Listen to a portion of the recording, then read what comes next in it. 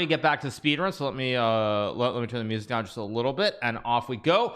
All right, let's get going. Here we are. So I think I hit play. Wait one second, what just happened? Let me refresh. Okay, there we go. All right, so we are going to continue with the disrespect speed run. All right, how do I be disrespectful? I'm going to play h5 here, keep it simple. Okay, he plays bishop e2 to take a pawn.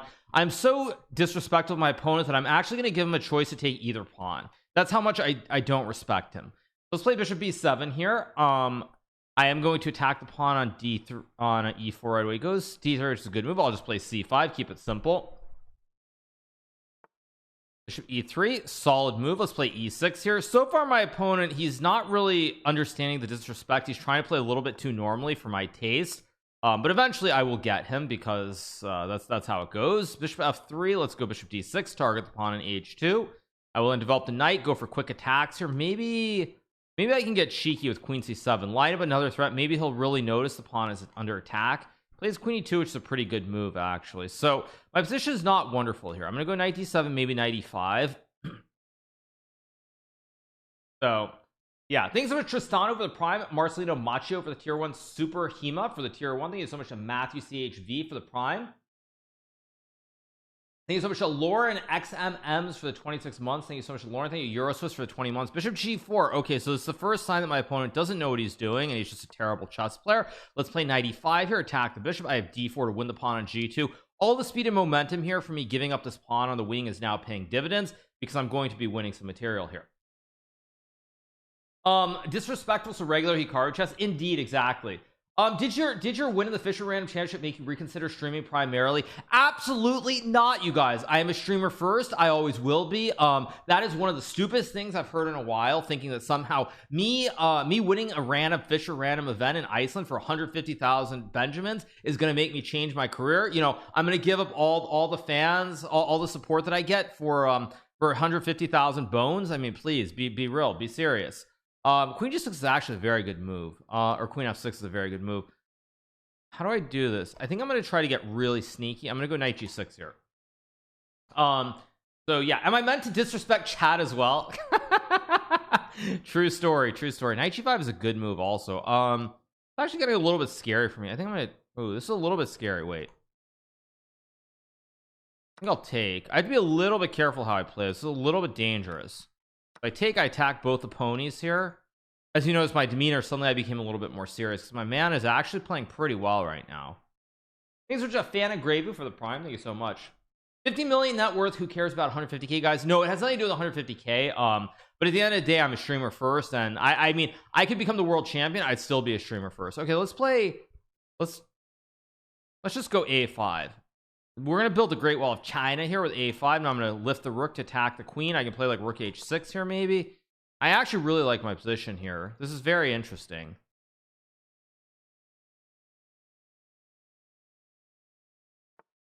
Queen h4. Let's go here, target the pawn on g3. Actually, that was a bad move, I think. I'm actually not playing this very well. I might have to cheese him on the clock. That's how bad this position has become. Huh.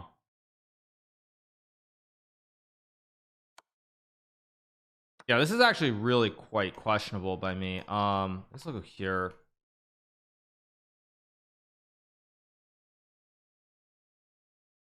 This is not good. I'm in a little bit of danger here. I am way up on clock though.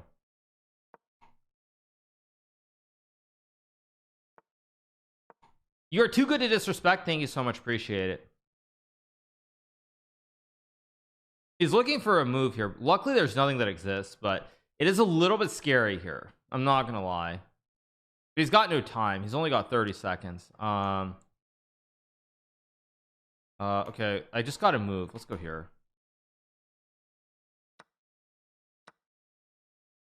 Down to 25 and counting. Thanks so much to LA Wizzle for the 16 months, or L Wizzle. Thank you so much. He's a little bit too slow, so I'll be able to cheese him now with c3, because now they're all kinds of, yeah, now he just walks into the lolly checkmate, and that's a pretty scary first game, but we win. Am I blind? No, you guys, I can still see the board, but thank you for the suggestion. All right, let's keep going. Good first game to get back into it. Okay, so what's the disrespect method? Let's play some vampires. I think this is what they call a vampire attack or something. I think Levi Roseman did a video on some opening like this some time ago. Let's take the pawn, play like knight c3, e3. I really like my position here. I don't need to see the board. Sometimes I do.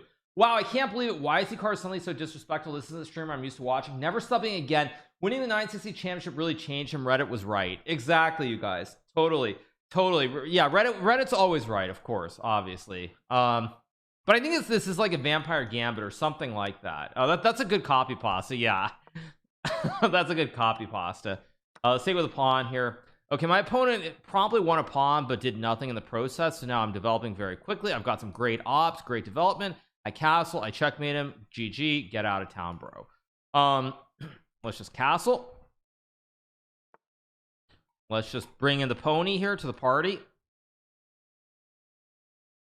The most disrespectful thing you've done so far is calling a Levi, yeah. Well, I mean, that's an old joke. I don't remember where that started. I feel like that was just some joke, but I don't remember where it initiated.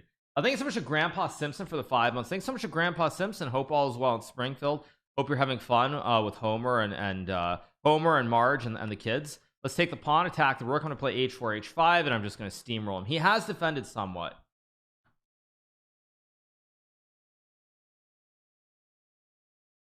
Anyway, but yes, to answer the question, you guys know, of course, winning the Fisher Random was very nice. I'm very happy about that result, but no, that didn't change anything for me in terms of my career trajectory. I'm a streamer first. I will be. My days as a professional chess player are over, according to Reddit. So yeah, it's what it is. Bishop f8, pretty good move. Let's go bishop c1. I'm just gonna slow play it a little bit. I feel like we need some disrespectful music. The song is too peaceful. True. Okay, let's go h5. It started because people misspell his name. Oh yeah, you spell it like Levi Jeans, of course. True. I'm bullying kids. I feel bad for them. Don't worry, you guys. The same thing could happen to me if I went and tried to do the same thing in another sport. This is not orange juice, you guys. This is a vitamin C. It's what is it? It's what do you call it? It's that thing you buy in packets. Let's go check. It's emergent, I think. Emergency. So I win the queen. I fork him. Game over. Play a5. Let's wing gambit it. Let's go a4. Is he gonna try to disrespect me by mating me in 4? He could. Actually, you know, it's funny. Could he have taken and played knight e5? Check g6 takes knight f6. I guess that's okay. Let's go e6 here. What's with the setup we're doing our disrespect speedrun? So I'm disrespecting my opponents because they're terrible at chess and they clearly didn't waste enough of their lives playing the game. So we're here to make fun of them and in the process dominate. Of course, see, like I said, guy doesn't study enough, doesn't learn right triangles in school, and just like that, he loses the pony on e5, and that's game over. Just very classic right triangles. That my friends is why you go to school. Thank you so much to Be More Herbie. Now we go check, collect another bishop, and it's over. Thank you so much to Bunsey for the 12 of Slimster. I mean, just imagine this guy had stayed in school. He had done, you know, what's it, the SAT and the ACTs and everything.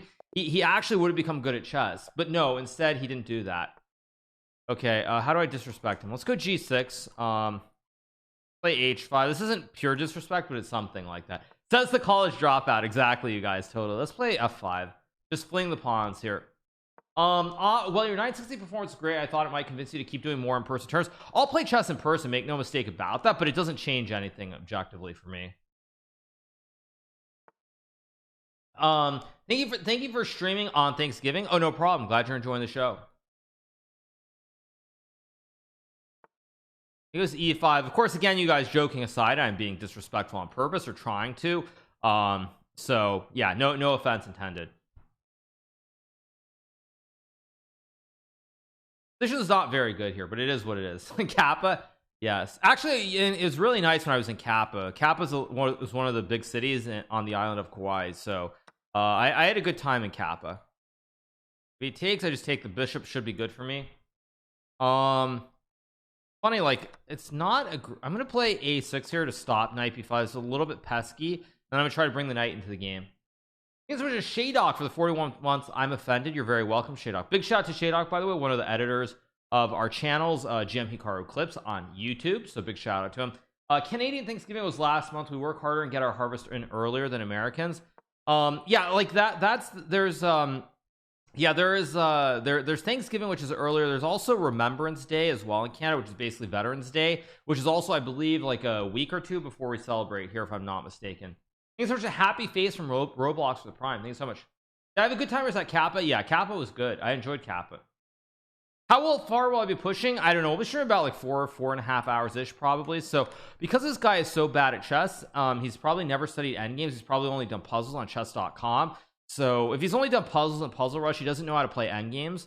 So we're just gonna trade the queens and beat him in an endgame. Thanks so much to Abdul Ghani for the 15 months. Thank you so much. How many Hawaiian shirts do I own? If I had to guess, I bought, by the way, you guys, I did buy this shirt when I was in Hawaii. This is a new shirt. I bought it at the classic Hilo Hattie store. So this is a new shirt that I'm wearing. I would guess I own, give or take, that's actually not a bad move. I'll go here. Checks. He gets a spite check, but we're not playing 3 checks and you win. We're playing proper chess here.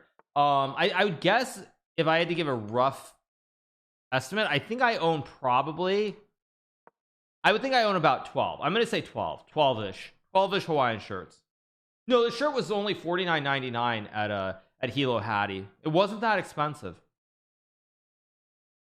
Yeah. Do I have a mood disorder? Yes, you guys. I'm doing this on purpose in case you didn't realize that. Gives me a pawn. I mean, I can obviously just eat the pawn. Let's just eat the pawn. Why not? Reasonable idea. I'm just gonna go d6 and connect my pawns. Now we get the what is this the bathtub? I think we have the bathtub set up. Yeah. Look at Mr. Fashion over here. I'm not a fashionista, you guys. I'm really not, but $50 for a nice Hawaiian t-shirt seems pretty good. What can I say? In my poor Venezuela, you can buy a house with $49.99. That's actually, sadly, that's probably not actually true, but that's probably not far from the truth, which is sad. That is pretty sad. But again, that's what happens when you have toilet paper for currency. It's unfortunate, but it is what it is. That's not totally true, but it is true in a sense. So, all right. My dude is like taking 20 years to move. I'm gonna try to get another Great Wall of China in the center eventually. Okay. Can I somehow? I can't actually do it, can I? Just because I think this guy's so bad at chess, I'm gonna actually sack a rook. I'm gonna beat him with pawns. This is the ultimate disrespect. Look at these pawns going. Look at these pawns. They're running, baby. I'll go check. Let's even run with this pawn too.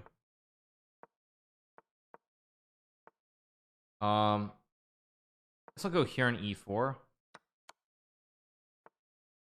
Let's go here. I have f3. I mean, look at these pawns go. They're rolling, baby. All those pawns just rolling all the way up the board. Thank you so much, Badger, for the 6 months, and thank you to Endophismics. Appreciate it.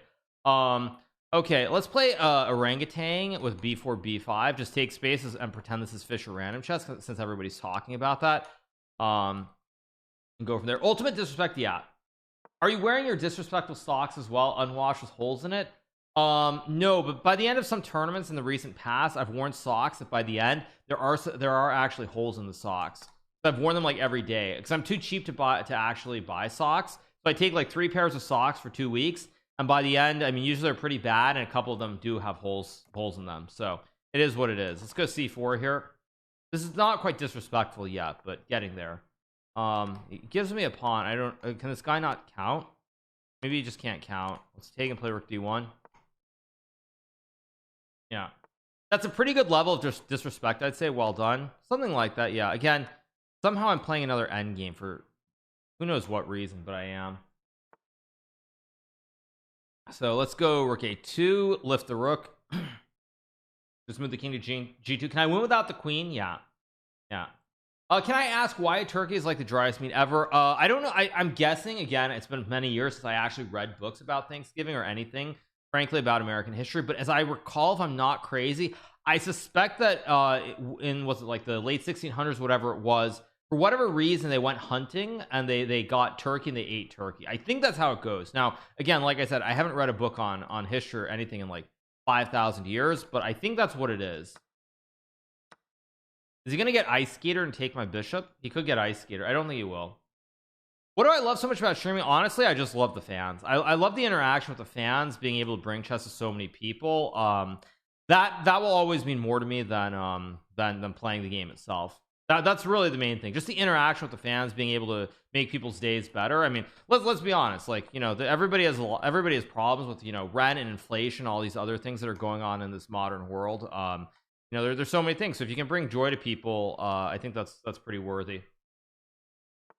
Why 6 ads? The ads are auto set. I'm not running them myself, you guys. Sorry. I think was that Christopher? It's not. Is it Christopher Columbus, or is it the Puritans, or who is it? I mean, it's like I said, it's been like 5 million years since 5 million whatever years since I read an actual book. But was it the Puritans? Was it Columbus? Who was it as far as like the whole origins? I don't care. I've got 4 pawns and I've got great piece play. Let's just go h4. It's a good move.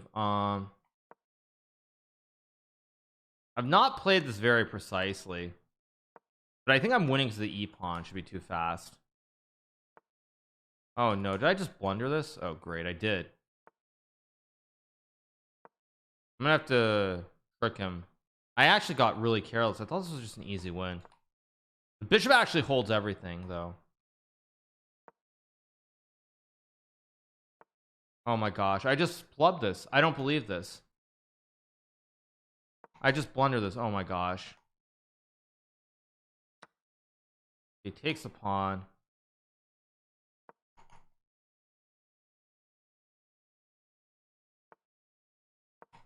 What the heck did I just do to this? I just blew this game. Oh, he throws it. Oh my gosh. I got so lucky. I actually blundered this away. I wasn't paying attention, and now he loses. Ooh, sheesh, that was close. I actually really wasn't paying attention. He finally throws it away at the end. Okay. Thanks so much to Nicholas Stojan for the 41 months. Yeah, unfortunately, it's too little, too late, bro. Yeah, he hung the pawn on g7. He gave me one little. There we go.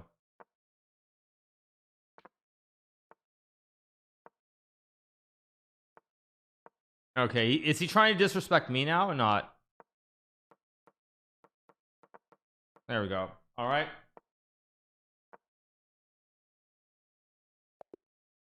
Let's keep going. Next game. He had h2, but he's so bad that he started panicking. He started panicking for no reason. There goes a pawn. We're gonna play this a little bit like Shatranj, the very ancient version, or Chaturanga, because in that version the bishop jumps over the pawns. So this is my ode to chess from 3,000 years ago. Yeah, with all that time, that was a very bad choke. Yeah, with all the time, he didn't need to panic at all. So, all right, let's keep going. Knight f6. Let's go knight f3. Probably play d4. Take center position here.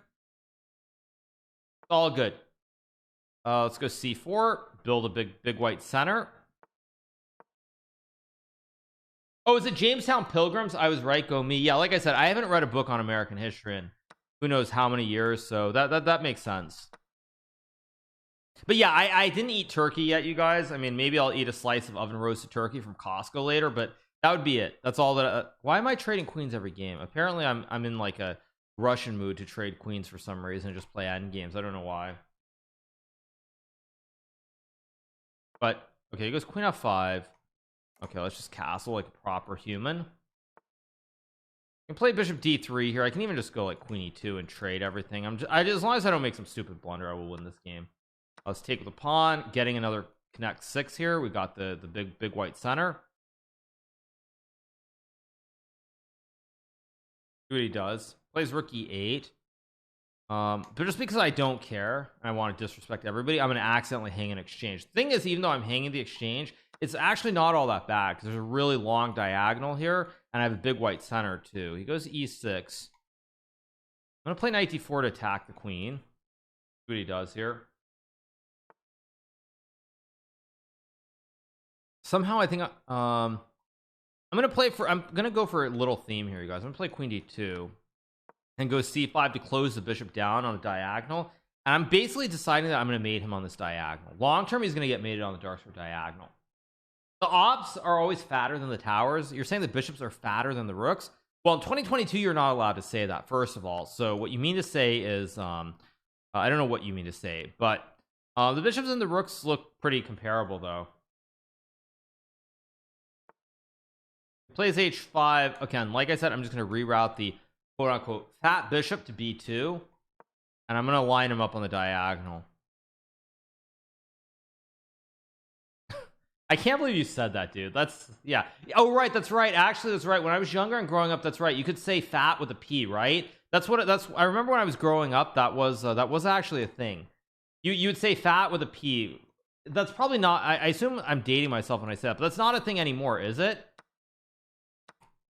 Do kids who are like 12 years old still use that word? Do they use fat with a P or not?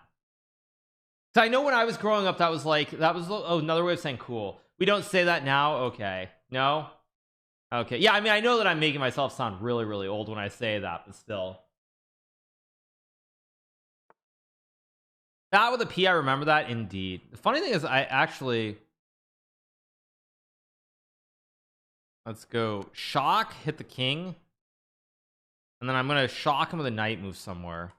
Oh, I think I have knight c6. Is this beautiful or what? Oh yeah, I crush him on the diagonal, and when he goes d4, I just take with a bishop. And he doesn't have any d4 ideas with bishop takes f3. So we just get the classic X ending the game. Just take. If he takes, I take back with the knight. Fat has been replaced with stunning and brave. Okay, I don't know. Okay, I'm gonna go here. I'm gonna ladder him on the edge of the board and finish him. Very simple. First time I've seen the word fat. Well, when I was young, when I was a kid, you could say fat with a P. It was a way of saying cool or something. But nowadays, I guess it's not a word. So, oh well. All right, let's play a4 here. I want to push everything to one side of the board, so I'm gonna actually show some immense disrespect here.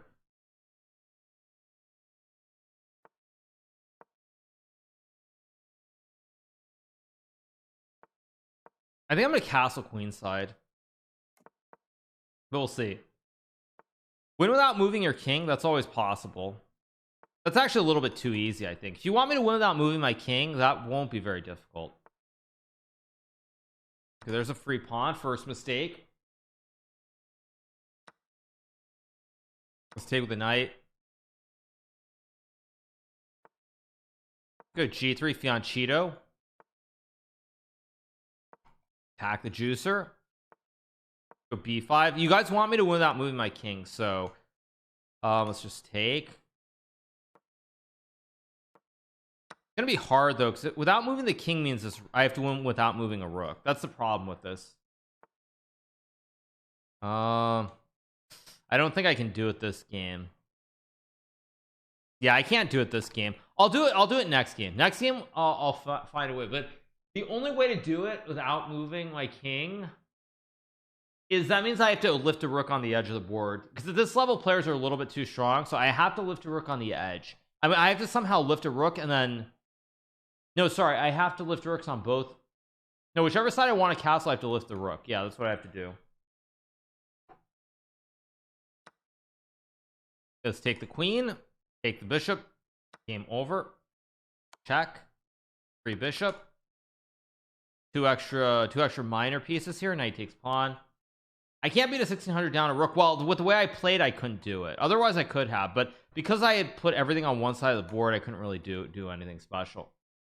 What are these animations? These are arcade animations. Those of you guys who were born around the same time as me, around like circa 1994, there was a thing called the arcade where you could go and, you know, put your quarters in and play cool games at the time. Now, of course, everyone just sits at home and they boot up their little computer and they buy games on Steam. But back in my day, you actually went to the arcade and you played games. You put your 25 cents or 50 cents in the machine.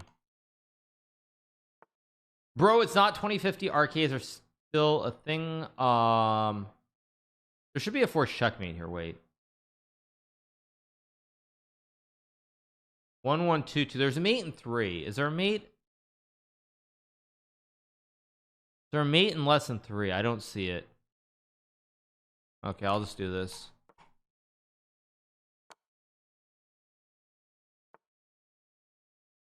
Checkmate. Next game, let's keep going.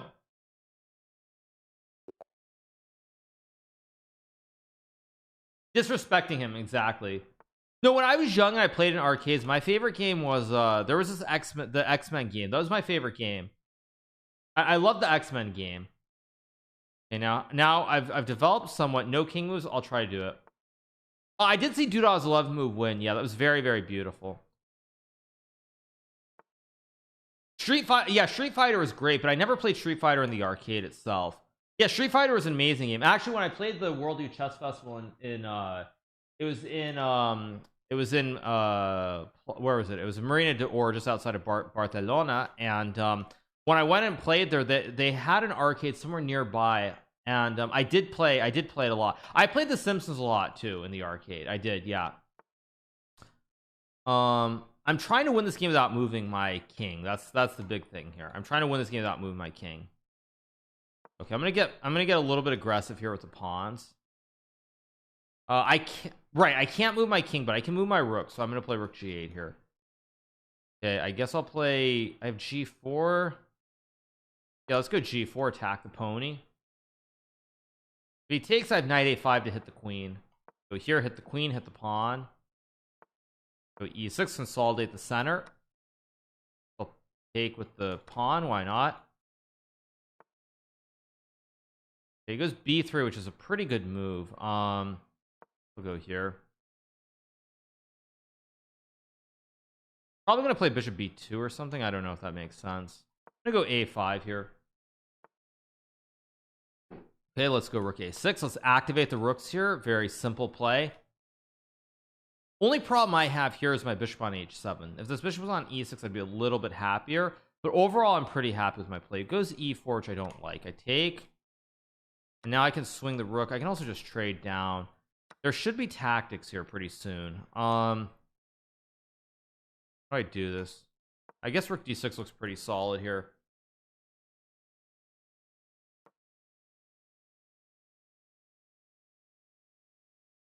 He has some problems to deal with. Thanks so much for that baby jar for real for the 6 months. Thank you so much to Gen Daddy for the 31. Are you Sinister Magnus? Well, you know, I could be Sinister Magnus, I could be Sinister Hikaru, I could be just about anybody, so who knows. Anyway, the show goes on here. I have some issues, minor issues potentially. How do I do this? I guess I'll take. Go b6. I gotta protect the pawns. Goes e5, logical, but now I have bishop d3 to collect the rook.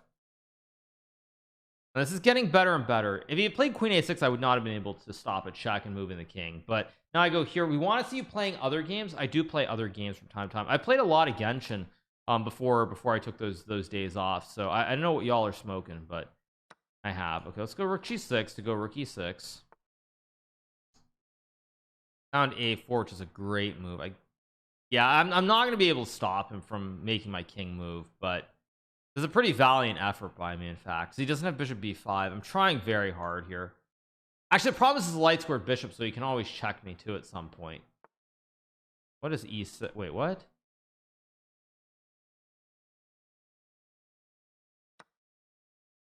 I mean, maybe I'm missing something.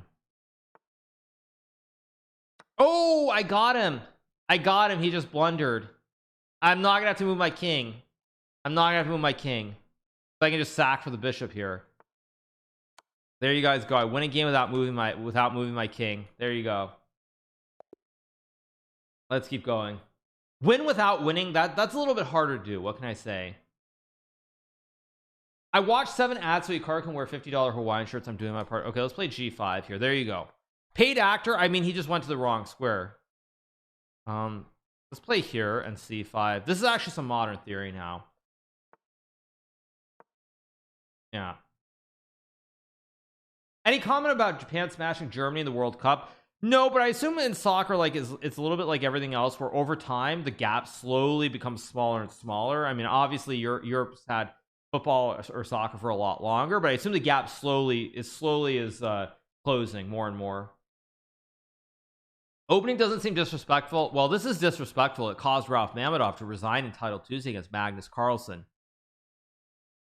So it definitely is disrespectful. I mean, Ralph Mamedov close to 2,700 FIDE from Azerbaijan. He just couldn't play against it. He had to resign on move 2 against Magnus after G5.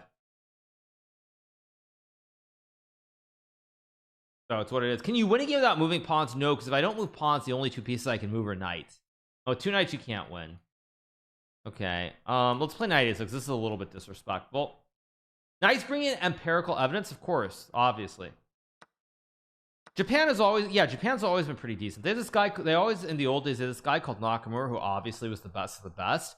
You know, the free kick specialist. So he was pretty amazing. So Japan's always been very good at soccer. I mean, with a guy like Nakamura, what do you expect? Let's go d6 here. We'll take with this pawn, why not? Play e5, knight g6. Kappas, yep. Let's go knight g6 here.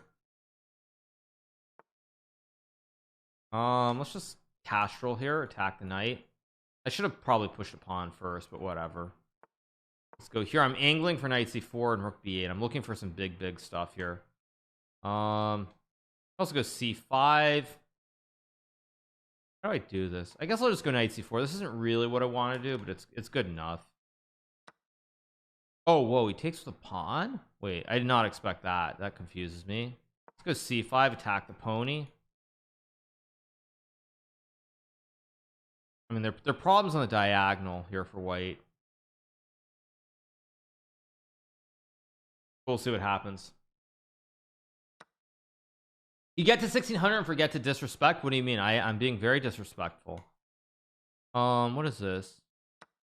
I mean, I guess he thinks he's fancy schmancy with takes, but I just ignore it. Like queen g4, I just sidestep and go rook g8. Yeah, I mean, it looks really close to something, but it's actually just nothing.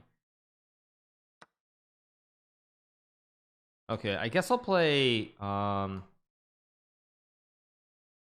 what is the cleanest way to win this? There's so many clean ways to win. I guess I'll play rook g8 to attack the queen, kick the queen off the file.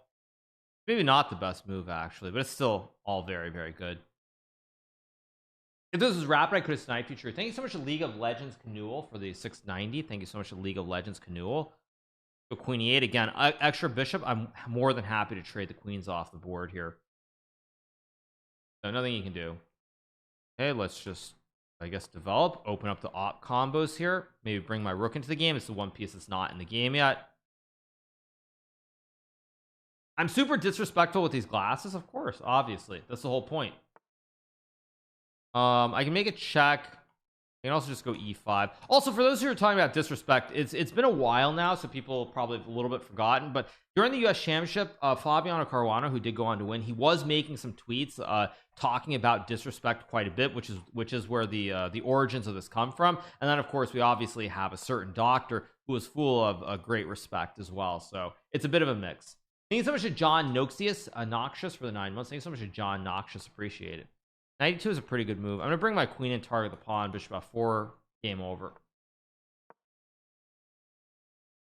Once he loses some pawns, that's it. Thank you so much to It's Physics Terry for the 2 months. Watching from Croatia.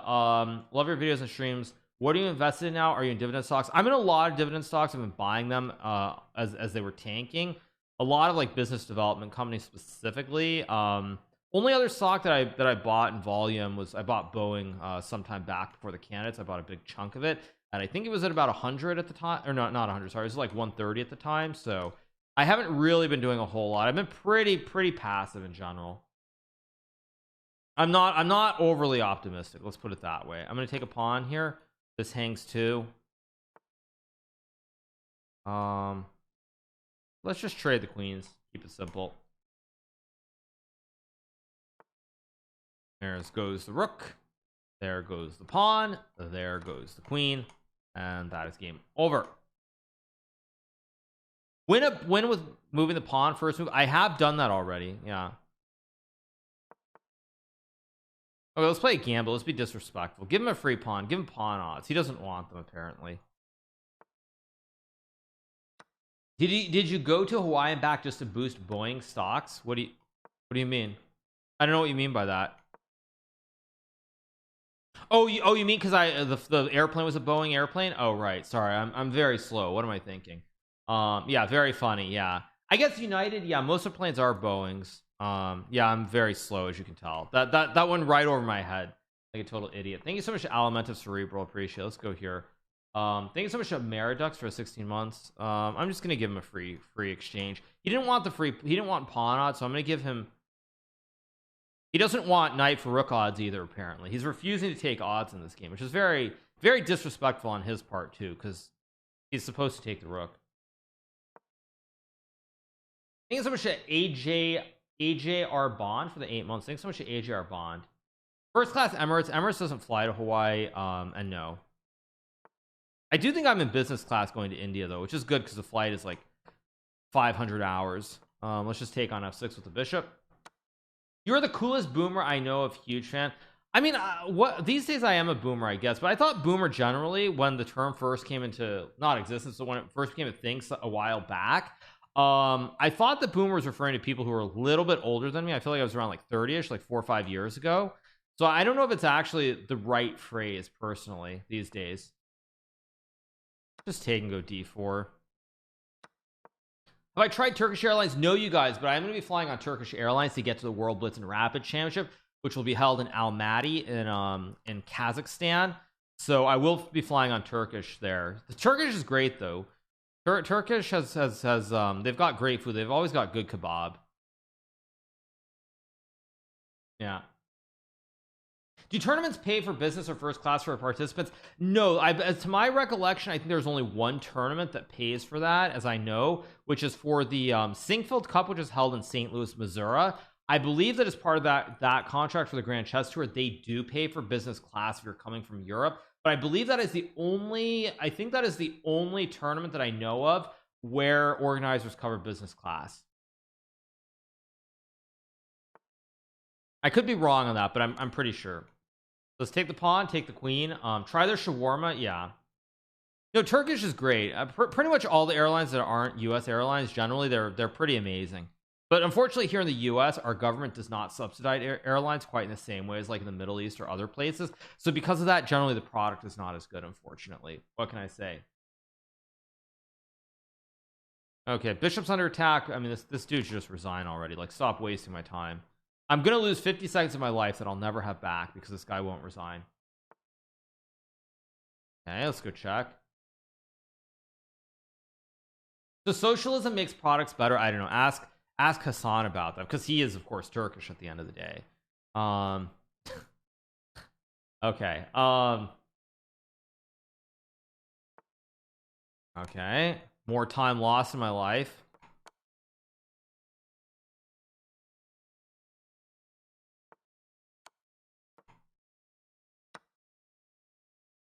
Do I like? I mean, Hassan is very entertaining. I don't agree with a lot of the stuff he says, but he's very entertaining, and I do watch him.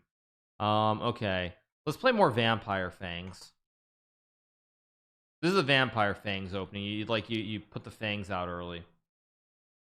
These are just Jeff Cakes for the Prime. Oh, they're not subsidized? I was almost certain they were, but maybe I'm wrong.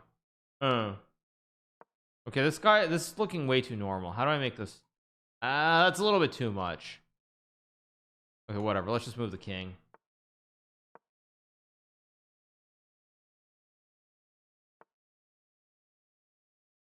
Let's go d4 knights. Oh, do I have the order backwards, you guys? I thought it was the other way around. I thought that it was the other place where the airlines were like basically state companies. Maybe I've got it wrong, actually. I thought it was the other way around and the US airlines didn't get anywhere near the same amount, but maybe I'm just insane. Maybe I'm insane there. Maybe I've got it backwards. Let's play bishop d3.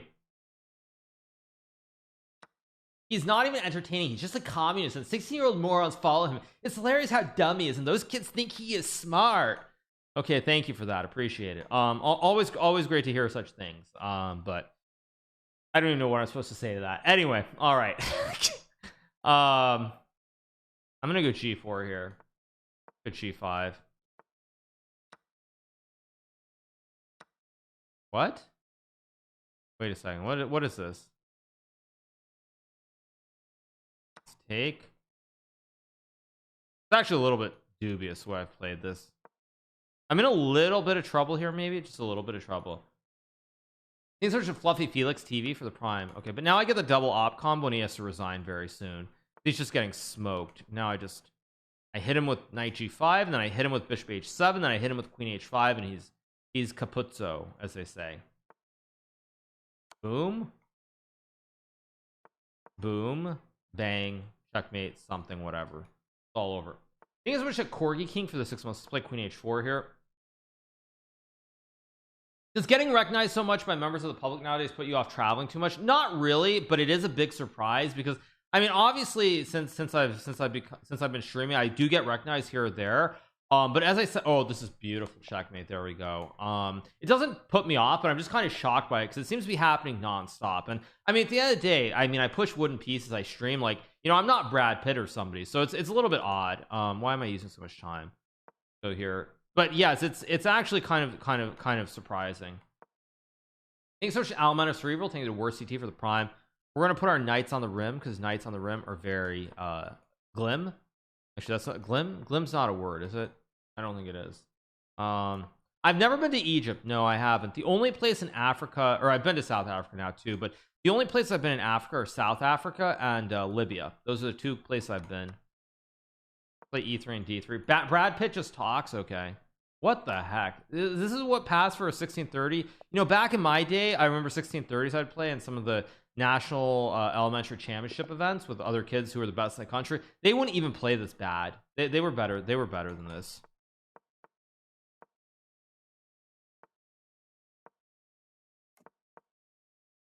Like it or not, you're a cultural icon. Oh wow, look at this. I've got the Great Wall of China. Not quite. I need 8 pawns on the 5th rank. I'm not gonna get 8 pawns, but yeah, why not? The disrespect. This is called disrespect speedrun. Let's be very disrespectful. Now I have a massive big white center here. Goes E5, which I'm gonna go F5.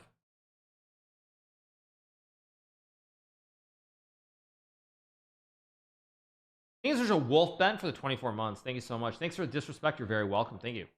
Is it China like Trump says China? Okay, thank you guys. Let's play knight F3 and just castle. Take the pony out of town, go back.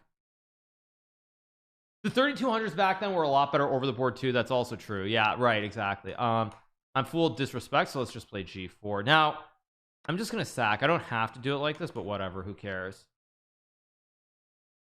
Will I be in Almaty? I'll get there on like December 23rd, I think. Something like that.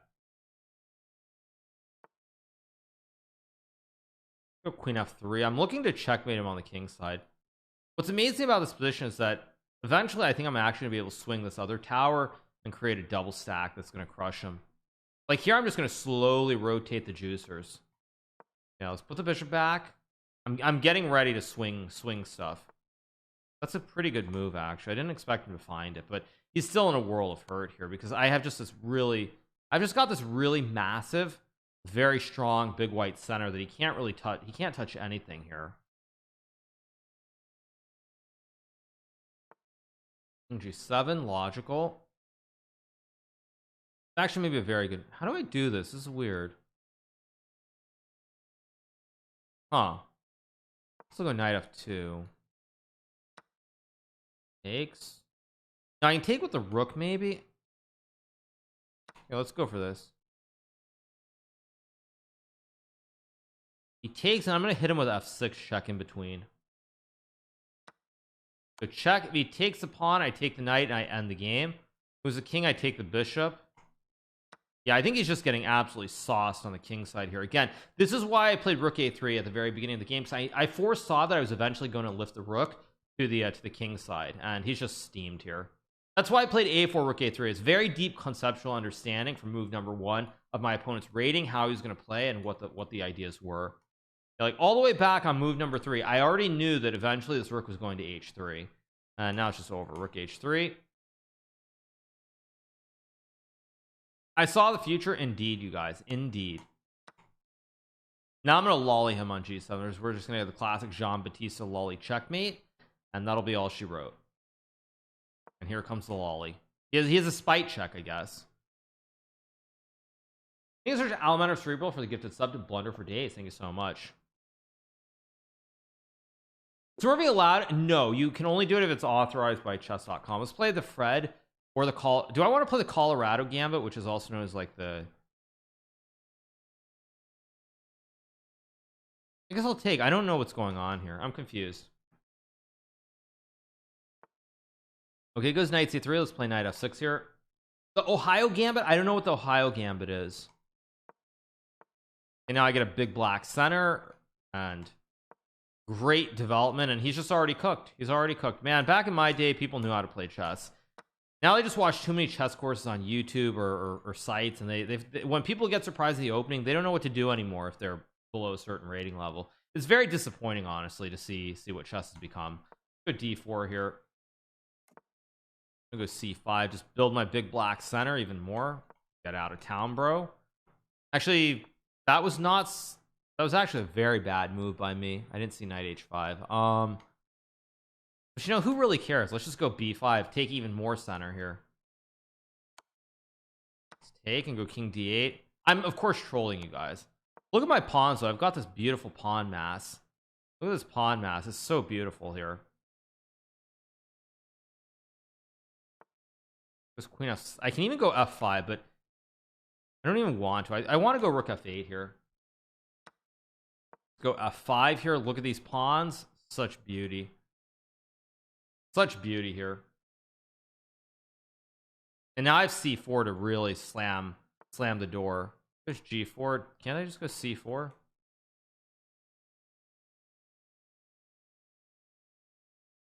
Yeah, I think he's just cooked. Look at these pawns. Great pawns. Takes. Okay, I can just eat the bishop. And he's still playing without pieces here on this side of the board. He's got... I could have played d3 too for the memes, but I think knight d7 and knight f6 is very easy. If he goes d3, then I go e3 and I lock the bishop. And now his bishop is dead forever, basically. Well, not forever, but it's dead for a long time.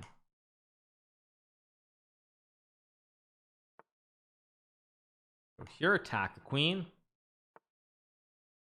And play e3, but I think queen e7 is just very simple here because he just has a dead bishop. Bishop is just completely dead. He can go b3, c4 later, but it's just a dead bishop. He's a BLK Rickage for the 23 months. I think it's so much a BLK Rickage. So here now I'm gonna just nail him on the diagonal. Uzbekistan chess team is very talented. They beat India today and qualified for the final. Yeah, Uzbekistan has some really good players. You have like you've got Noterbek, you've got Noterbek, Abdustarov, you've got Noterbek Yakubov, you've got like Jakovir Sindarov. So many talented players, all very good. How can I have such a pawn advance with no development? That's just how it goes, you guys. Checkmate. Better luck next time. And that guy did not play like Gandalf, even though he had a picture of Gandalf. Gandalf is not a 1600 player. G4. D5. I don't know what I'm doing here, but he's got this wayward knight that doesn't really look good. Gandalf is easily 2300. Yeah. Easily. Okay, these guys just keep hanging pawns. I don't know what's wrong with these people. It's like as soon as they get surprised by the opening, they freak out and just lose instantly. Just a very strange to see. Okay, let's target the bishop. Let's go g3. I don't care. Take the pawn. Don't even care. Wow, has no interest in taking a pawn. Shocking. Now I line him up on the G file. G4, probably I go H5 here. Again, quick, fast momentum, development, violence. That's all you need. I think so much that dead X trim. Oh, I gave him G5, which that was a mistake. Oh, that was actually a fairly severe mistake by me. I just forgot he had D4. Can I play like knight F3 to be really wild here? I don't even know what the heck's going on, so let's play it. Your disrespect acts as cringe brilliancy. Thank you so much. Maybe I'll become a comedian soon then. I don't know. It's a thought.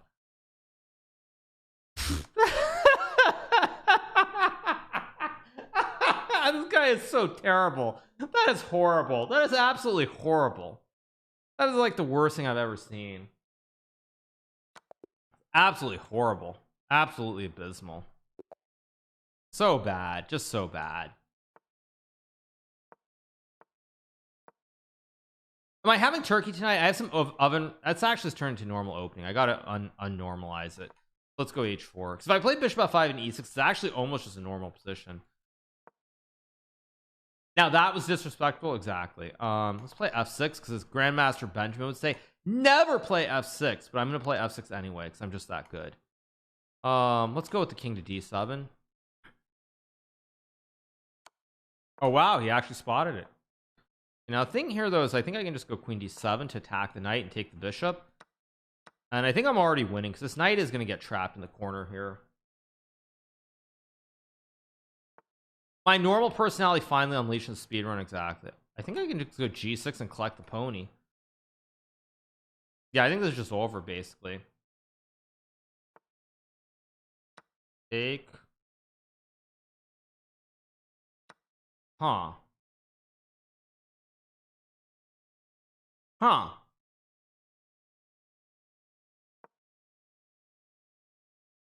This isn't what I wanted to do. It's gonna take a little bit of work to untangle. I still should win this pretty smoothly, but it's not gonna be trivial. I'm a little bit worse, although he goes to h4, which is just a bad move because now I can block the diagonal. If I take with the knight, I guess take with the bishop too, but I just got to get my rook in the game. Once the rook comes into the game, it's all good. I mean, he can take, but he's just gonna lose. I just go like here, hit the bishop, rook f8, very, very smooth transition into the end game. And now I have two pawns that are flying up the board in a hurry as well. Very, very straightforward game. So rook f8, and then I go f3, and where do I go? g3. G3 is also move. Knight f5 is move. Also, I can just play b6. I don't know what rook b3 really is doing. Go here, trade the ponies. Whoops. Trade the ponies. I've got two pawns, three pawns. Catastrophic fail by my opponent. There's another pawn. I will gladly eat it. I'm just up so many pawns now. 4 pawns, soon to be 5 pawns. Soon to be 5. Block. Okay. No, you don't get to take a pawn. Good g3. Lock the rook in jail. It resigns. Let's keep going. Let's play b4 again. b4, a4, something silly. Javier de la Vega, 1704. Let's go bishop b2, attack the pawn. Thanks so much, Den Fina, for the 6 months. Appreciate it. Thank you so much. Play the Super Bond Cloud, e4, king e2, king e3. I could. Okay, so far this is looking a little bit too normal. I need to find a way to do something a little bit disrespectful. Go d4. Thanks so much, Nitty RM, for the 11 months. This is very sad because we're actually just going right into an end game. Okay, or he can just blunder and lose instead. I mean, I'll always take that, but very sad to see. Sack the queen, we already did that. That's the Botez Gambit speedrun. Different speedrun, different time. I will maybe make an attempt to gain rating again at some point on that, but I only want to do that when I'm in a certain mood because it requires actually a lot of energy and focus, more than probably almost anything else that I do. No joke. Because the problem is that, like, when I do it, I have to be like really in tune with the with what's going on, because like I have to make all the right decisions in the game regarding captures, where I'm putting pieces, etc. So that's why that's why like I'll still do it here or there, but in very small chunks. It's actually very tiring because I have to be I have to make like all the right choices. I have to use just the right amount of time. Everything has to be right.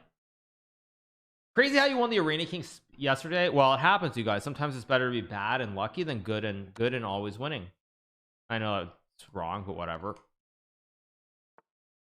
Go here, develop the rook, just finish the game. Botez Gambit's Ghost Spear is probably my favorite objectively. I can't lie. Okay, I just take, and my guy did not do the math. He didn't learn math in school.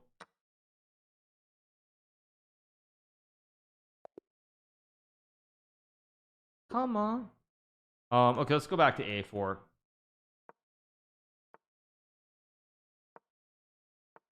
Why no Tata still? We have a command, right? Isn't it exclam? Wait, no. Isn't it Tata, or what is the command, you guys, so I can read the command again? Let's play knight c3 here. We have our command. What is the command? There we had a command yesterday. What is it? Mods? Thanks so much to Bornik Chess for the raid. We had a command about Tata still yesterday. I don't know what the command is though.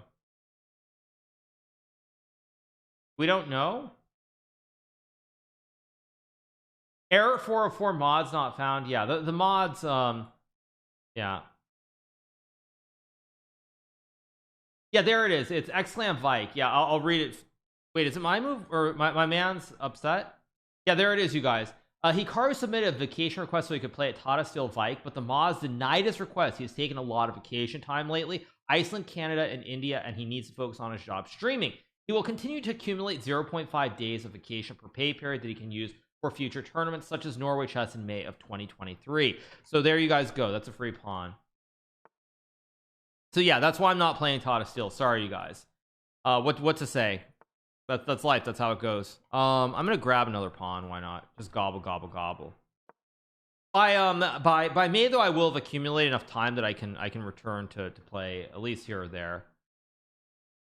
Go. I mean, everything is just like winning, so it's very hard for me to decide. But I'm just gonna play D3. And Knight F3, trade some ponies here. Or go Knight C4, hit the bishop. What is for dinner? I ate a little bit of fish before I turned on the stream, so I ate a little bit of fish. That's what I did. I don't know, maybe I'll eat something more later, but simple. Thank you so much to Shinzai. Thank you so much to Maharubato for the 500 bits. Yeah, I'm sorry, you guys. Like I didn't, you know, I'll eat a slice of oven roasted turkey later. That's what I'll do. Let's play H5, kick the bishop.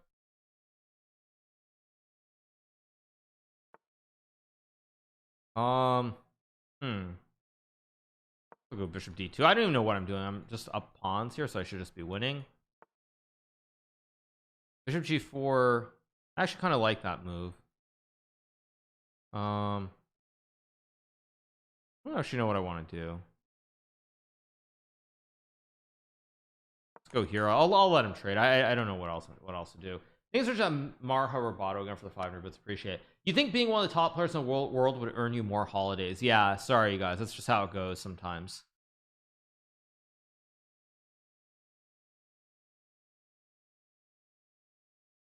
My position is not actually all that great, but it'll do.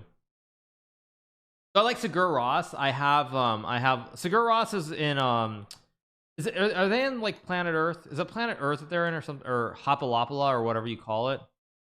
Tango Queenie 2.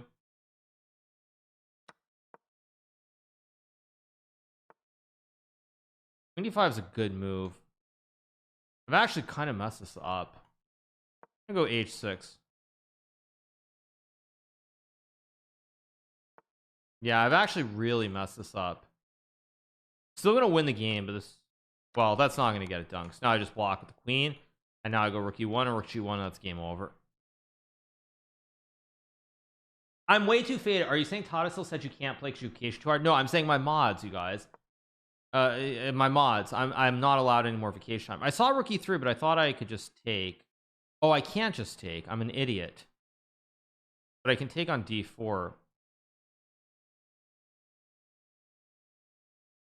I mean, I guess it's still winning, but no, I mean, it's still winning. It's just, wait, what? Wait a second. This cannot work, but I need to be a little bit precise. Okay, I'll go check to hit the king. This is step one. I take with check. Thank you so much to Mac for the 9 months. Thank you so much to Maha Roboto for the sub and back and to the left for the prime. Of course, I'm somewhat joking, obviously. Like, my mods don't dictate my schedule to that degree. I guess I'll just take with check. Go check. We do. Yes, exactly. Queen, well, now there's probably gonna be some big Reddit thread debating whether that's true or not true. Take, yeah, and now I just have two towers. Two towers against one pony. Towers are worth a lot more than one pony.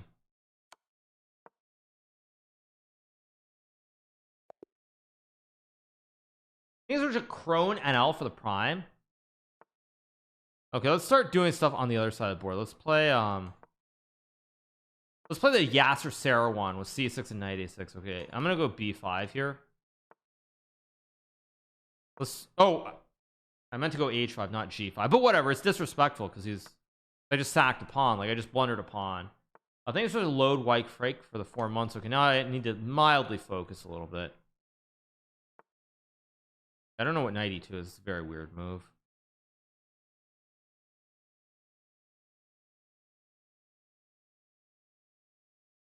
I did send Arena Kings with f6. I know I did. Yeah, I did. I meant to go h5, then I just went g5. Apparently I can't see the files on the board, which is scary, honestly. It's a bad sign for the future. Good night before, hit the bishop.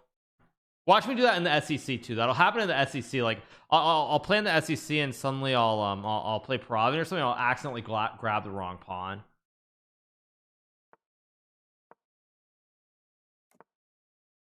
Okay, now somehow I need to do something. This is really quite terrible though.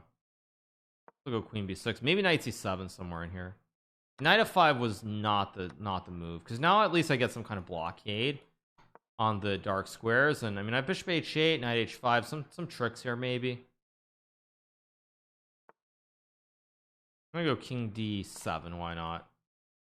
Safe, create a safe king here. He's threatening bishop takes d6, so let's just go a4. Why not?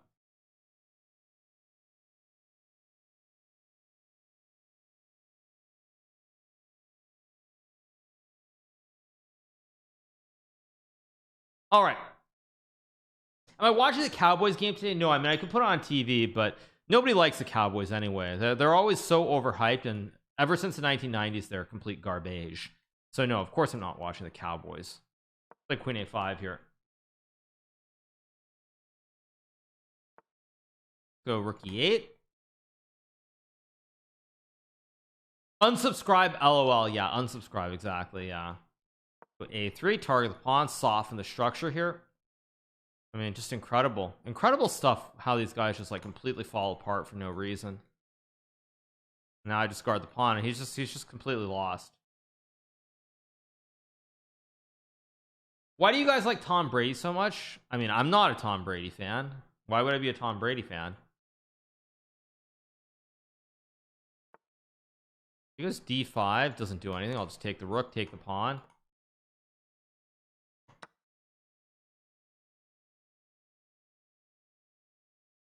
All right, we're gonna get another win here very soon. Let's go knight c3, target the bishop, the rook.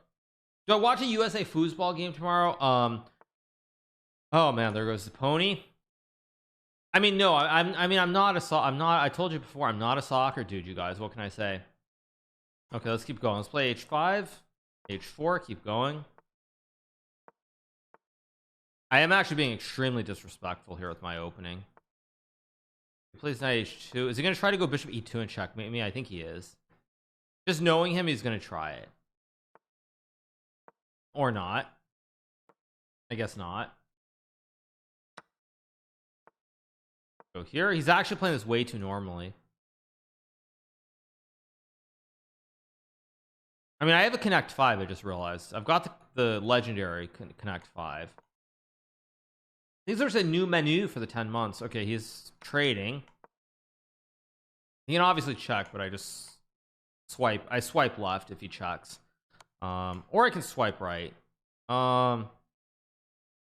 Let's swipe left. I can play knight e7 too. Or queen e8. I think I'm gonna go knight e7 and knight f5. Or queen c7 too.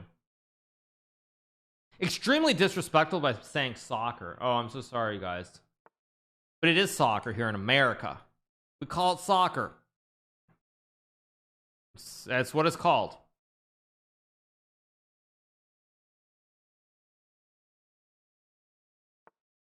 He goes b3. I don't really understand. I'm just going to put pressure on the pawn here. Yeah, I mean, I can obviously trade. I'm going to go for a theme here with king g7. Like, I could take the pawn, but I'm just going to try to set up something thematic instead. Soccer is literally a British word. LOL morons. Oh, is it? I don't really care, you guys. At the end of the day, like, you know, here in America, whatever we say is how it goes. Like, you want to call it football, you want to call it soccer, it doesn't matter, because at the end of the day, we're always right. Yeah. I'm just going to play a6, kick the pony out of town and go from there. Doesn't matter. Doesn't matter. c4 is actually, I think, a pretty good move.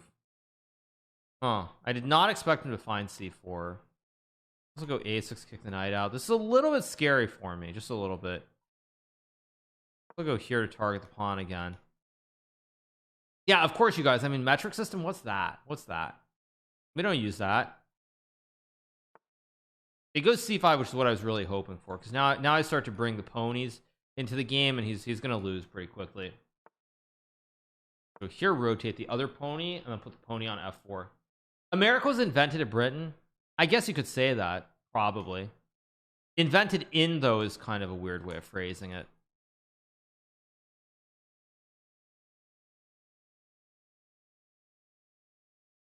The disrespect goes outside the game. Yes, totally.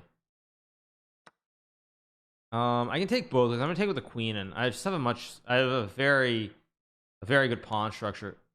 What the heck?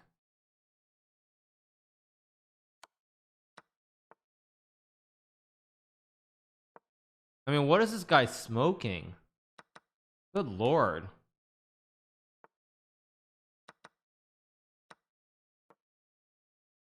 Thank you so much to Alameda Cerebral for the gifted sub to Linaro. Thank you so much.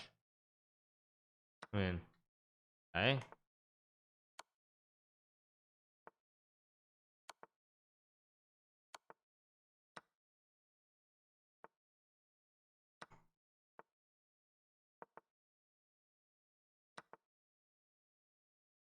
Okay.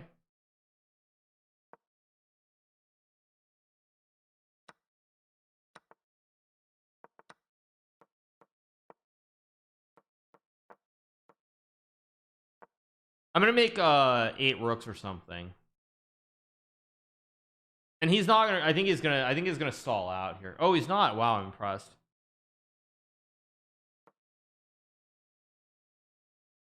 No, he is gonna stall out. I missed mate in 1. Come on, be serious. Yeah, he's angry. He's actually angry. He's angry. And this is some good disrespect too. By not going to checkmate, I actually make him angrier.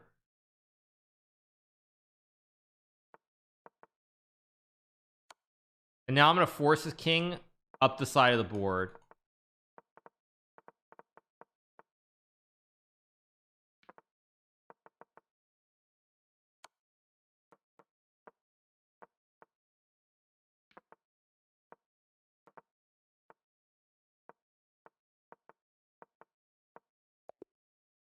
Okay, let's keep going.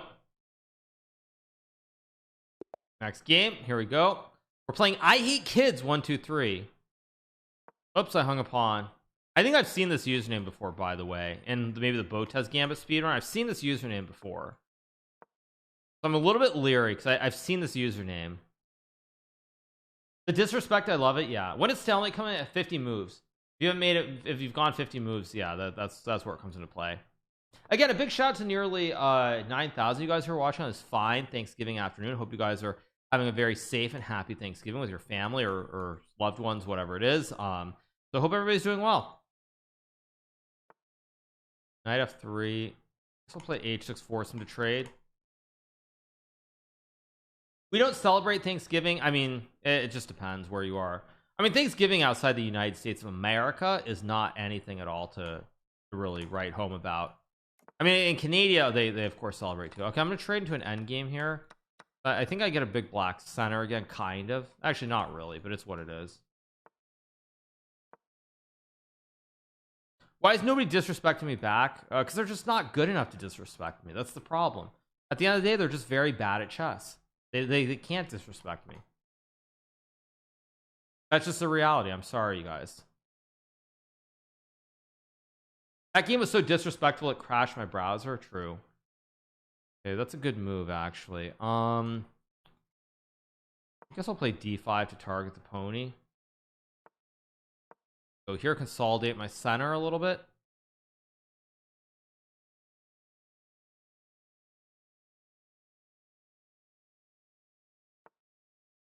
I'm gonna go d4, which is not a great move, but I think I'm still better. Not better, sorry, but I will still win. I'm down a pawn. I think it's such an art of jiu-jitsu for the prime. Kind of hard to be better when you're down a pawn.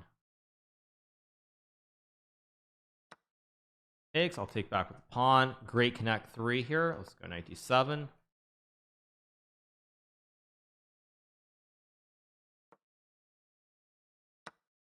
But it actually did crash my browser. Oh, okay. Oops.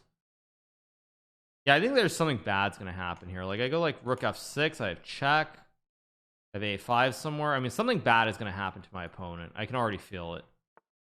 It goes b5. Maybe I should have gone rook f5 to guard the pawn first, but okay, I'll go knight c5 to target the bishop. Check. See, if the rook was on f5, this would be a little bit better, but it's what it is. It's only one square. It doesn't change much.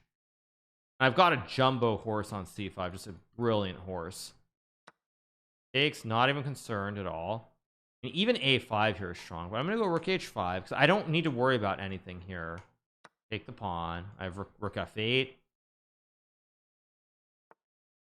There's rook h1, another very good move. Like I said, I think I've seen this. I think I've seen this account before. It just feels vaguely familiar. So I'm going to take and go like rook here and rook e6, I guess.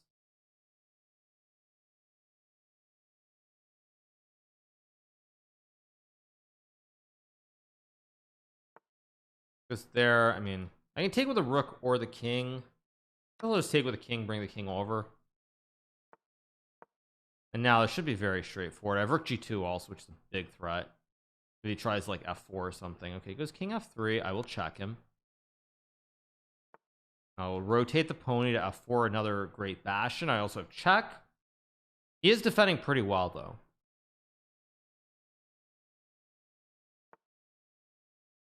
That's got to be a blunder, but for which reason? Do I take? I guess I just eat the pawn. Yeah, this is just over. I go check him back. Now I go here again. Great. I use the other bastion now, and goes to e2. I can play e4 somewhere, but there's no need. So let's just start squeezing some more juice on the other side of the board. I'll just keep pushing. Tries to go there. I'll just now I will go e4 to open it up. I have d3. Just take. Bring the king back. All the pawns, not all the pawns, but the pawns are on dark squares here, so this will just be a very clean win. Take d2, of course, and then knight c3. Good resistance, but the wide peepos, he can't stop both of the peepos here.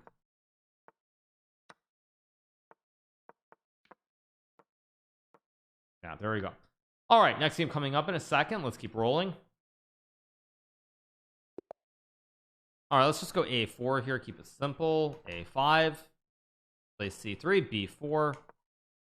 Pushing everything on the queen side here to expand.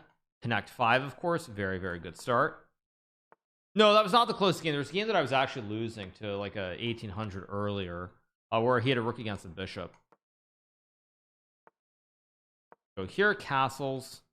He has to worry because if he tries to do something on the... Wait, I can't go knight d2. Let's just go here. A little bit too normal for my taste, but it is what it is. Books in 2022. People still read books. I mean, I read books. I just don't read physical paper anymore because it's bad for the environment. Let's go knight d2. England versus USA. Isn't the USA just going to get absolutely like smoked? I mean, I know England doesn't have David Beckham or Wayne Rooney or any of those dudes anymore, but I assume England's got to be much better than the US, right?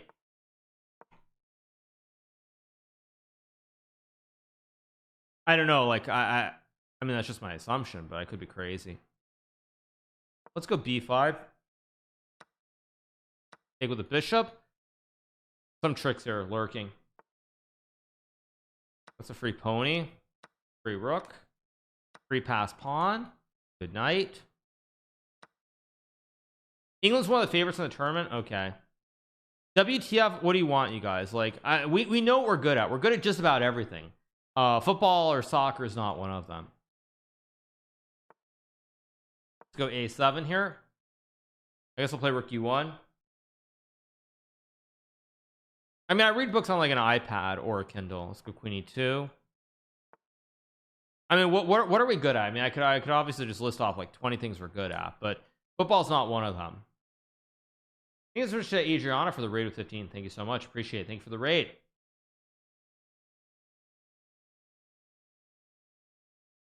So, yeah. US women are good. That is true. The US women are good. Eat the pawn. The USA has 300 million people and can't find 11 players good enough to win. Well, we're too busy. Maybe we took some like minuscule fraction of that money we spent on the military and put it towards soccer. We could maybe find 11 players who could like build a system where it'd be really good. But hey, It is what it is at the end of the day. Let's go g4 here. Let's play e3. Anyway, okay, let's play g5 here. I'm gonna go d4. I've got a great setup here. I just had to throw that one out there. Minuscule, like a very small fraction.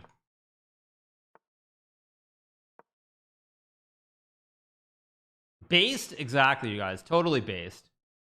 Totally based. 300 million can't find a coach. It doesn't really have to do with coach, right? Because they had that Deutsch guy, right? The German dude. I don't know how long he was a coach for, but they had that Dutch guy who, or not Dutch guy, German guy who I thought was pretty decent. He was the guy who caused Landon Donovan, the greatest soccer player of all time, to like quit the team, as I recall, or maybe he just didn't select him. Jurgen Kloppman, was it Klopp, or who was it? It wasn't Jurgen, was it? It was Klinsmann. Okay, Klinsmann. Okay. Oh, it was Jurgen, but Jurgen Klopp is another guy. Isn't Klopp like the coach of like one of the Premier teams?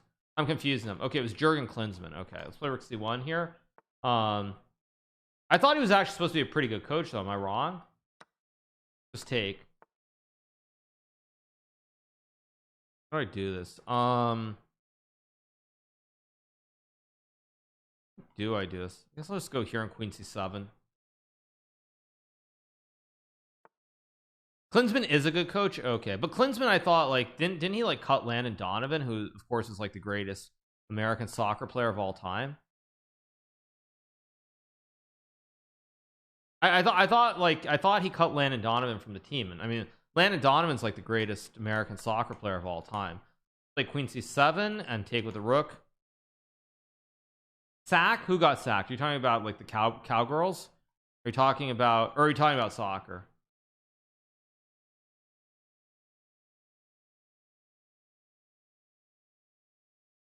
Okay, my man is just losing. This is like a classic. I'm gonna try to do a king walk and win the game with my king down the road if I can. Tomorrow the USA is gonna smash England. I don't think so, you guys. But maybe we'll see.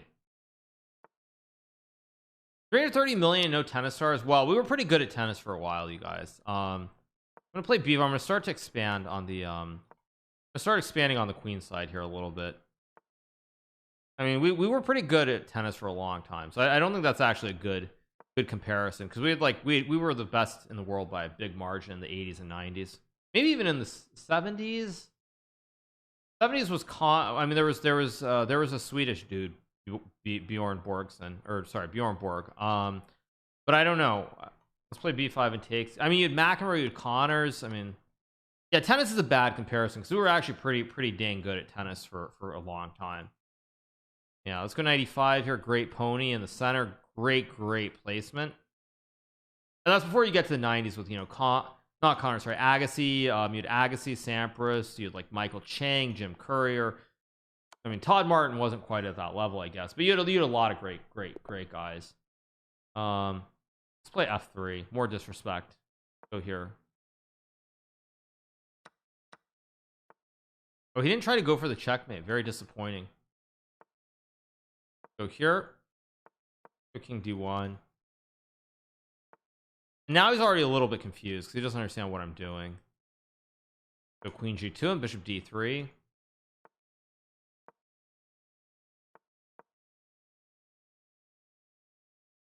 Got a great center here.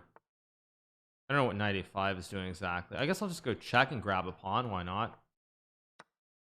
This is a very disrespectful game. That's the intention. I want it to be disrespectful. I want this guy to learn a lesson.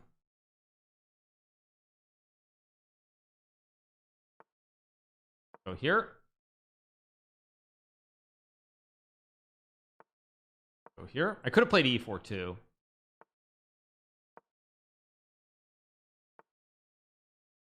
Now I can obviously take, but I think I'm just gonna play rook e1. And now my goal is to eventually unwind this on the queen side if I can. It'll probably take a little bit of time. The lesson is that he sucks at chess. That's not crazy. Is there a website to find your streaming schedule for the next 2 to 3 days? Yes, I publish my schedule on this website called Twitter. It still does exist, contrary to popular belief. So if you go on Twitter, which still exists for now, I do generally publish a schedule there. So yeah, that's where you can find my schedule, you guys.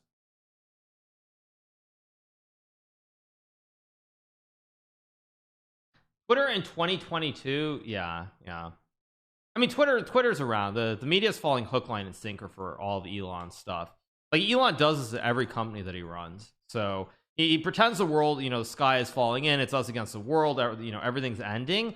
When like Twitter might be struggling, but it's not going to suddenly go offline in the next 24 hours or whatever. It's actually a little bit scary.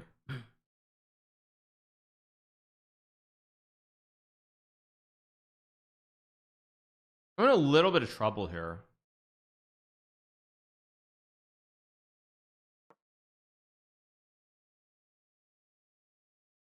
It will have all the staff are sacked. Well, I mean, that's the difference between Twitter and Tesla or SpaceX, is that Twitter's not like it's not in the startup stage. Like, there aren't the promises of like mega riches and stock and all those other things.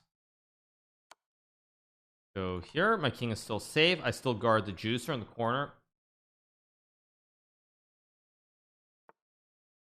Play bishop to e4, attack the knight. I'm gonna swing the bishop back, consolidate the position around my king, and then win the game.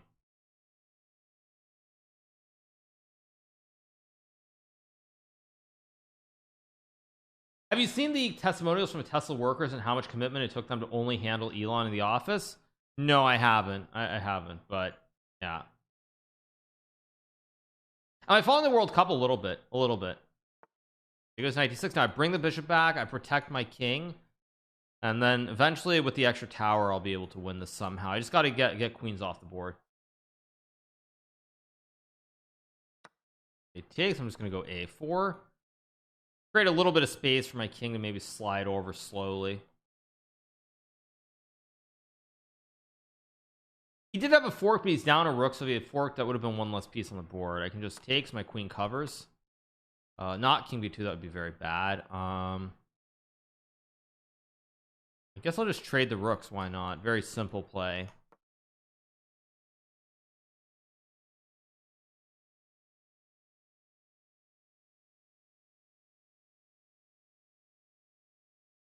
See what he does.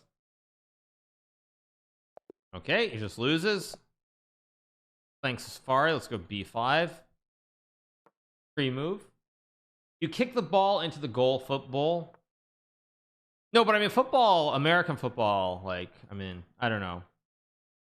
I mean, most people who are watching are probably in the US right now. These are annoying mouse would get the sub to actually best. Okay, so I've done it. He's just playing this very solid. He's ignoring all my play on the queen side and just developing. He's got his nice little center, but it's not going to matter. This is Justin Bieber. I think it is.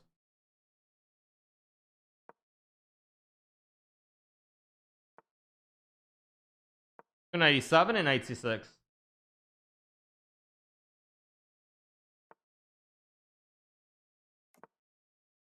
Even my music is disrespectful. What do you have against this song? It's a good song. This is like young Bieber, back when he was like 12 years old. I guess I'll play c5, try to open up the scope.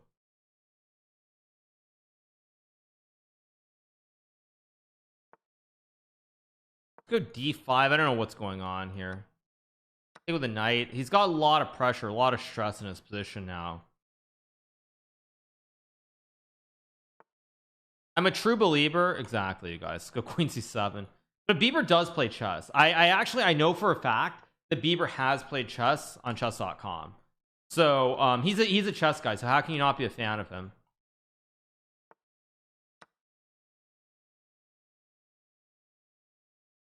Yeah. Yep. What girl sings I really like her voice? Very funny. Go e5, big black center coming up.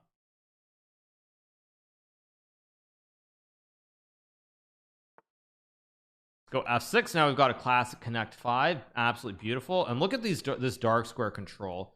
Everything's on dark squares here for me. Yeah. I got matchup with Andrew Emery Tate the third yet? No. Look at D's knights.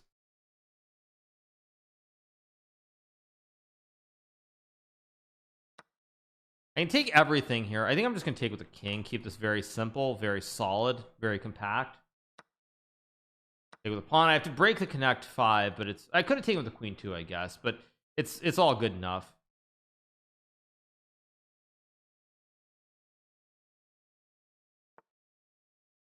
Goes 94. Let's just take the rook. This speed run goes to show that anyone can be 1775. True. Actually, 1775 was a pretty good year, right? At least for Americans. Maybe not for the British, but for Americans, it's a pretty good year. Wasn't that when everything started to turn around? Because that's what I think that was towards the end. No, 1776 is the year that we got independence officially, but 1775, it feels like, was it 74 or 75 when it really started turning around? We started kicking some British ass. Let's play e3. Bunch of farmers beating such a great military power. Anyway, let's go knight f3 here in d4. Go bishop e2 and take. Like d4 here. Knight e2 takes and c4. Go c4. This is actually not super disrespectful. Not as disrespectful as I'd like it to be. Brit's triggered. Yeah. Takes. Okay, let's get disrespectful. Let's go g4 and confuse him. Because now he's confused. There's a lot of chaos here in the center. He doesn't know what to do. Lions bishop e6. That's a good move. Let's go g5. Still a lot of chaos though, which he has to deal with.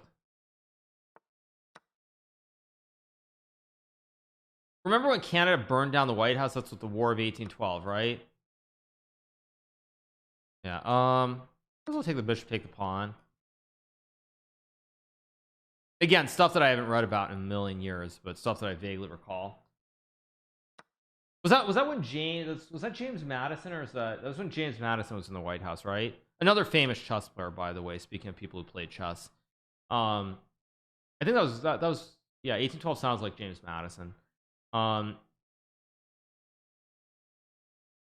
I've got a great center here. He's got no development. I should be great. The queen e2. James Madison, I swear he plays for Leicester, or to be like an American, he plays for Leicester. I should be proper American here, not pretend to actually know how to pronounce anything. So yeah, James Madison plays for Leicester. So let's take and play d5 here and queen d4, and now I'm just gonna kill him on the diagonal. Oh, he does play for Leicester. Okay. Yeah. Let's go queen d4 here. Yeah, you guys, I know I messed it up. I should have started out just saying Leicester so that I could really anger everybody, but I made the mistake of saying Leicester to begin with, which was a big mistake. I wish I had actually just intentionally realized in that split second to mispronounce it from the get-go, but it is what it is. Yeah. Yeah, Manchester, right? Yeah, Manchester City and Manchester United. Yes, exactly. Yeah. Yeah, Manchester United. Yeah.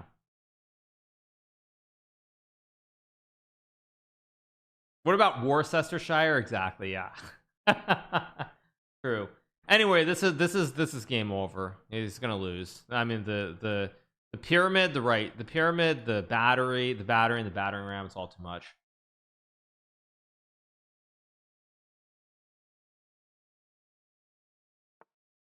Goes king f8. We chop the pawn, chop the rook. Should be a forced checkmate here somehow. Let's go check in d6 maybe to go for mate and uno. And I have mate and uno here too. There's probably some easier checkmate that I missed there, but it should be good enough. It's sort of Jackson M98 for the forums. Have you ever been to New Zealand? No, I've never been to New Zealand.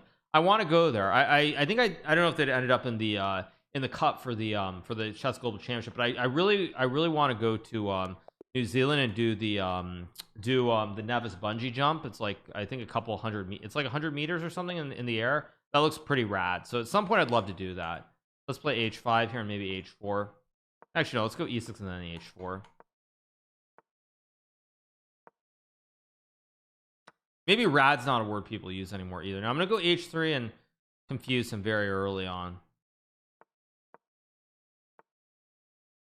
I guess I'll take and play c6. Now I've got to connect 4. He does have a free pawn, but I also can tickle him with a check first, then I drop back. So I do the tickle, and then I drop back.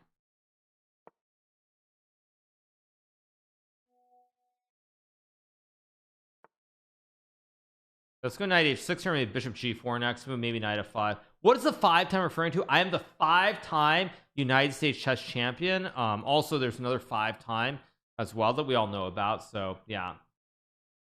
Curious how many of them have reported me. Probably not enough. I feel like more of them should have reported me by now, but it is what it is, as the saying goes. Go queen c8, why not?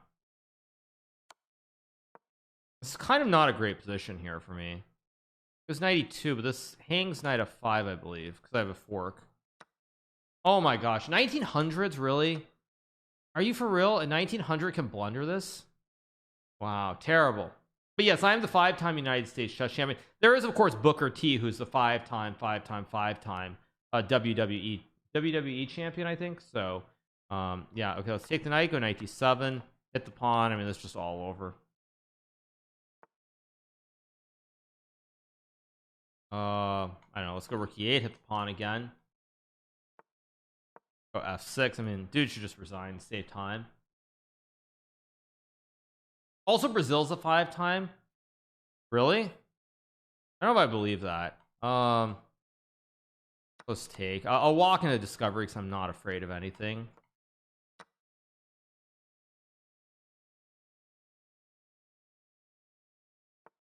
They've won 5 World Cups. Wow.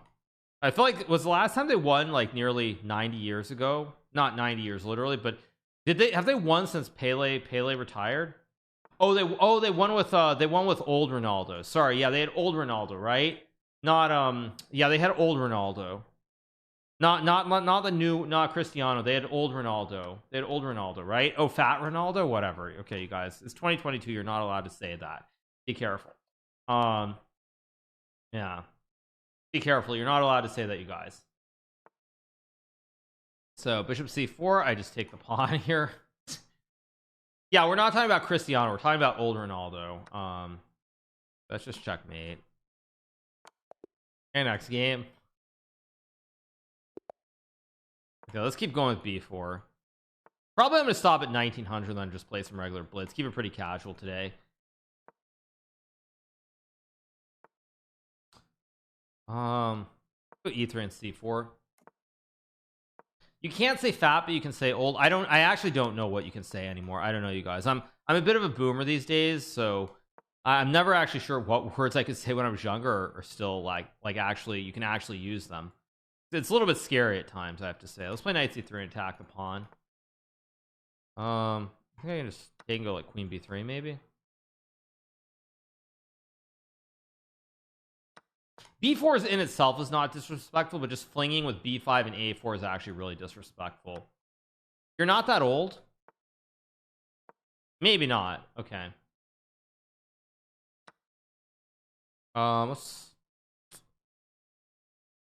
Which way do I want to capture? I can capture both ways. I guess I'll capture the d pawn. I can capture both ways and it's fine. But I figure here I bring the rook to the party, so it makes some sense. Let's go rook d1 at bishop h3. I'm just gonna play bishop h3 anyway to put the knight in jail permanently. Knight has no jumps. And now I'll play a little bit of Bond Cloud, but the problem is he can't play with this knight. If he can't play with the knight, then his rook is dead too. Have you seen the cameo in South Park where they portrayed you as a Yelp? Sorry, what? I was in South where they portrayed me? What? I don't know what you mean by that. Okay, I mean, this is just too much, my friend. This is just too much. I mean, this is just absurd. Oh yeah. Oh yeah. Look at this disaster. Big disasters. Botez Gambit, it'll come back in very small shades, like 30 minutes to an hour. I'll try to push higher at some point, but it's very, very tough, as I said. It takes a lot of energy out of me. It's much harder than almost anything else that I do at the level I'm at, because like it requires absolutely perfect play. I need JP Montreal for the 18 months. Thank you so much, JP from Montreal. I don't know why I did this exactly, but I did. Take. Oh wait, now I check him though. Doesn't look right at all, but he's got a big black center that I can't easily attack. Let's go knight a3 and keep this a little bit wonky. So I can play rook d1.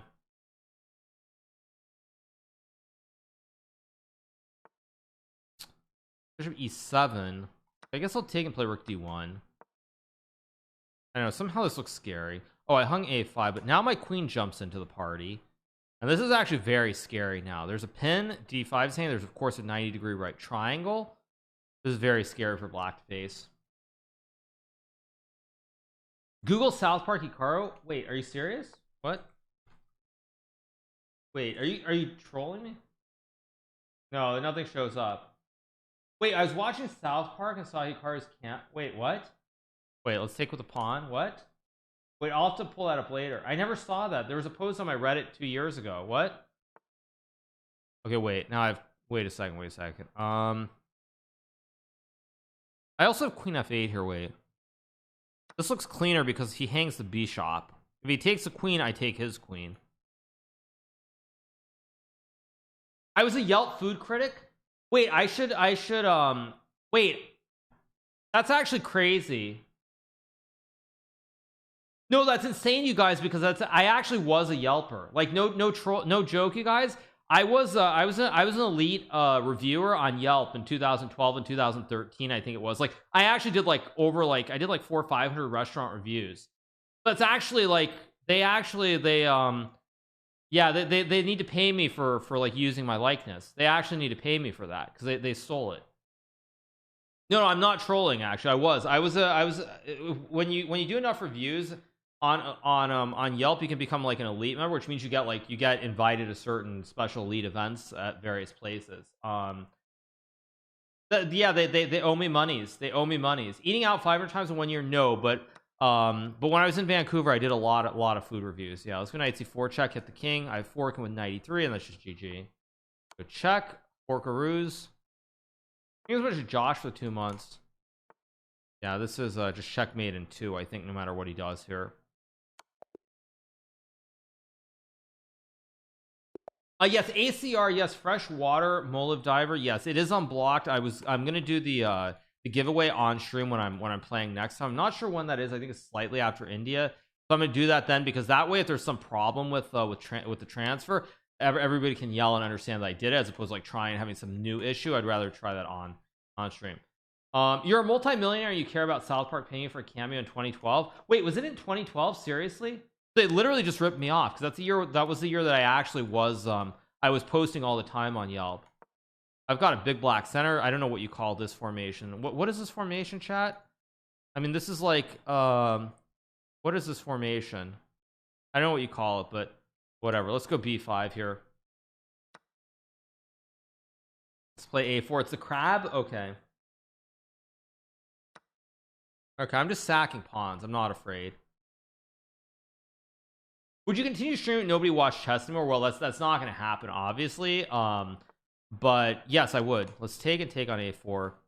I did, like, yeah, I mean, I don't know why you guys act. Everybody thinks chess is about to die, but chess has actually been very, very resilient on Twitch, even YouTube for that matter. Chess has been doing very, very well. A lot of categories have fallen off in the last like year or so, but chess has been very, very resilient. Chess is doing amazingly well. Thanks so much to Lucardi for the 7 months. Thanks so much to Lucardi. Now look at these knights. These knights are headed for the perfect squares here. I mean, I don't even care. Just take this pawn, dude. I don't care. Just take it. Because other chess streamers say it's dying all the time. Yeah, but it's chess is doing amazingly well. I think people forget that chess has kind of been around for a lot longer than any of these other esports, and people forget that. Like chess has been around for what?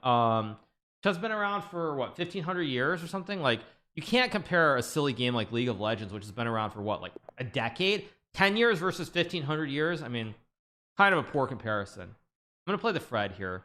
League has been around for 20. I thought League started getting really popular like about a decade or a little over a decade ago. No, chess itself is only from modern day chess is from about 600 AD, so a little less than 1500 years.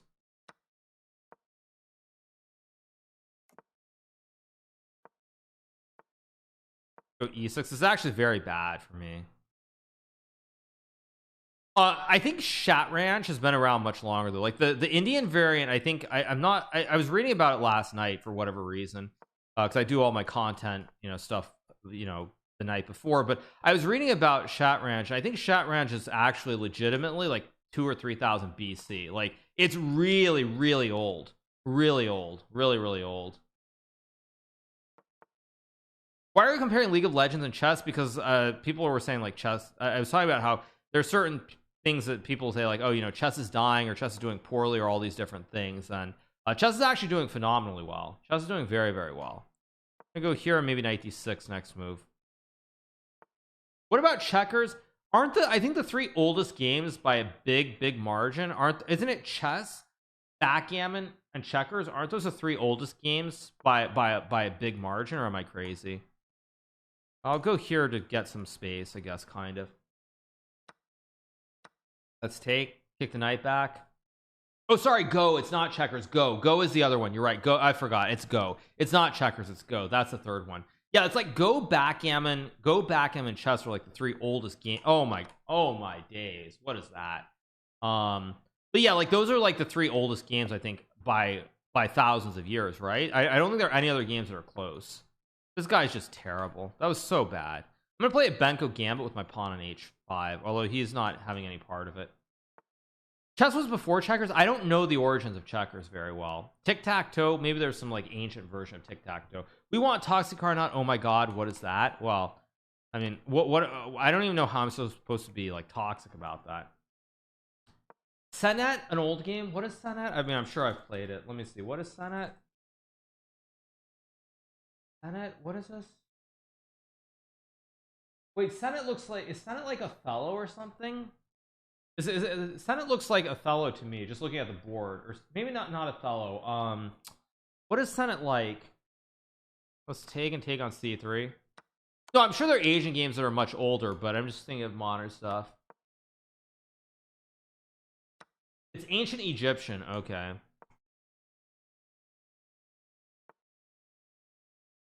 Let's just go here, go after the pawn. This is a bit of a modified beef eater.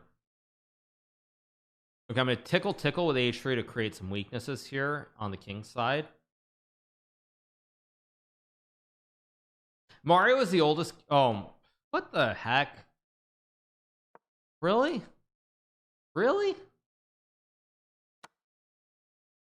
I've been eating a lot recently. Thank you for that, Faisa. That's a good one, but I actually haven't. Sorry. I know what you're implying, but that's actually not true. Thank you, though. Go back and play rook g8 and queen d7. Okay, let's go check. Take the pawn. Hit the bishop, hit the rook, and game over. For other streamers, chess is dying. They're losing viewers, but not for you. You always have 10k concurrent every day whenever you stream. Is that true? I mean, I don't pick. Let's play the Grob here. Let's play Grob in honor of Michael Bassman, the famous British Armenian. I think he's just British, but famous British player. He died at 76, I think about a month and a half ago, maybe. But he loved playing the Grob opening. I did meet him at, I think, the London Chess Classic once or twice. He's so much a jack for the 2 months. I actually don't know.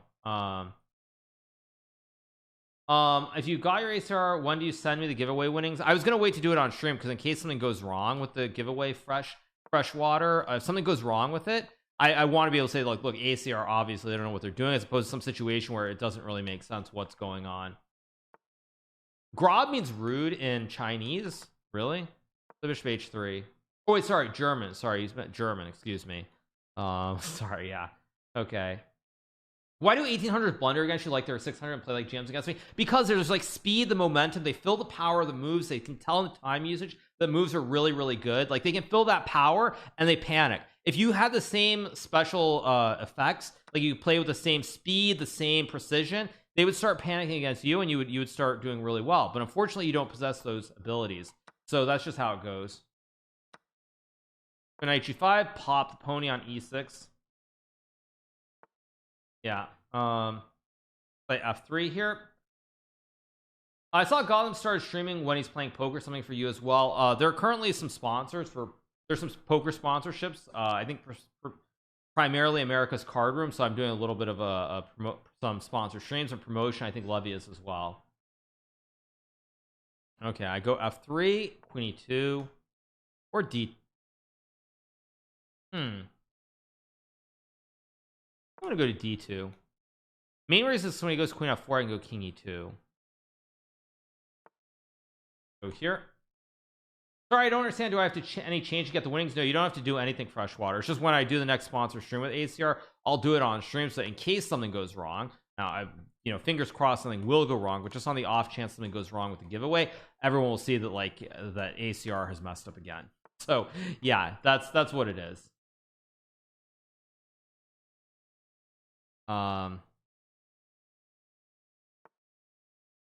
Rook h3, guard the pawn, just trade. It's all over. But anyway, you guys, back to chess stuff though. No, I mean, chess has been doing very well overall. I didn't think other streamers were losing viewers though, but I haven't been following very closely, obviously, so if they are, that's not good. But I don't know, I thought Jeffrey was doing pretty well. He's a new strong gem who started streaming recently, so I don't know. Go here, trade some towers. Can I win a game without making checks? Have I made any checks this game? Oh, you want me to flag? But winning without any checks means just flagging him, right? That just means flagging him. That's all it means. Yeah, you're basically saying, can I just flag him? Okay.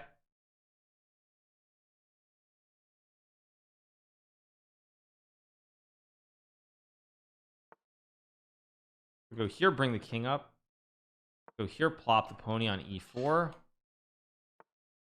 Oh shoot. How do I make it so it's not a check? I go here. I have to not allow a check, basically. Tricky, very tricky. Let's go here. Play a4.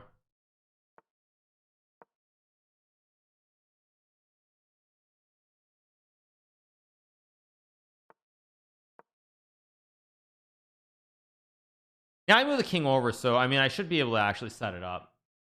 Go c4. I already gave a check this game. Wait, I did? Did I?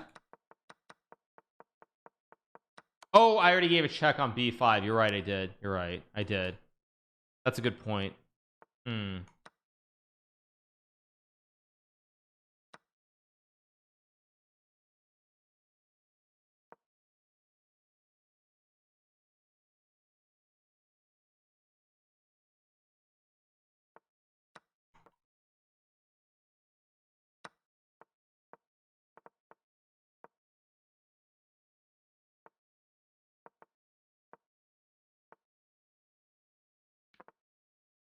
How do I win this without?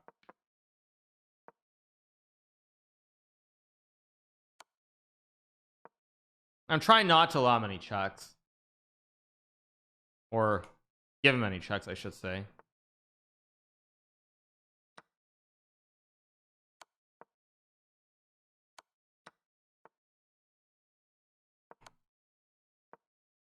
Okay, there we go. Next game. Thanks so much to the Chess Nerd Live for the rave of 244. Thanks so much to the nerd. Appreciate it.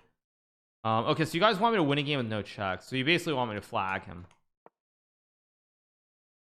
Why do I highlight this arcade animations? That's what it is. No checks is not part of speedrun. Someone just asked if I could do it. No checks until mate. Okay, that's actually a fair way. No checks until a mate and one. Okay, let's play f4. Am I excited to go to India and play Tata still? I'm excited to go to India to play Tata still. But I will say that I think actually Magnus probably hasn't said this, but although I know Magnus said that he feels like he's traveled too much. I will say that I feel like I've traveled a lot this year, a lot more than I would have liked to have traveled. So I'm excited to go there, but I'm worried about the travel and how my body will respond to it, because for the most part, when I've traveled for long periods of time this year, my body has not reacted very well to it. So I hope it's all good, but I'm a little bit nervous about that part. Luckily, I'm flying in business class. This is a super long trip, but we'll see. I think also it's because, frankly, with COVID, I got so used to not traveling, and so my body unadjusted from traveling like all year round.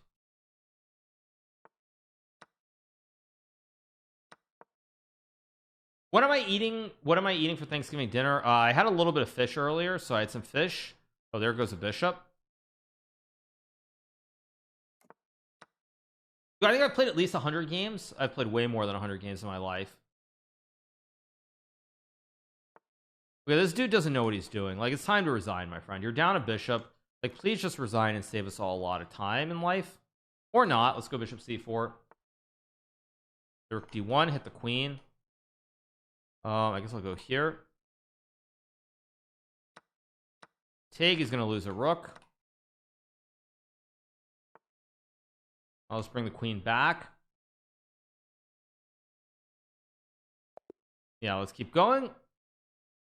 Favorite Indian dish? It's probably still chicken tikka masala, although some of the paneer things I really like. Let's play e5. This is like a king's gambit. Does an 1800 really blunder this? An 1862 plays this? I mean, XQC blundered this, and he's like, I mean, XQC did this blunder, and he's like 1200. Very, very poor. In fact, it's even worse because the pawn's on h5, so he's actually just getting checkmated, I think. Yeah, he's actually going to get checkmated soon. This is horribly bad. He just resigned. So bad. Yeah, I don't know how an 1800 does that. I really have no explanation. Really no explanation. Thank you so much to I Am Boost for the 15 months. Thanks so much.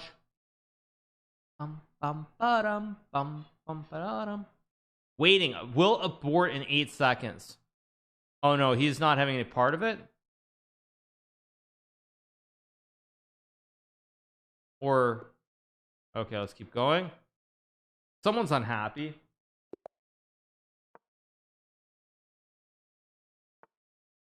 Play e4. Actually, I think L Magnus played this against Timur Radjabov in like the World Blitz or something. He played e4 and a. He played a4 on move 1. So I'm playing a Rui Lopez with a pawn on a4. But the thing is, it's actually kind of scary because I have all the pawn breaks. Yeah, now he loses the bishop. This is why it's so strong. Good night, bishop. Sacks. Doesn't take the pawn. Don't ask me why he didn't take on e4. Now I'm just going to manually castle my king, and it's all very hunky-dory. I'll just take because since I'm up a pony, I'm happy to trade. Yeah, I think Magnus did this against he did this against Radjabov because Radjabov made some comment about how you can play any opening in blitz, like even a4 or something, and so Magnus did it. And of course Magnus won the game. So here, thank you so much to Juventus Forever for the 29 months. Sorry, Juventus is not good this year. They aren't going to actually win, I don't think. Okay, let's see. I'm just gonna go a6. I don't even know what's a good move, but I'll do it. Thanks so much to Rafi LOL for the 3 months. Thanks so much to Rafi. Yeah, I think Napoli's probably gonna win this year, right? Okay, I go here, target the rook. I have a fork with knight c5 as well, so this will be GG's. Takes. I can take the rook, but I think the problem is I still take the rook and target the queen when he plays rook d3. What is stopping you from buying a big percentage of nuts.com? I heard you were worth 50 million or something. If you're being serious about nuts.com, I love nuts.com, but actually in the early days before everything took off, I would I would order the big bags from nuts.com.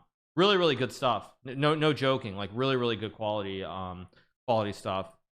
Wait, what's going on here?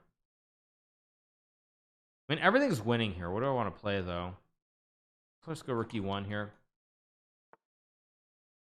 Go here, threaten checkmate. I'm threatening to lolly him on g7. Maybe there's a lobster pincer too somewhere in here that I'm missing. Actually, let's go here. Let's go for the lobster pincer. Did I watch a Brazil match? 10 goals and saying no. I haven't been watching. I told you guys I'm not a big soccer guy personally. You know, America's not very good at soccer, so like a true American, I don't really follow it super closely. Should be some clean checkmate here. I don't see it right up, and I'm assuming there's a mate.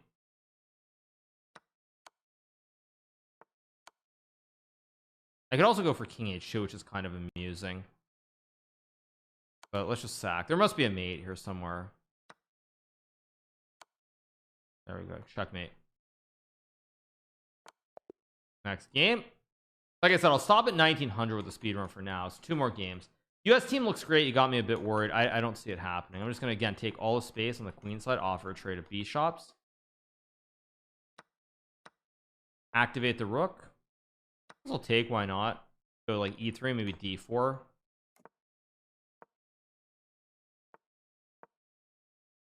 Oh, a5 is actually a very bad move by me, but it'll still work out because this guy's terrible at chess.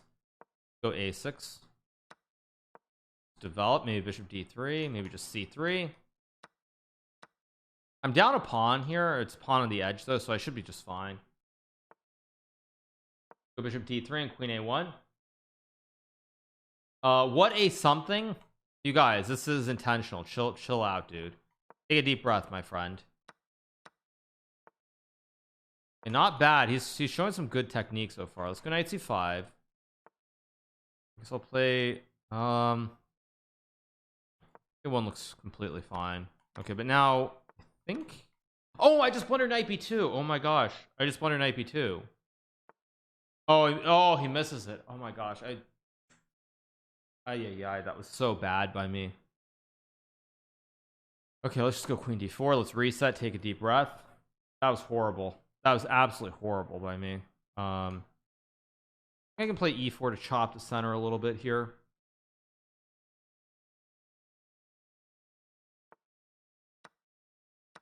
Actually draw a perfect play, but I'm still gonna beat him. I'm gonna beat him in this end game. Just watch. Okay, this is a dead even end game, but I know I'm gonna win this somehow. Let's go king g2. Let's slow it down a little bit. Let's go rook e4, cut him off. No knight e3, funny business. Go h5. Because he's terrible at chess, we know. Right, exactly. Okay, knight d6, very, very logical move. Let's play rook d4, target the knight. Go here. Slowly improving. Do I go to f3 or not? I think I do go to f3 here. Let's see. I can play knight f5, which actually looks very strong, or knight g6. I think I go here to soften the pawns, basically. He just trapped his own knight. Even worse, the knight just got stuck. Go here. He just got a stuck knight on f1. I think it's just inconclusive for the 15 months. Of course, I'm not even gonna give him the pawn. I'm just gonna go f3 to lock him in jail further. No knight jumps, still stuck.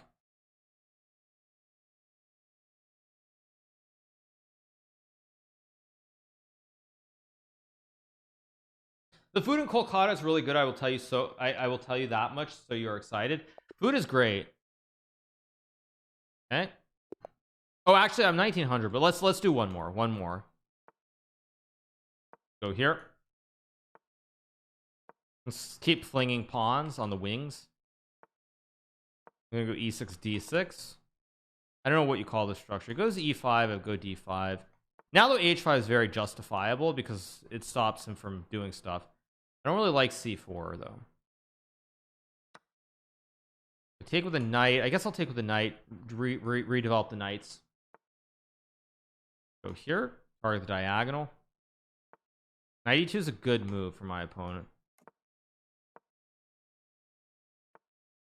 So far, pretty solid for my opponent. Very, very solid. He goes knight e4, which is also a good move.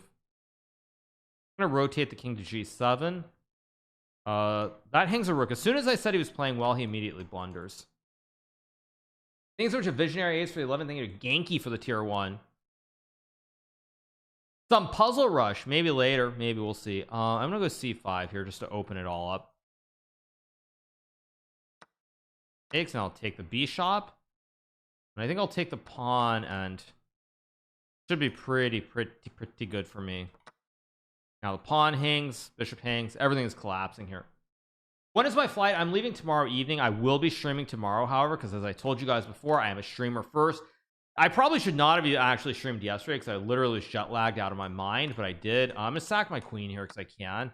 But yeah, I'll be streaming tomorrow morning, like 9 a.m. Eastern. Too many compliments for your opponent. You got to be ruder.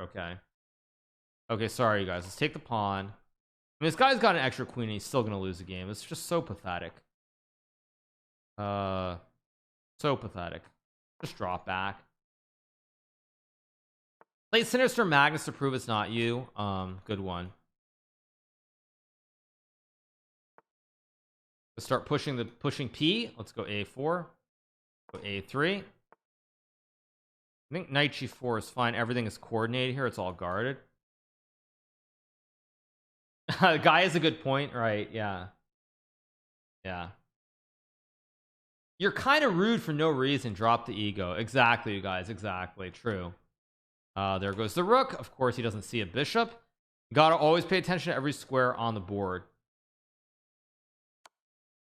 Play e5. Ba-dum, bum, bum. Yeah, chess.com hasn't evolved the technology for berserking. Yeah, like I said, this guy just no match at all. All right, there we go.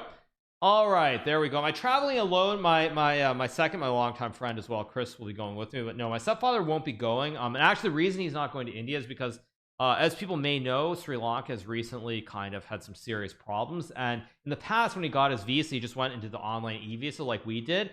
But nowadays for Sri Lankans, because there is some threat of them going to India and just like never returning to Sri Lanka due to the political situation, they changed it so you can't do it online. He didn't realize that until like a couple weeks ago, so he's not going to India. All right, you guys, so I'm gonna take a short break, go use the restroom, we're gonna come back, and I think I'm gonna actually play some normal blitz. So I will be back in one second. We have a couple articles to cover which are pretty funny, so my mods wanted me to do that, so I'm gonna use the restroom, be back, and we'll keep rolling.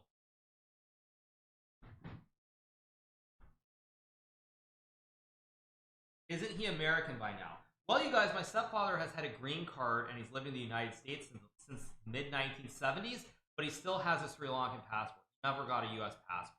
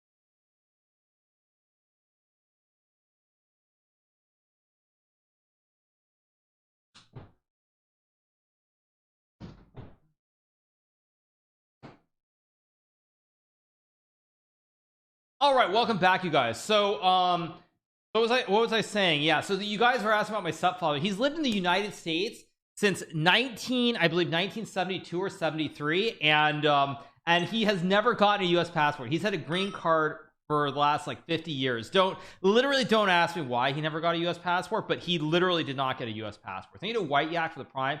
Here's Becker. Okay, so we have a couple of articles we're going to cover. Let me stop the music, and here we go.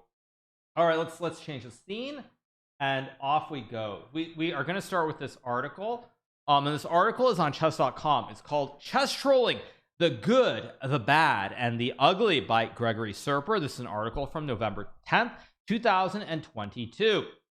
The article says, "We live in the internet age, and trolling is part of it, whether you like it or not.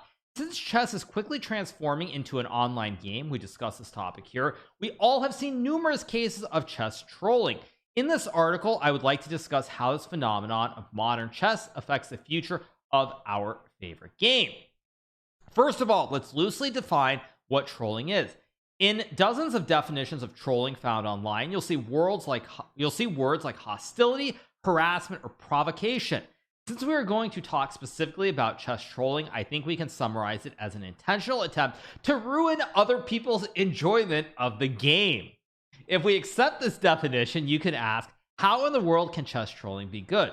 Well, two of my favorite trolling chess games are these: So this is one of my legendary games. This is against Crafty. This was way back in the old days, but basically it's not too different from what we've seen in some games already online, where eventually I think I get like 6 knights. Yeah, I end up with a ton of knights at the end of the game, and eventually I make the checkmate. Just, yeah, it's very straightforward. Here we go, and then make another knight, and eventually there is a checkmate here on move number 155. Perfect setup with the knights on all these critical squares. First example. Second game is a game between myself and Ribka. Very, very similar. Now I will talk about this very briefly because I play this with the black pieces. In the programming, or in the old days of programming of computers, in a position like this, it's completely clogged up. You see both sides of 8 pawns here. But because white has 2 rooks against the bishop and knight, the coding in Ribka and Crafty at the time basically said that if you have a material winning advantage, before you hit move 50, you will play a move that keeps the advantage in the short term, even though horizon-wise it can't see. So eventually, after we wait 50 moves, it finally blunders by playing c4. This is just me understanding the hack and the coding glitch that it had at the time. As you'll see, it repeats forever. But at the end of the day, because it has the 2 rooks versus the bishop and knight, eventually, before we hit move 50, it plays this move c4, which is a big mistake. And eventually, I go on to win the game because now I can reroute the knight and the bishop. And at the right moment here, I'm able to eat all the pawns, and then I have just this pawn flanks on the queen side. And if we go all the way down to the very end, eventually I end up making a checkmate here with how many bishops do I have here? I've got 5 bishops. So eventually get this clean checkmate with the 5 bishops. This is another game that I won. Let's keep going. In these 2 games, the American chess Superman, GMHikaru Nakamura, publicly humiliated top chess engines of the day, but no one got offended and pretty much everyone enjoyed the process. Well, of course they did, because it was against a computer. A computer has no feelings, so it can't really be hurt.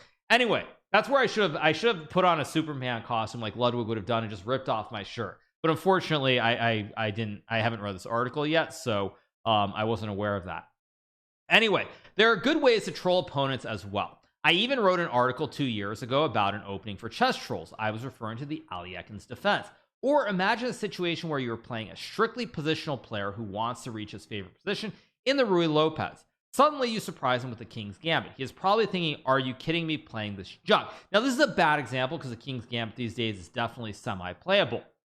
So if you think about it, you are ruining his playing experience because he is going to enjoy the sharp positions of the King's Gambit much less than he would enjoy his pet lines in the Ruy Lopez. But this is the nature of our sport, and I suppose when you checkmate your opponent's king, you most probably ruin his playing experience as well. Now let's talk about bad chess trolling. Say we see the following game: Wesley So versus Fabiano Caruana. Okay, and we get the King E2 Bond Cloud. Now they say this is bad trolling because probably this happened in a real game. And Fabiano just smoked Wesley, I assume. So this is quote unquote bad trolling, everybody. Bad trolling. Okay. We can argue about the quality of King's Gambit or Aliekin's defense. For example, GM Bobby Fischer believed that he had refuted the King's Gambit with his defense 3d6.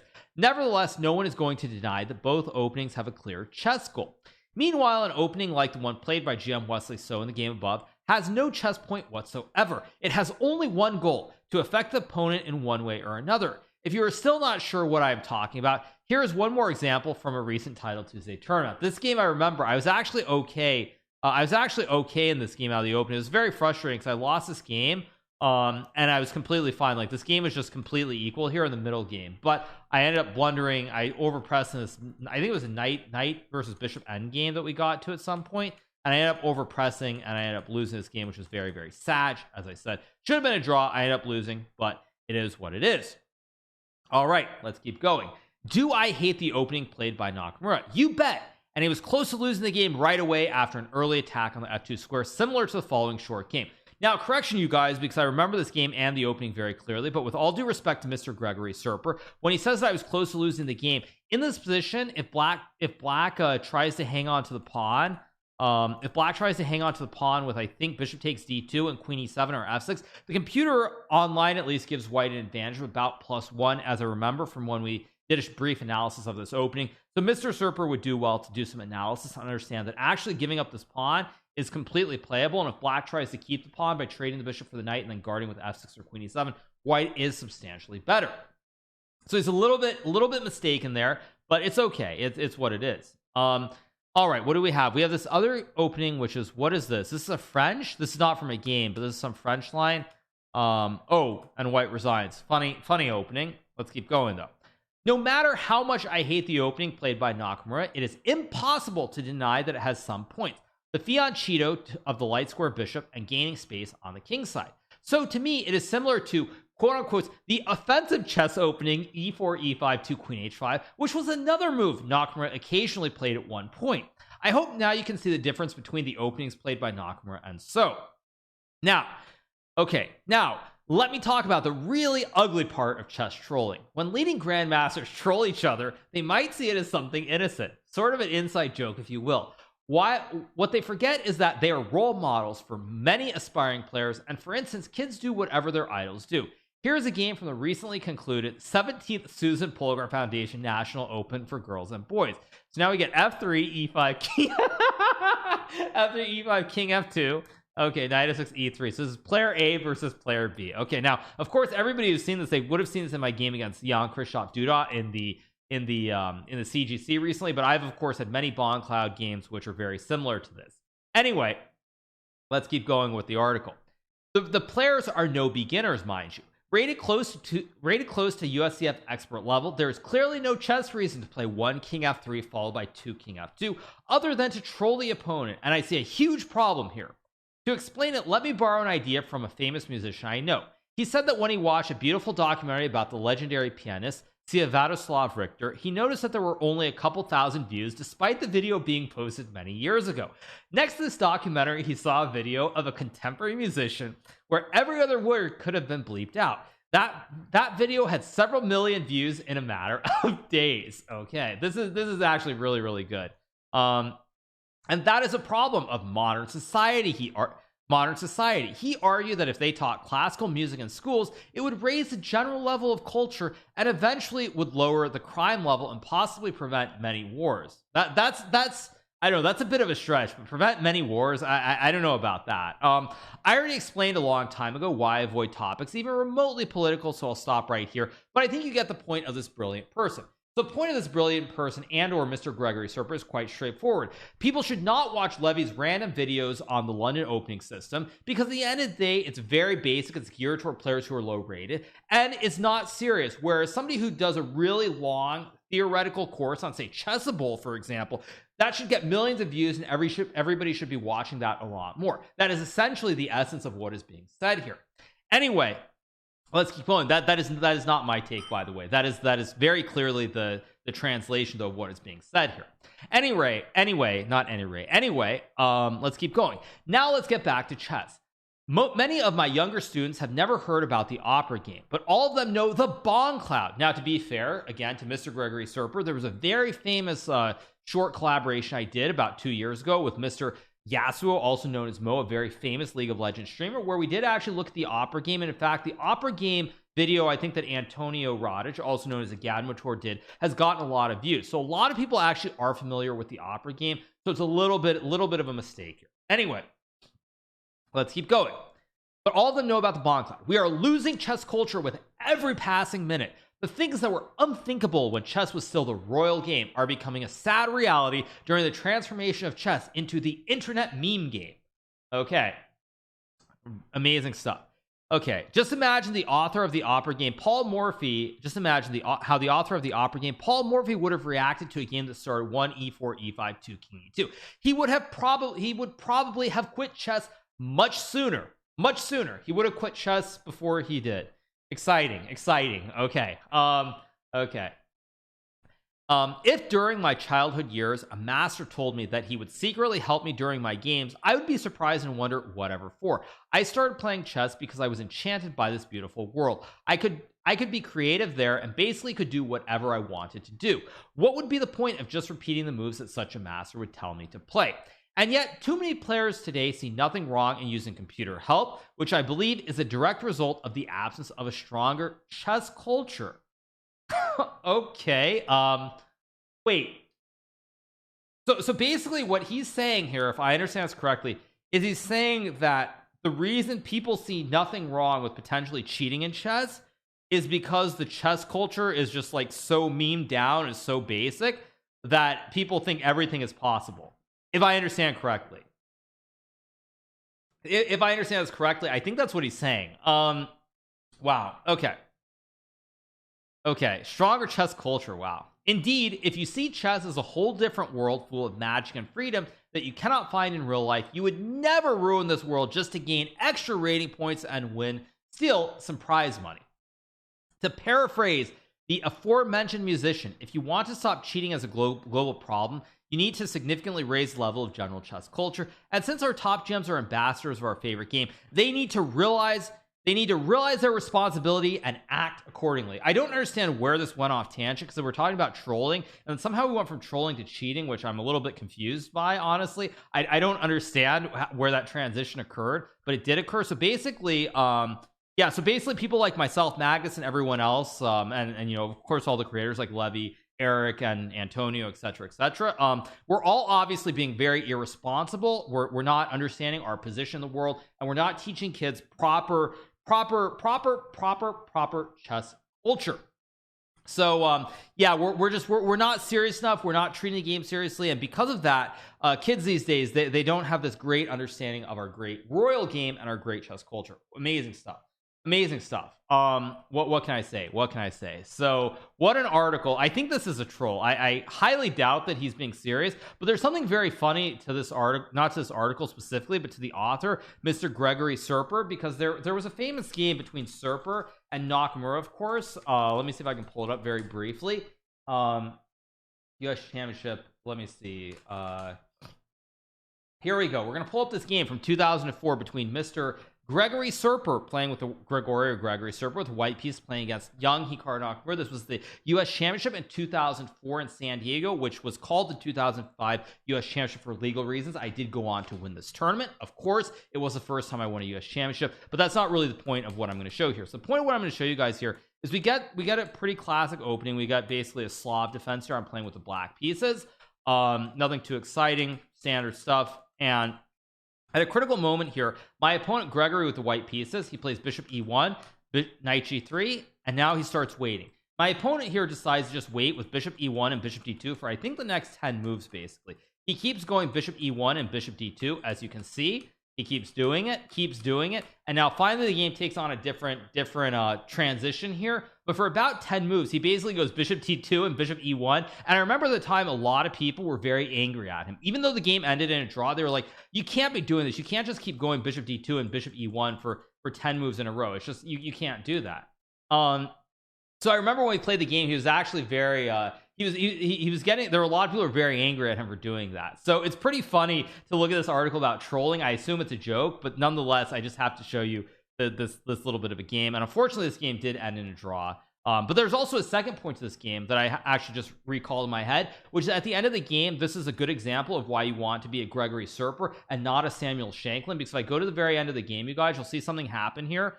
We get this end game here where Serper takes on e4.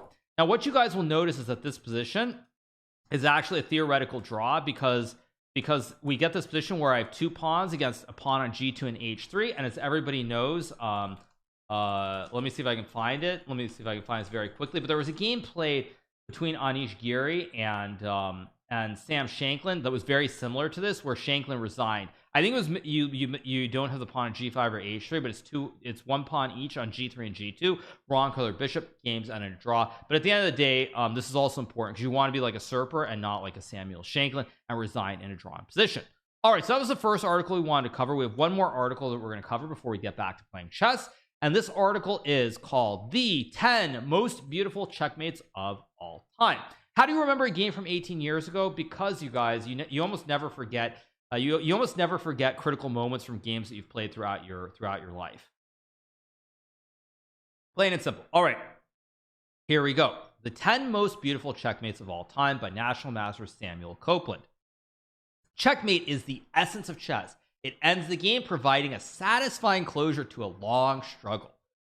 I wonder what happened. What about a long 6-hour draw, though? I mean, that's not satisfying, I guess. At any rate, checkmates can also be incredibly beautiful. By definition, checkmate involves coordination and teamwork between your pieces. No single piece can ever deliver checkmate alone. Even the mighty queen must, at a minimum, have support from one other piece from its side, or possibly some traitorous opposing pieces that block their monarch's escape squares. The coordination of the supporting and opposing forces can create thousands of checkmating combinations. Some of that happens daily, and some that have yet to ever be played over the board. We've broken down our promised top 10 most beautiful checkmates in our video below. If you want, check it out now. Otherwise, scroll on for a full list here, as well as thoughts on what makes a checkmate particularly beautiful. Okay, 10 most beautiful checkmates ever played. Okay, we have this. What makes a checkmate beautiful? Certainly beauty is in the eye of the beholder, and there are some mates that may be particularly delightful to you and less so to others. That said, there are elements that we can identify that are often found in beautiful checkmates. Economy of force. Generally, the fewer pieces used to deliver the checkmate, the better. Checkmating your opponent when you have 3 extra queens is certainly a dominant checkmate, but it's not necessarily beautiful. Checkmate with a lone pawn, now that's beautiful. Okay, diversity of force. Using different types of pieces to deliver checkmates is often aesthetic. Who doesn't love to see a bishop and a knight working together to deliver both the check and the checkmate? Okay. Sacrifices. What precedes the checkmate is often just as important as the final checkmating position. Did the victor have to sacrifice the queen or perhaps all of the minor pieces to achieve checkmate? Incredible sacrifices doubtless make for beautiful checkmates. Okay. Multiple variations. Some checkmates are quite directly forced, and the defender has no choice but to submit to one specific checkmate. More beautiful are the cases where the defender has options available, but in all lines there is a unique checkmate at the end. Quiet moves.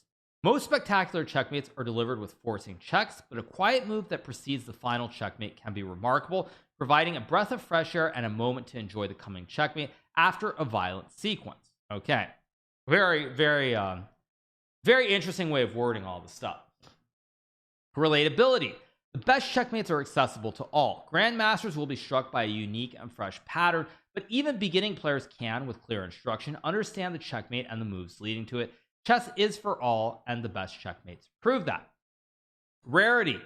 Back-ranked checkmates, scholar mates, and especially smothered mates are excellent, and each can be beautiful, but they are also quite common.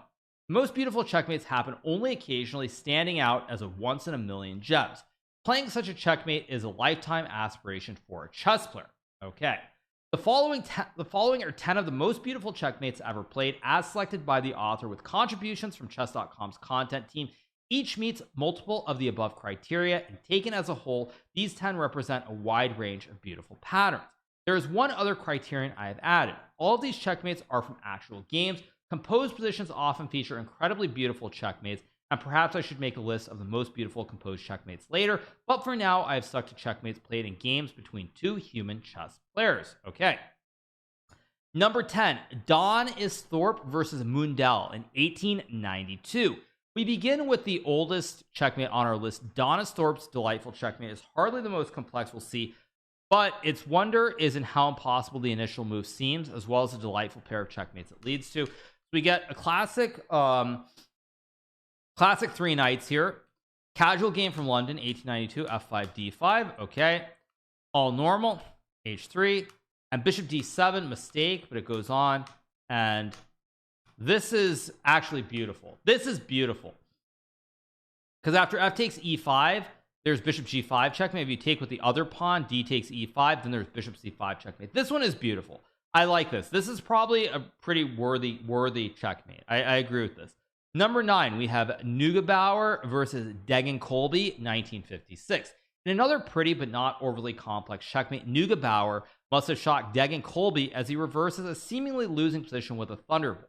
This idea has been seen in a few games, but this is the earliest example I have seen. If you know a prior example, please share it in the comments. Okay, what is this? So it's a Sicilian. I'm just going to skip through the moves. Okay, pretty normal.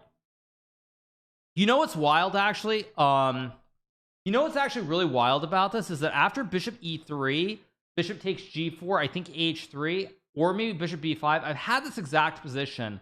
Maybe not exact. Maybe the tempos are a little bit different. But I think after bishop e3, bishop g4, h3, I have had that exact position, or maybe it's with the pawn in h7, in a tournament that I played in like I want to say it was 1997 or 98. It was against this player Oris Popovich. It was in Somerset, New Jersey, and I had a position extremely similar to this. Very, very similar position. At any rate, let's keep going. Let's see what happens. Queen b3, bishop e6, queen b4, knight f5, rook c8, c3, and now rook d6 takes, check. And this is beautiful. Yeah, this is beautiful. Queen f8. This is a very, very beautiful line. I might have that game in my database actually on ChessBase. I'll have to check later. But this is a beautiful checkmate. So if you take with the rook, there is knight to e7, which is checkmate. And if you take with the king, there's rook h8. This is actually very beautiful. Very nice. Very, very nice. Very, very nice game. Okay, number 8, we have Lev Millman versus Joseph Fang, 2005 from Foxes. Now, this is a game, you guys, that I've looked at this game. So I've looked at some of these lines before, so I've actually seen this game. And the only checkmate from the 21st century on this list, I am Lev Millman finds a dazzling and unique sequence to achieve checkmate that is hard to believe at first. Can the black king really have no escape here? This is a very nice game, actually. This is a very nice game. Very theoretically important as well. So it's a game that I think a lot of people have looked at before. It's pretty normal. d5, knight f5, a take, bishop h6. Absolutely beautiful. We get a repetition, and now you go queen g4, of course, bishop g7, queen d3, king a1, knight to e5, and now this beautiful move, knight to e7. Because if you take the knight, I take your knight, and after king h7, queen g6, this is just pure brilliance. After takes, king g7, you have rook h7, and it's just checkmate. So very, very nice game. Number 7, we have Bauer versus Goldner, 1956. What is this? This is Bauer's masterpiece has been published in countless checkmating anthologies, and with good reason. It's a pristine combination with multiple aesthetic lines leading to checkmate. Right, so it's rook h6, because if you take with the pawn, there's queen g8, of course, absolutely beautiful. You go queen g8 and then bishop f5 mate. And if you take with the king, I think there's queen f5, queen g5, and queen h4 and f5. Yeah, you take, that's mate. And if king g6 here, you have pawn to f5, which is also checkmate. Number 6. Kasparian versus Manvilian, 1939. Genrik Kasparian may not have ascended to the heights of the competitive chess world, but his chess compositions are among the very best ever created. Here he created magic over the board with a violent combination that concludes with a resistant, crushing, quiet move. Now, speaking of Genrik Kasparian, by the way, you guys, I haven't alluded to this, but one of my favorite books is Kasparian's book. It's called 5001 Studies in Domination, I believe. Maybe I have the title off by a word or two, but that is one of my favorite books, and it was written by Genrik Kasparian, the Armenian composer and very strong chess player. So I just want to point that out. So in this position, there's rook takes c6. You take, you check, and then you take on c6, knight to e5, and then you go knight d3, king d4, king to d2, and c3 next move is simply checkmate. So this is a very beautiful one. Number 5, we have Vaccaroni versus Mazzocchi, 1899, some Italians. While findable in a position, Vaccaroni's combination, older than Donsthorpe by just 1 year, seems nearly impossible to find over the board. It strikes like lightning from a clear blue sky and converts seeming chaos into checkmate. Now, this is very nice because queen g4 is just a beautiful, beautiful move. You get takes, rook h6, and then bishop f7. Absolutely beautiful game. Really, really nice. Number 4, we have Popov versus Nova Passion, 1979. This combination inspired GM Magnus Carlsen in the final tiebreak game of the 2016 World Championship. What more can be said? Yeah, this is a great one. Queen h6 here, because after you take with the let's just say you take with a pawn, there's rook b7, and then it's just a clean checkmate. After king h6, there is of course rook to h8, which is checkmate. So that's number 4, which I've seen before. Number 3 is Engels versus Cardoso. Our final 3 checkmates see the difficulty truly ramp up. Engels' checkmate deserves a place here in the top 3 because of the incredible array of variations and possible checkmates. It's amazing how many different checkmates emerge from the combinations, and all of them are beautiful, unique, and forced. Right, so this is queen h7. Again, very similar to Lasker game. This is very similar to the Lasker game against... it's the Lasker game out of the Staunton variation. I forget who Edward Lasker played against. But this is the exact same it's very similar. It's not the exact same, but very, very similar concept. With I think is it knight h7 check and then g3 h4. I forget exactly what it is. It's in the annotations here. Yeah. Okay, I don't know, but yeah, this is a nice one. But it's very similar to Edward Lasker's one. Number 2. We have Edward Jung versus Cesabados, 1952. Subtlety is the order of our day in our number 2 checkmate.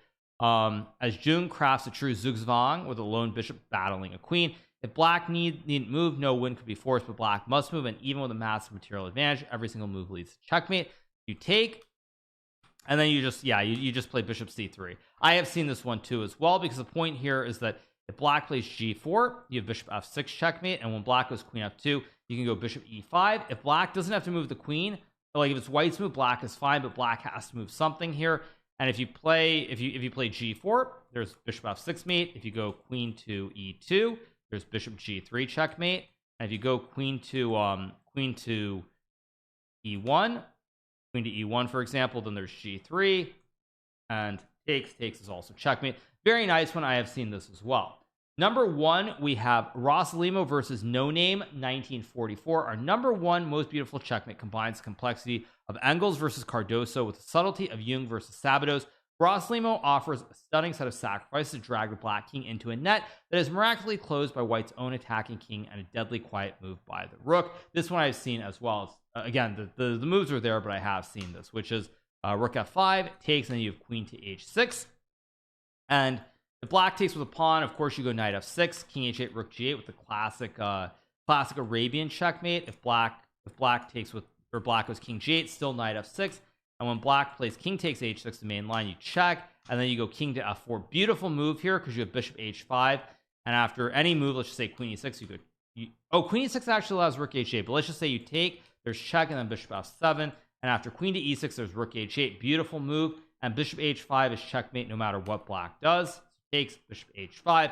All right, so this is also a very nice checkmate. All these checkmates, I don't know all of them by heart, but most of the ones near the top in particular, I've seen similar patterns. Like the top four, I've actually seen this one too. Vaccaroni versus Mazzocchi, Kasparyan I've seen as well. I don't think I've seen the top. I haven't seen 10, 9, or 7. Those are the three that I have not seen. The rest I have seen though. So those are the top 10 most beautiful checkmates. There you have it.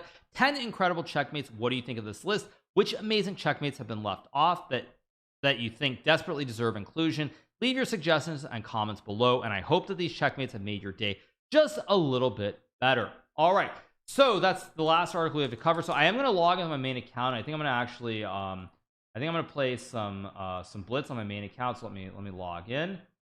Give me 1 second, and off we go. Let me put the music back on as well. All right, 1 second. Okay, play, and I think I'm gonna play some blitz now. So let me change the scene. There we go.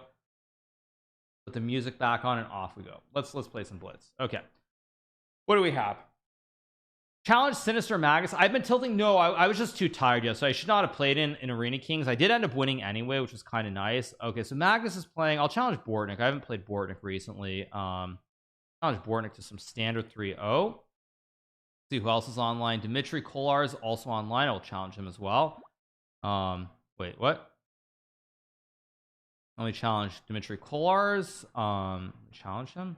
Play 3-0 standard. There we go. I can play Rustamov as well. Let's play Rustamov, actually. Play a few games.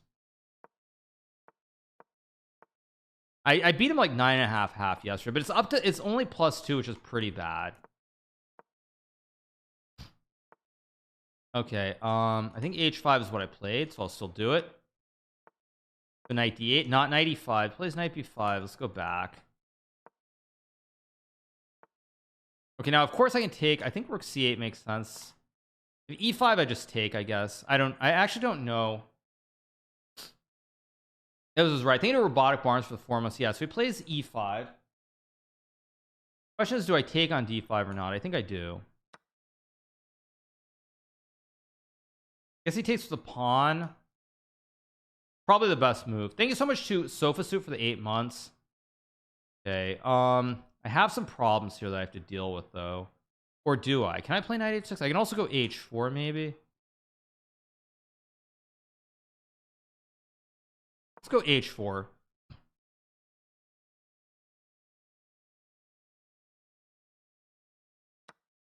Takes. Now I can take and take, I guess. Take, so I take, of course. I think it's a Daily Nuts saying you sign for the tier 1. Who is Vinny Vici? I think that is I think that's Alireza Firouzja. I could be wrong with that, but I think it's Alireza Firouzja.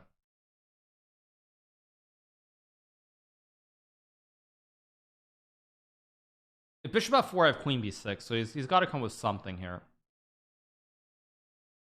Magnus is online. Yes, he is. Okay, one second. Let's just take. I'm gonna play knight f6 here to hit the pawn.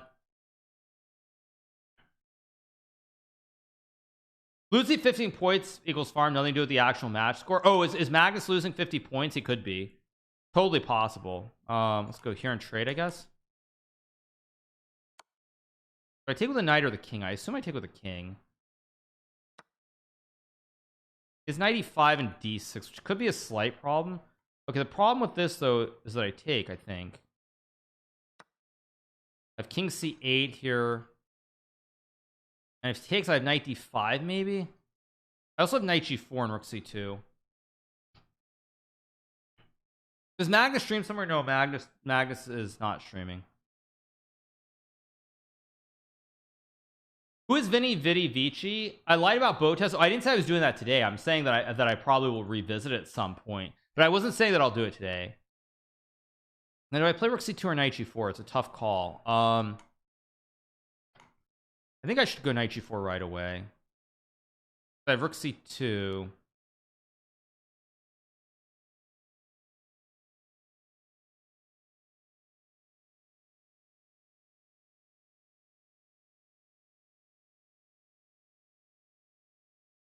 Very, very complicated position. I think it's a Ukraine for the 5 months. I think it's so much a Ukraine. It was rook e2, but now I have knight e3. Wait, isn't this just... Oh, wait, knight e3? Oh, okay, let's go check.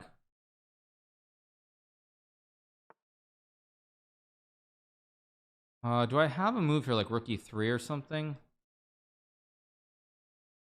I think this is a move. Trying to complicate the situation a little bit here with rook e3. Rook e1, but now I trade and go rook e8 and I should be better. Oh, he's got d6, which I completely missed d6. That was stupid, but I still should be better here.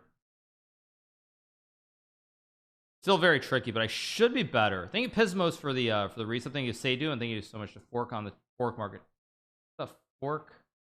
Okay, Fork Market and Chomp. Okay, it goes 95, so I trade. I go here. It should just be straightforward. If g4 I take. I mean, this should be winning. There's rook a5, logical. We'll go here on king f6.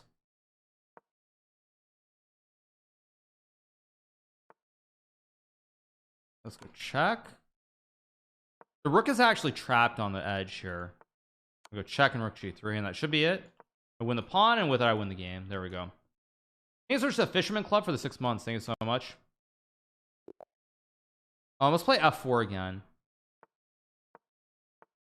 How come I never see Dingler playing online? He just doesn't play much. I'm going to play a Stonewall Jackson here. He plays b6, logical. But I don't think it's actually all that great here. Go here, knight f3. I can also play b3, but I think knight f3 must be right. Plays bishop a6 now. Now I can obviously trade. I can also just play a4. Somehow I feel like takes must be correct. But maybe it's not. Okay, I'm just going to go a4 and offer the trade on d3. Now I take with a pawn because now there's no square that's loose here. I'm going to go b3 and maybe bishop a3. It's a very strange position, but go here. Rook c1, I guess. I can also go knight g5 maybe as well. Knight g5, cd4, ed4. So let's go here. Plays h6. I kind of expected that. I can go g4 maybe. Yeah, let's go g4 and g5. I'm going to try to get very aggressive here. And maybe I had knight g5. Knight g5 is maybe a move there. Okay, I'll take with the d pawn, of course. d4 looks right. I've got a big white center here. I can also go for f5 at some point. This looks really scary to me. You guys are a tag bomb for the 35 months. Hello, is this chess? Yes, it is chess. I've got the diamond hands for me. I did have the diamond hands formation, but I have to get very aggressive here quickly because otherwise he can start to play on the queen side very quickly. Thanks so much to WN3XD for the prime. I should be better here. I just don't know if I'm much better or only a little bit better. What is chess? Chess is a great game, you guys.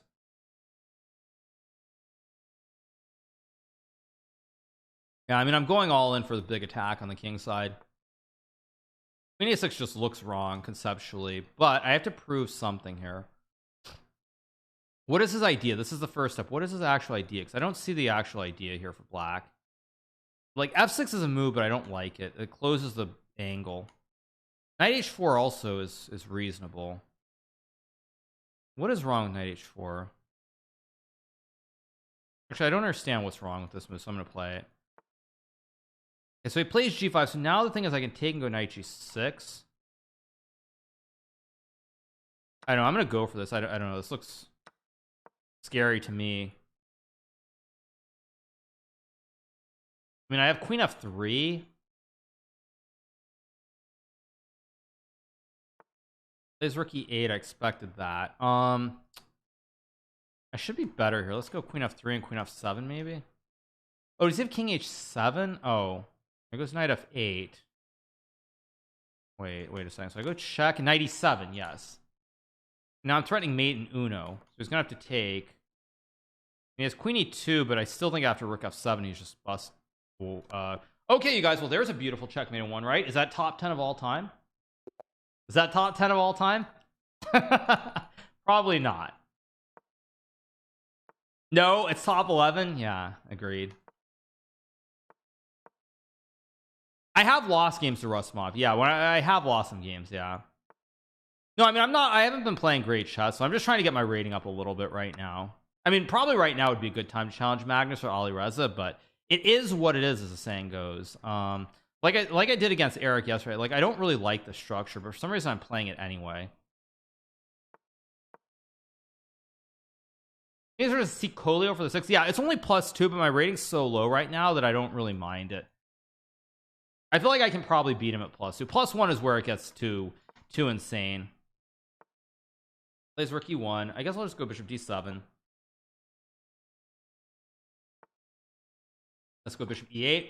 Why did you play knight takes g4 last game? Knight takes g4.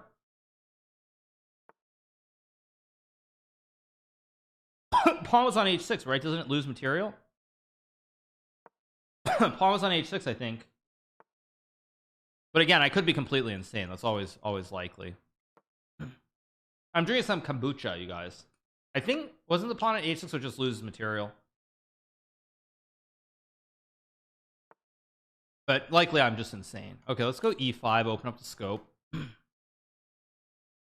Question is, do I take h3 or not? It's a big question mark here.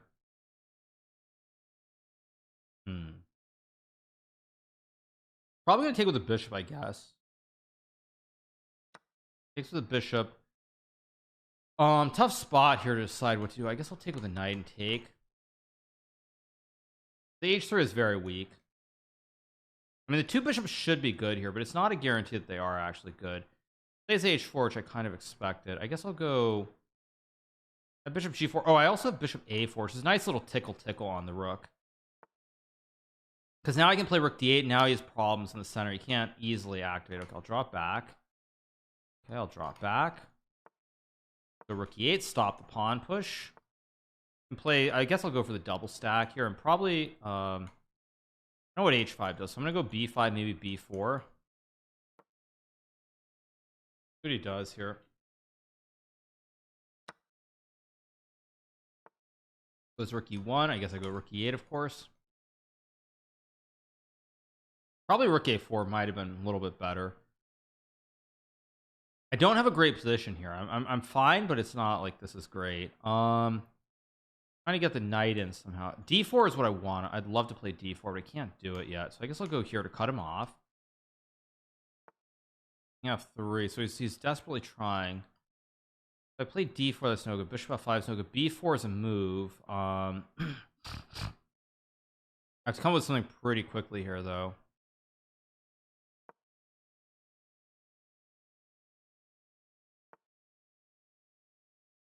I can't really take a draw, so I'm gonna go rook e6 and king f8, run the king in. A draw, I mean, I could take a draw, but a draw just feels too cheesy.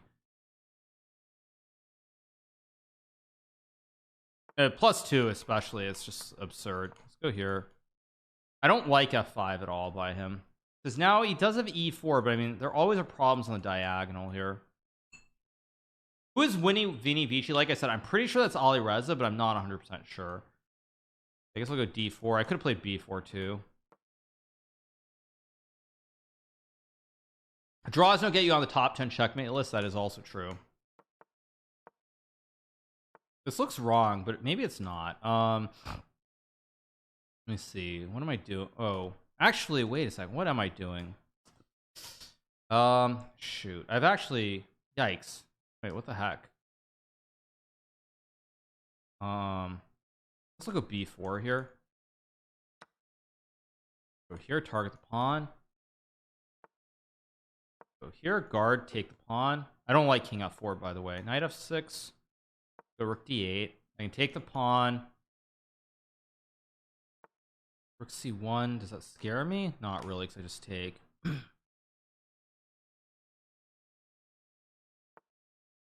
I guess that should scare me a little bit, but for some reason I'm not all that scared. I guess I'll go. I gotta be careful. There are g6 tricks somewhere in here, so I'll go here. Shoot, I missed this. Crud.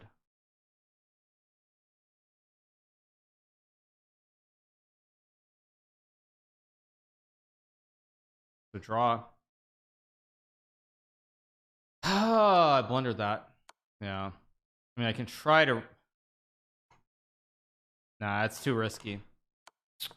It's too risky. Way too risky.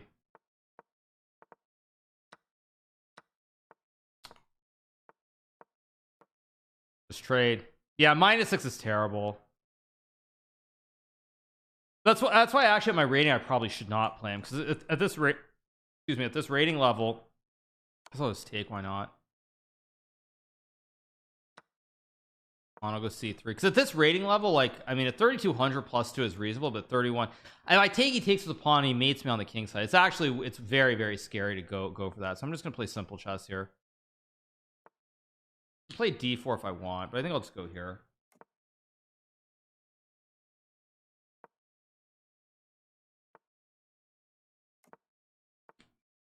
Magus is getting smoked by Tal. Who's Tal? Tal Baron? No, what do you mean? Let's play b5, target the knight. Yeah, actually, what do you mean by Tal? Go here. I don't know why I played rook b1. I should just play bishop d2 right away. I can play a4, but I think I should actually play rook d1 and maybe go for like c4 or something here. Rook e1 was also pretty reasonable. Okay, he goes e4, which is actually the start of a plan that I'm actually kind of happy to see him play. But I still have to prove that this is... Go to f4 or not. Wait.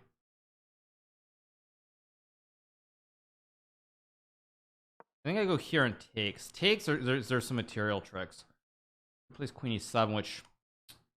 No, I'm actually playing this very badly. I have to move quicker and reset. I take... I get the setup I want with the queen on d3 and the isolated pawn, but it's still very tricky to play. I have rook e1. Let's just go to c1. I'm gonna go to f4 though. 94. That's mildly scary, but I think I'm still fine. I just have to be very precise here. Or I can just... no, this is actually quite bad. Let's play h4. I hope this isn't a big blunder by me. It could be. Totally could be a blunder. Could have just played queen d4 also. Yeah, suddenly I'm just slipping. That last game was completely fine and I threw it away. Yeah, now I really need to focus. I'm way down on clock. This is actually bad. This is really poor by me.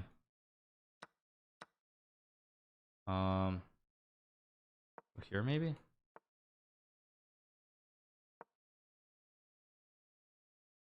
I mean, I guess I'm going queen h5 and just hoping that I have something here. This has gotten kind of sharp though suddenly from what looked like a very dry kind of slow position. This has gotten extremely sharp.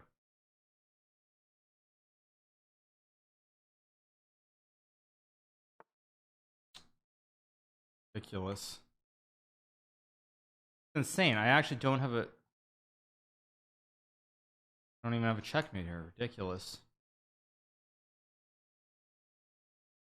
What am I doing? And I'm way down on clock. I just gotta go.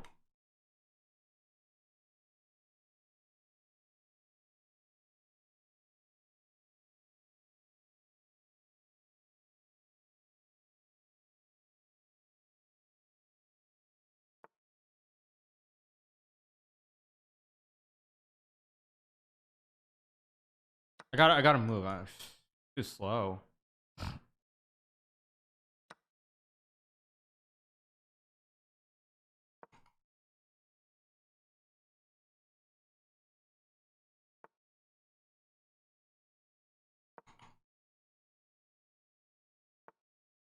Seven.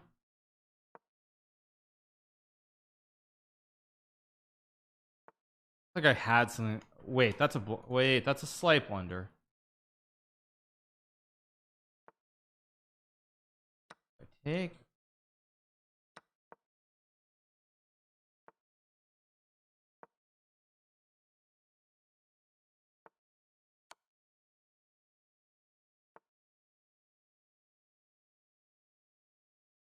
Gotta come with a move.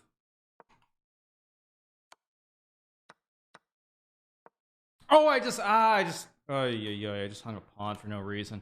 I can still probably draw this, but that was oh great.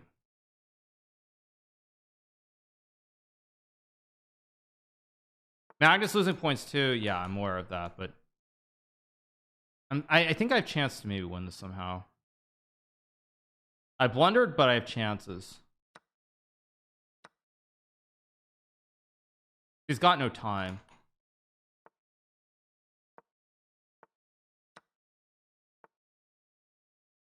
Yes, there we go. There we go. Thank you so much to 5 Viper for the 6 months. Yeah, tough. We got the win. Terrible game. And now if I win one more, I gain points. So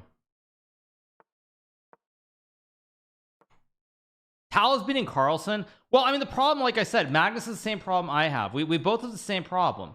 Like it's the same problem no matter who you are. The problem is when your rating gets super high, you just like what can you do? Like because you have to win by some massive margin. Like it's like I said, I feel like if I'm playing well, I can get to 3250, but beyond that, you just have to have a miracle dream run. That's it. Yeah, you have to have a miracle dream run. It's just that simple. Otherwise, there's just nothing you can do. That's just how it goes. I'm gonna play this, which is obviously not a good move, but I'm gonna do something conceptual here. I'm gonna sack an exchange. I'm gonna sack an exchange for dark square piece play. Basically, it's probably no good, but it's interesting. Yeah, he's playing Vinny Vidi Vici. That's I told you guys before. I'm pretty sure that's Alireza Firouzja, but I could be wrong on that. How do I do this? Let's go here, develop. Plays h4, which I think is slightly wrong. Because now my knights are getting in. Let's go here and take. I mean,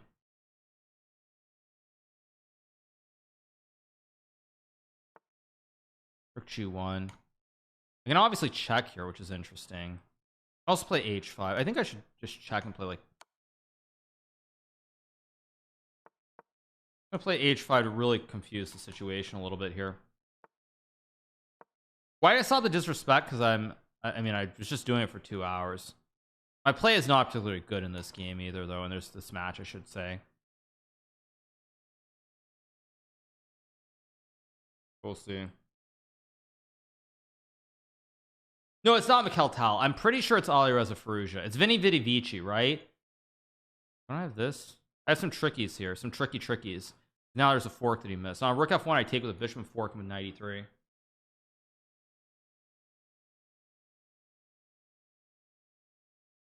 I'm pretty sure it is, but I could be wrong. I mean, there's a good chance that I am wrong. I mean, I don't know. Now I take and I just take and I'm fine. Or do I take with a knight? Actually, I can play knight takes as well. I think this is just correct. Put pressure on the bishop, and I can move the knight maybe, like knight here to put pressure on the pawn and bishop h3. I feel like I should have something here, but I don't see it, so I guess I'll just go back. Maybe knight h3 was better. Actually, I think knight h3, knight f4 might have been the way, but whatever. I guess I'll play a5 here. Idea a4. Go here because now I take, and I mean, this is really scary. If I take, and now I can reroute the other knight to c5. That was the whole point behind me playing this a5, a4. So I'm going to reroute this knight.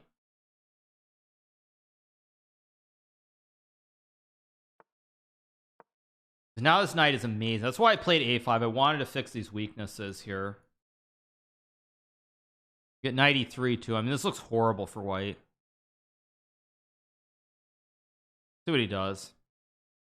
d1 logical, but I mean, I think now there's knight e3, and he's got problems with these pawns too. I mean, it feels like he's very close to just losing. I'm going to activate my rook. And I think these knights with these pawns are just way too powerful here. I guess I'll just go knight c2. I have knight. Okay, he plays rook b2 again. Feels really close to just being lost. I guess I'll just activate my bishop now. The b4, I just take the pawn. Yeah, I think that's just lost for white. He's running out of moves. I have check and take, and that's just game.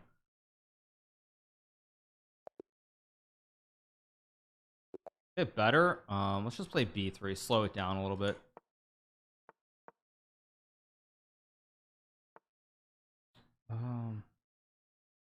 Play g3. Why not? Okay, so I'll go here. Yeah, +2 is not great, but it is what it is. We're just keeping it very, very casual. Let's play a3, knight d2. Winnie Vidi Vici, yeah, very funny, you guys. Thank you so much to Crybaby for the 4 months. Appreciate it. Thank you so much to FM John Curtis for the raid with 12. Thank you so much to FM John Curtis.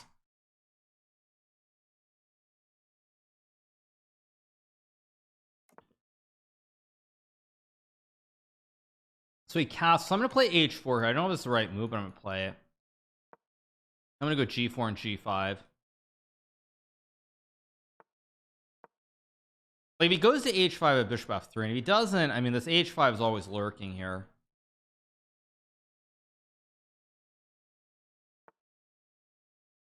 e4 is interesting. I don't want to go a4. c4 is also maybe interesting. Just put maximum pressure on the center here. Plays d4, which I kind of thought was a move, but somehow I didn't perceive it to be very scary. Knight c5, I'll take, and I think I'm just going to go e4 here. Maybe like bishop c1 and h5. I think I'm going to go h5 now just to attack. Because knight f4, I take, queen g4, and bishop h3. And I don't know if it's winning or anything, but it looks... Now, somehow I'm assuming that this is good for me. I don't actually know if it is, but I'm just assuming it is. Go here, because I'm going to go king e2, and I'm probably going to stack and attack. I also have queen h4 tricks as well. So queen h4, queen h7, of course.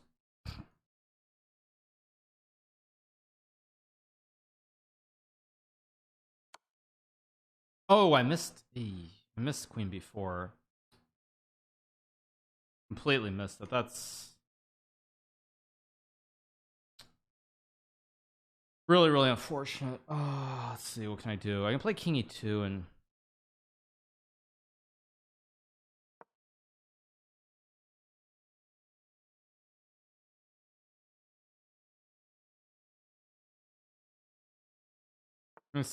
It was rook f8, which I feel like that's a mistake.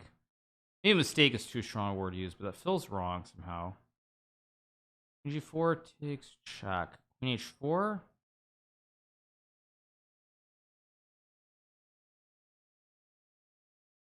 h6. Okay, I gotta come with a move though. I just have to, or I can't go to d2. What am I doing?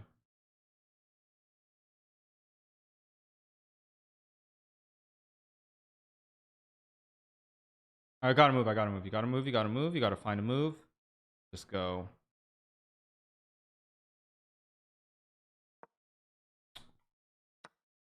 What am I doing?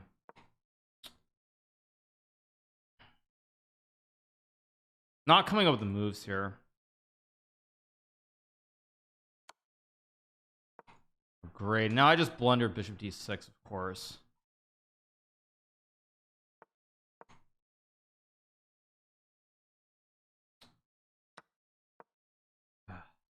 Ridiculous.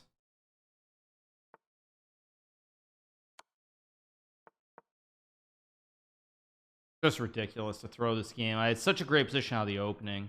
I was just much better. F8, I mean.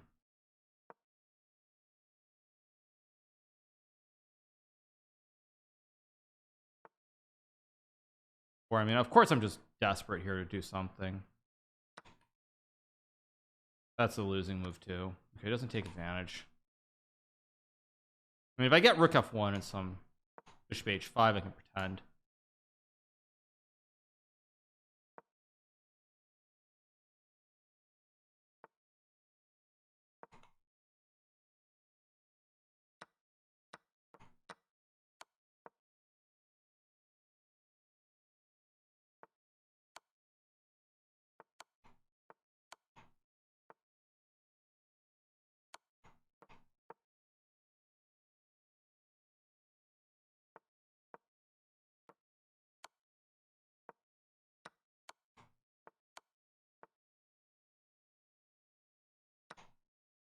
Oh, what was this?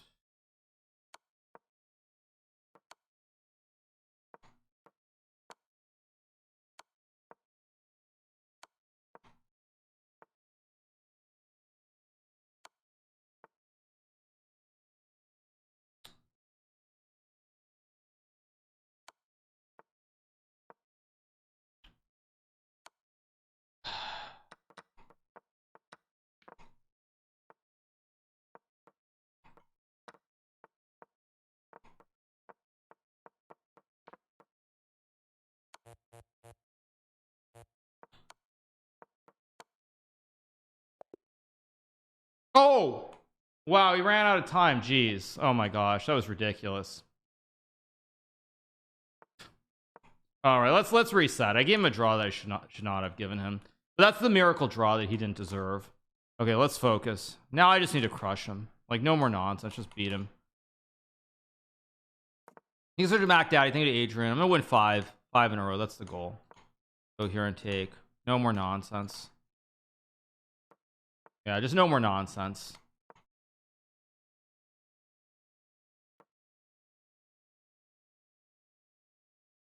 I mean, he was completely busted out of the opening, so that's why I don't really refer to that as luck. I'm gonna play the same. The one thing I don't like about this guy is the way that he seems to prep for matches. Like he does prep, it seems like, way too much. So I'm gonna play e5 here and take, because the other day he was just playing like random moves. Now he preps this knight b5 move, which I bet is a top computer move if I had to guess. That is the one thing I don't like. I'll take with a knight here and play like a6, I guess, or just take on e5. Not thinking though. I should have played a6 first. Take.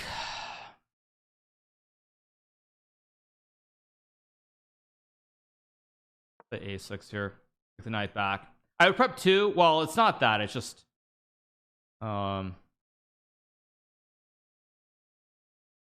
here, knight c6, I guess. Again, I probably should have played f6 too. Let's see what he does.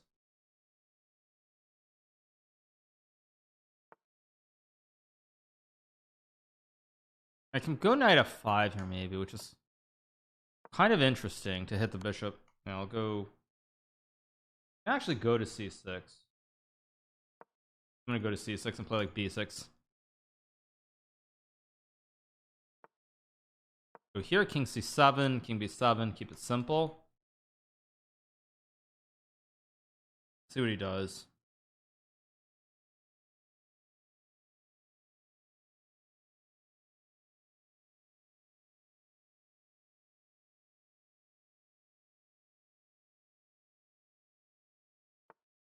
He goes h3, which seems like a doesn't seem like a bad move, but it doesn't seem like the right move.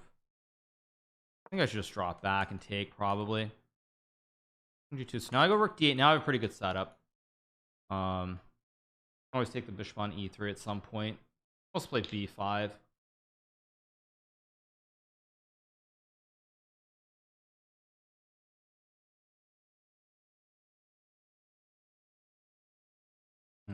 Go here. I should just move quicker. I'm being way too slow. He plays g4 now, which I don't particularly like.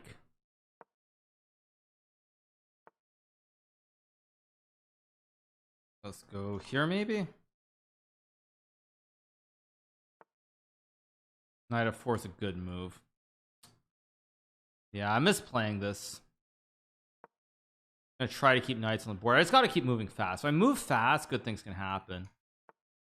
But then I allow this, which is also just completely insane. I guess I have to go here.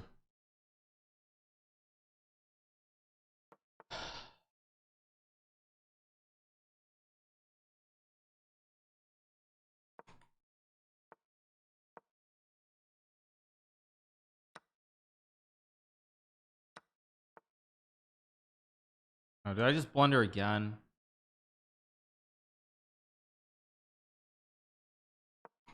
I just gotta move quickly. I'm moving too slow. F5.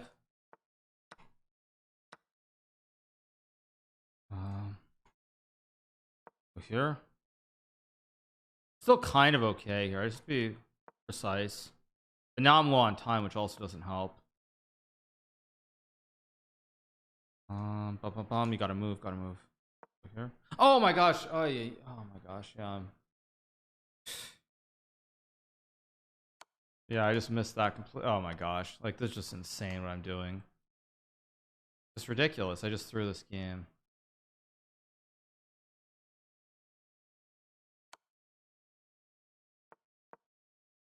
Maybe save the game, but yeah. Continue to play poorly like I did the other day.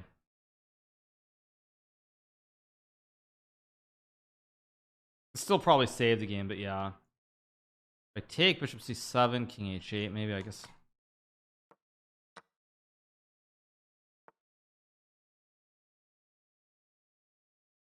There.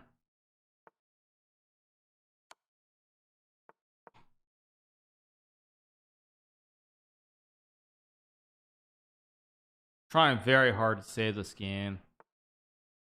What does a3 do exactly? I just take. I just have to make the draw here. That's all I have to do. Just save the draw and don't risk losing this game.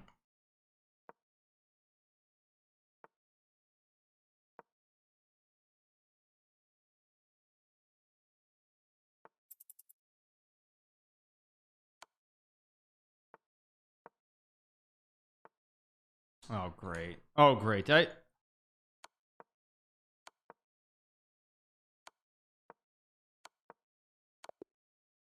Takes a draw. Yeah, I'm playing terrible. This is why you're better ranked, because I save these games. Yeah, but I'm playing terrible chess right now. Jet lag's still affecting me. Let's go bishop g2 and castles. Magnus lost 11.5, 9.5. That's actually kind of kind of shocking. Whoops. Play a4. Imagine disrespecting and then doing this on main. Yeah, I'm not playing good chess. Just a little bit off still, but it is what it is. Frustrating, I will say that though. Okay, I'm gonna go c4, which of course is just a bad move, I'm sure. Yeah, like what am I even doing here? I'm just not playing good chess. Emotional damage? No, this has nothing to do with that. I'm just not on. Wasn't on yesterday. I'm not on today either. Probably, like I said though, it's most like, as bad as it seems, it's actually probably a good thing for India in a weird way. The worse that I play right now, the better off I'll probably play in India.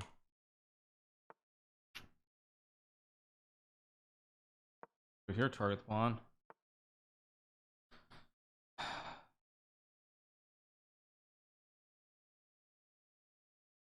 Can't even think of a move to play here. I actually literally can't think of a move. Gotta find a move, and I actually just can't think of a move.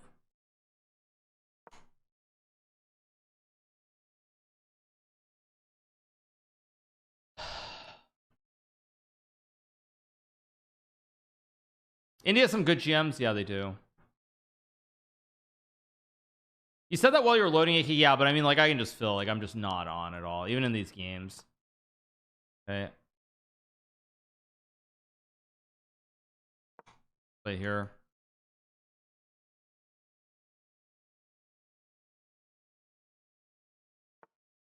It was knight d8. Interesting move. I'll play a5 to open up the queen side now. Knight before rook a3 holds the glue, kind of. There are days when you play better. Well, I'm 100% jet lagged. Like, there's no doubt about that. But I just feel like I still should be beating this guy, though. I really do. I mean, maybe I'm crazy. Maybe that's just delusional. But like here, I just can't. I can't think of a move to play. Let's go here. Should have gone to d2 probably. Go. Again, I feel like I'm on the verge of making a massive blunder in this game. Okay, it's rook d8. I guess I go here to trade. I mean, queen d4 I can trade and go bishop e3, and at least I can pretend that I'm okay. There's a guy that Levy blocked yesterday. Really? Okay. I don't know what that's all about, but yeah. e2 e4 is a problem.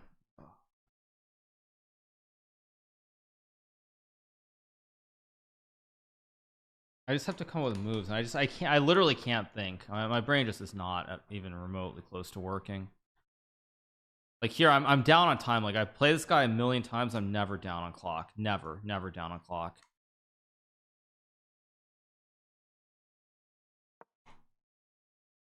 I'm like never down on clock against this guy. Now I'm somehow down. Wait. That's maybe a mistake, actually. Wait, made a slight mistake. I'm getting old. No, I mean, I was playing fine before I went to Hawaii. I'm just jet lagged, tired, out of it. Have a headache, which doesn't help either. But and there's still chances for me in this game. Luckily, I don't deserve them, but they're chances.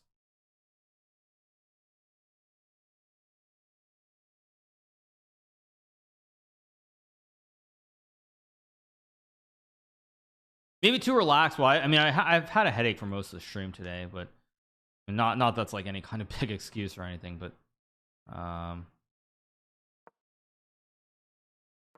again, like, why am I down on clock here? I should not be down on clock.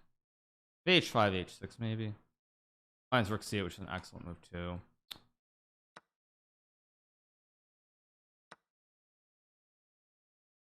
Again, I just can't come up with the moves.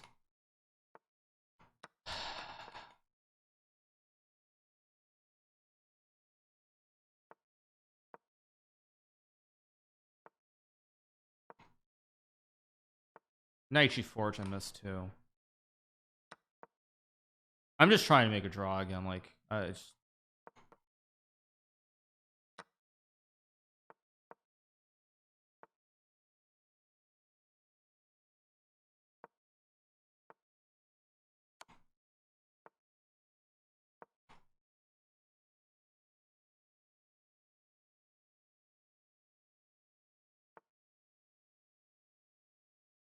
which one maybe?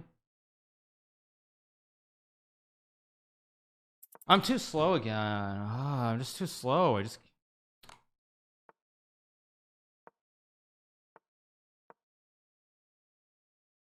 just blundered. Oh, do it. I'm too tired. I'm just much too tired. I can't do it. I just can't do it. I'm just losing every game. Yeah. No, I'm still just completely out of it from yesterday. Yeah, like, I'm beating him by a 2-1 margin, which is just terrible. It's not even the margin. It's that I'm just playing bad every game. The time really is the telling part. Like, I'm down every game. Like, this is a guy that I'm always up on the clock against, no matter how good or how bad position. I'm always up on clock, and I'm just down on clock in these games. Let's go here. I'll play a6 and knight d7, bishop f6. Yeah, I mean, I'm always up on time, always, and like somehow I'm just down on clock in most of these games, which of course means that like if I'm not doing well on the board, then he has time to figure it all out. 4. And I play bishop g5, which is my initial idea.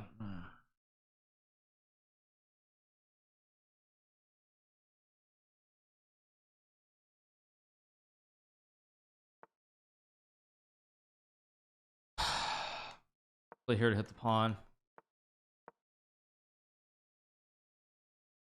If he takes, I just take h6. Game, I've got a good position at least. I don't want to blunder here. Gf4, queen f4. Okay. Just play good moves. Yeah, no kidding. Good knight f7 maybe.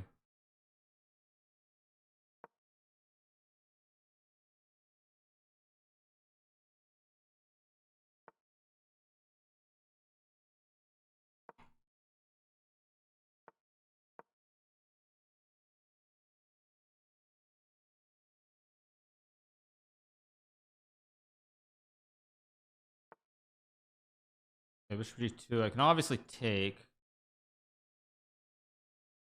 Gf4 knight f4 knight e5 maybe. I also have bishop e5 maybe. I hope this isn't a blunder. I have coffee. I mean, coffee's not going to get rid of a headache, but that's what it is.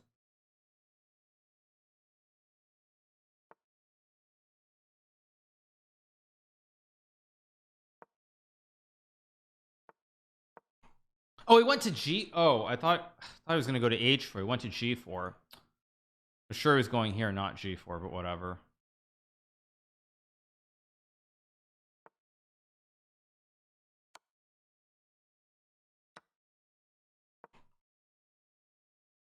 See, like here, like my position's not great, but I'm up on time, so it's like it's not the same situation. That's the main thing. Like here, like my position's not wonderful, but I'm not like down 10 years on the clock, which means that it's like it's not the end of the world. You can play like.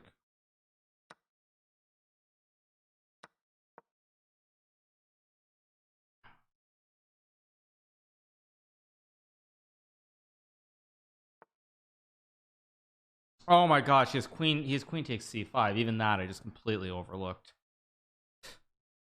Ah. Well, maybe I'm okay. I have rook f4. It's not that bad. I thought I could take, but his queen takes c5. Oh no, queen e1, queen d4, queen e5 is fine.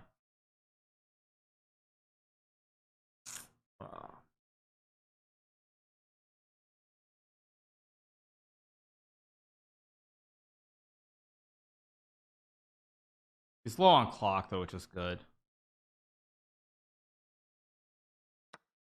Takes, which I'm very surprised by. I mean, I guess he figures he's going to try to draw the game. He's way down on clock. But yeah, see, this is the point. Like he's so far down on the clock here that like that's the thing. Like, okay, wait.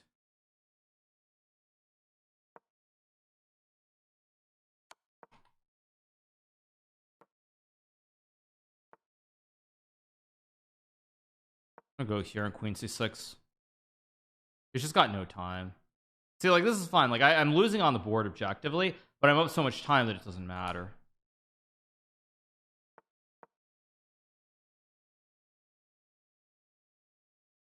Yeah, this is what I should have been doing from the start.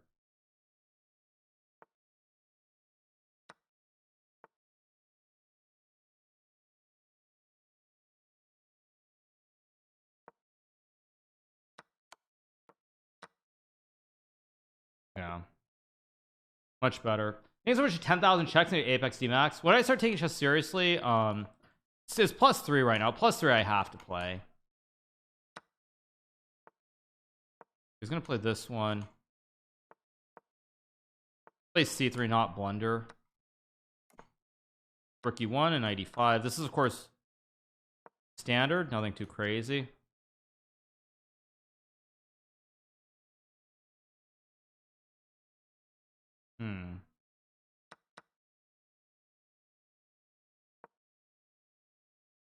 And down on clock, which is ridiculous.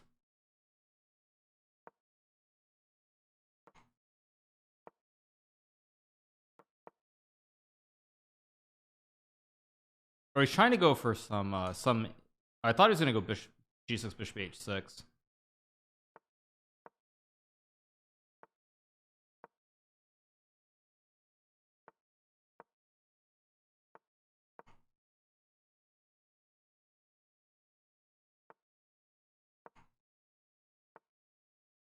If I have c4 here is a big question. I'm gonna go for it. It might be wrong, but I'm gonna go for it anyway. See what he does.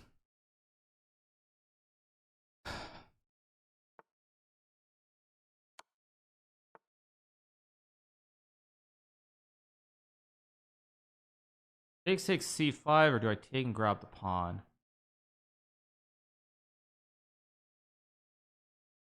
Bishop g5.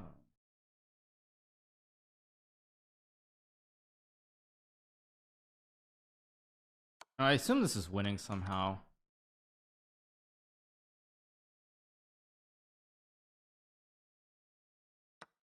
It's not, of course, because I missed this.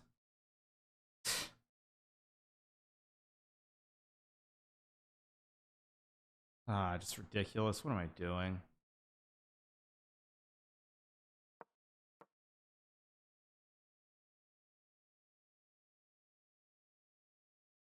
I should do some speed runs. Very funny, yeah.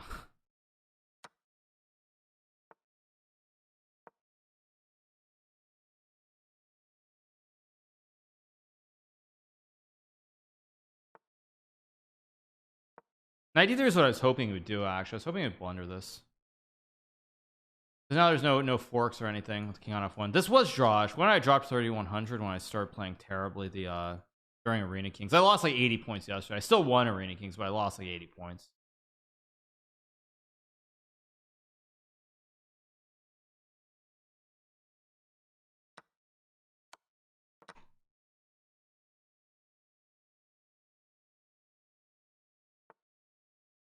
G5, interesting choice.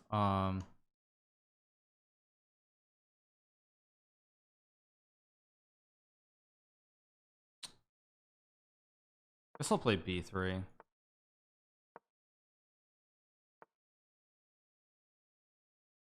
Take if I want.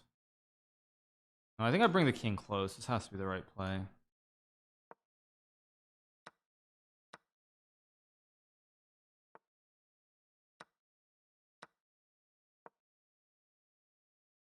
That's just a draw, though. This is a resumption of garbage play by me.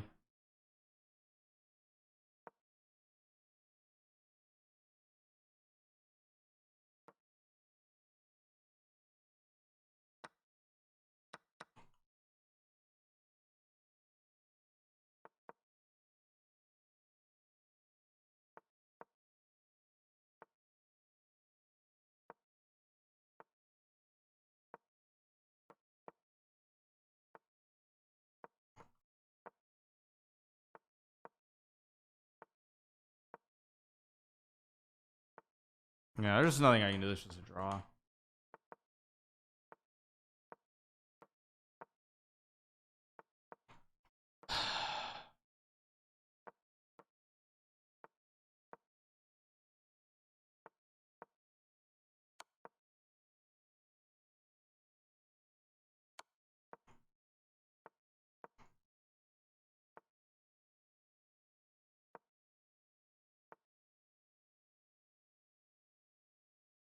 Yeah, that's a good move too.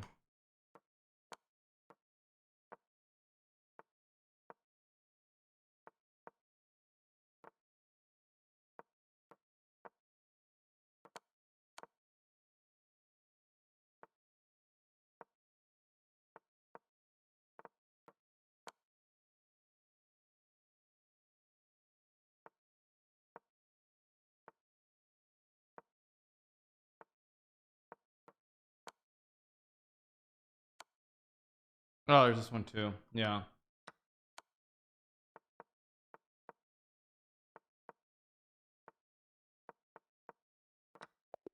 Yeah, horrible. What's up? Not much. I'm just playing terrible chess.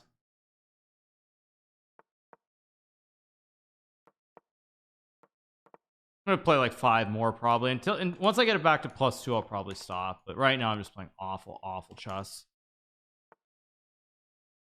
This is also what Dan normally plays. Can I give you updates on things? No, sorry, not right now.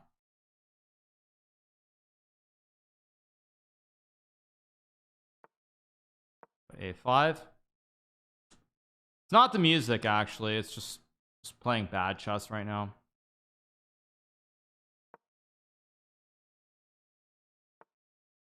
I'll give him the pawn, I'm not worried. This is what Daniel would do anyway.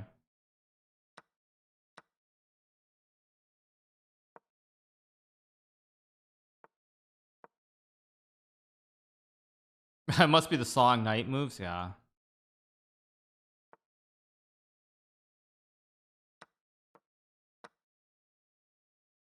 Some form of trolling. I am playing badly because normally I beat him by like I beat him 9.5 half the other day. Like, so yes, it's not, I'm not trolling. I mean, I beat someone 9.5 half and then I'm like barely beating them. Like, that's not trolling, I'm just playing bad chess. The difference. Let's see.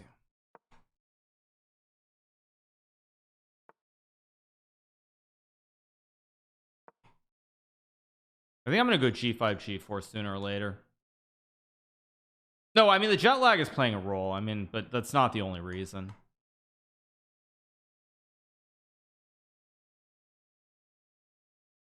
What's the actual threat? Because I don't see his actual threat here. Like, he doesn't have any entrance here.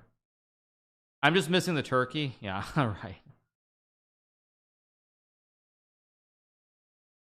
What he does here. What was B6? What the heck was B6? He wants to go knight B5 and trade.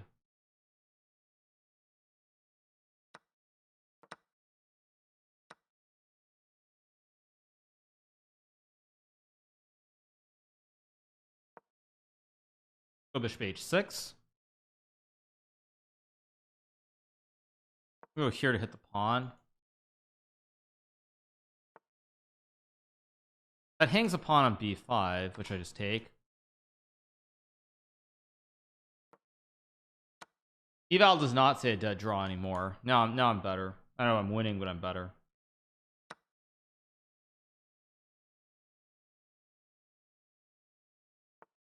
Okay. Makes a nice blunder to lose this game. That's 1. 4 more to go. Let's keep going.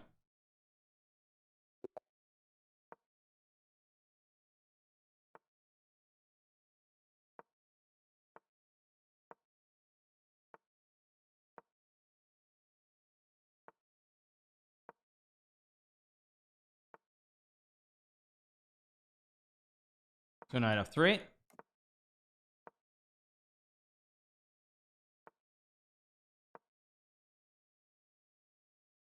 I should farm Magnus, right? Take and play like C3, I guess. Or does he have E? Maybe. Go here.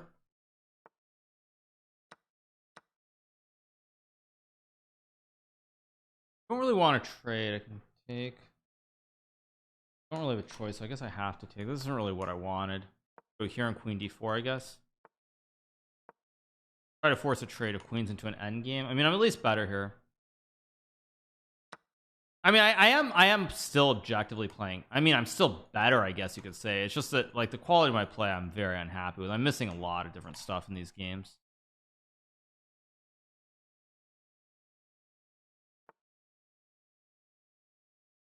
Go here because I have bishop A4, maybe. Go here. The play itself is relatively okay. I mean, I'm not like mad at. Well, I'm at the quality and the time usage. Like, the score is fine. The quality though is not good. The quality in general, I'm very unhappy with. I guess I'll go to D2. I mean, maybe it's wrong. Let's play B3, cut him off. Plays H6, which looks a little bit suspicious. I'm gonna go rook G1 here.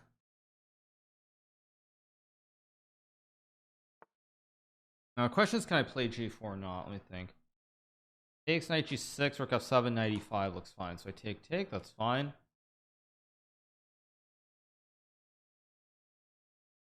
Okay, I should be quite a bit better in this position. Let's see what he does. No, it's not great though. Not great.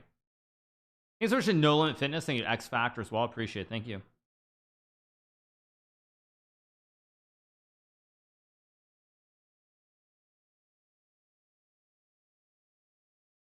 See what he does.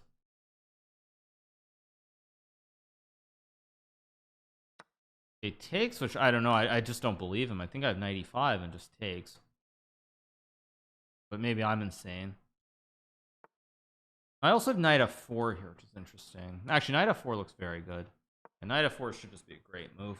So I take the pawn, I keep the file closed, and I should be winning.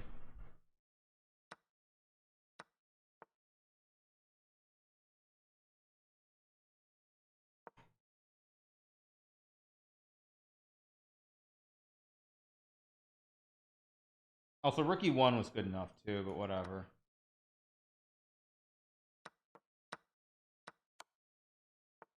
Should be winning. I just have to be smart about this.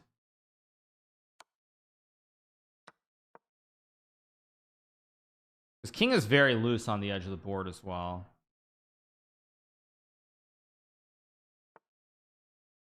b5. I can also just take on b7. I can also just check and take. This probably is the cleanest way to win. Would I please consider adding for the day? What do you mean adding? Or somehow here, even this is like very tricky to win. Yeah, I mean, this is crazy. Somehow even this is not easy to win. I am winning, but this is not easy. I allowed rook a3, which is ridiculous. What am I doing? King c3? King c3 is just winning. Knight c5, I have king b2. Knight a5, king b4. Knight c1, king b2. What am I doing? Yeah.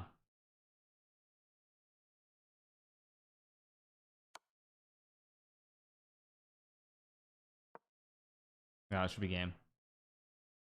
Oh, he's got... No, I take and I have rook b1. Okay, there we go. There we go. Okay, two in a row. Two of like 6.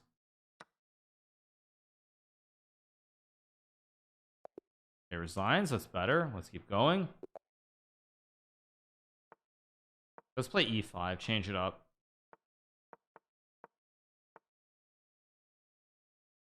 Oh, he wants to play this one.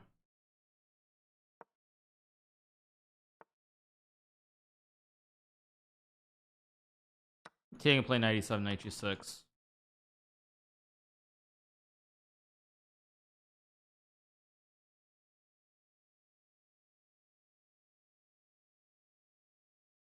See what he does. Queen b3.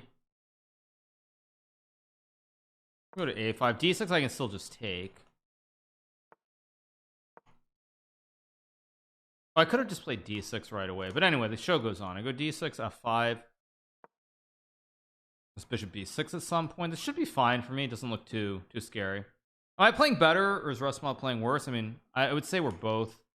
I'm playing better than I was before. That doesn't mean I'm playing great though. I'm gonna go f5, f4 or something. F5, I can just take, of course. My play is definitely, the time at least is much better in the last couple of games than it was before. The time usage is much better for me in the last couple of games. That doesn't necessarily mean like, again, I don't have a great position in this game, but time will count for something down the road, you would think. Let's go here. Maybe I'll reroute the knight. I think I'll play rook a7 maybe to hold the pawns. I mean, I think it's Ali Reza. I don't know, you guys, just to be clear. Like I don't really have any good read, but I thought it was Ali Reza. It was f4, interesting choice. Good move. I think that's actually a very good move by him. What the heck is going on? Yeah, see, like I just allowed f4, which was just so stupid by me. I guess I have to go here, takes, and I have rook e7, I guess. Go here, and I have rook e7 and takes, I guess. Oh, do I have c6 maybe? I can also take and play rook e6. I don't want to burn too much time here. Wait. Oh, e7, knight c7. Do I have like... No, I don't have b5. Like there's something here that I'm missing. I don't know if it's b6 or I'm missing something. Go here.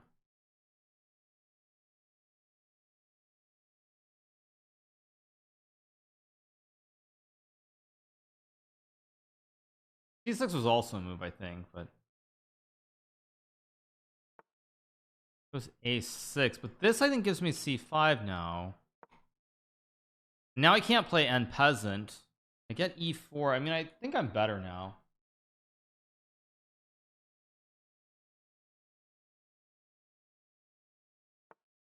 c1, I expected that. I go here. I can take and take. Queen b5. Okay, but now I just take and I take with a rook. I also have queen d4 and knight g4, but I think I just take. And you can go bishop b7, but then I get check and e4 anyway.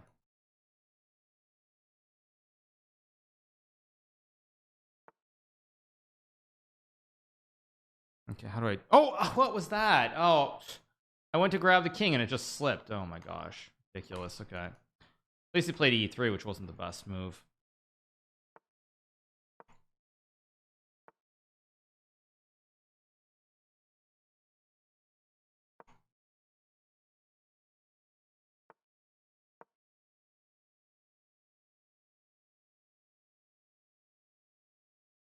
Yeah, I'm making a lot of slips lately. It's actually a little bit disturbing.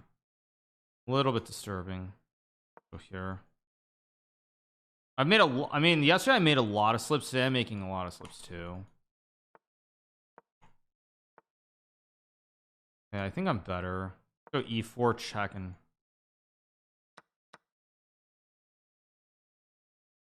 Probably want to play h4 somewhere in here. Let's go h4. Of course, why did I do that? That was ridiculously bad.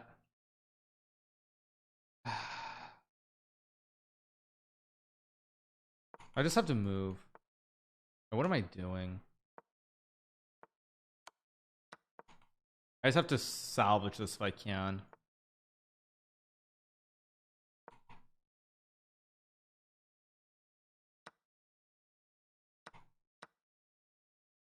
I mean, I can make a draw. I think I have to make the draw.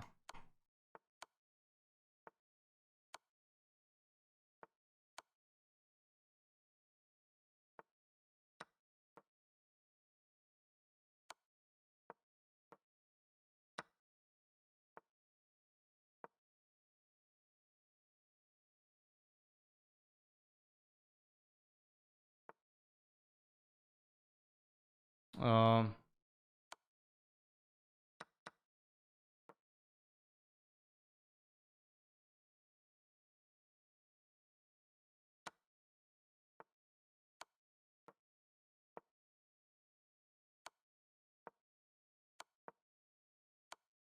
there we go.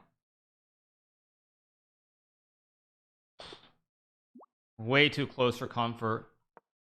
Way too close for comfort.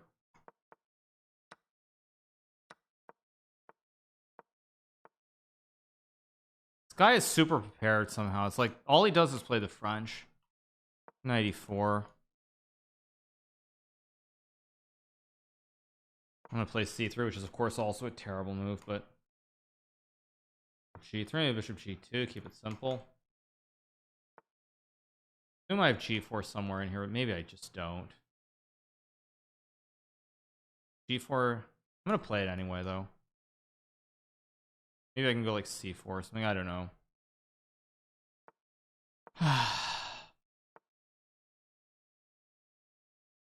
This castle, why not? Keep it simple. I can still play d4 somewhere in here. Maybe I go rook c1 and d4.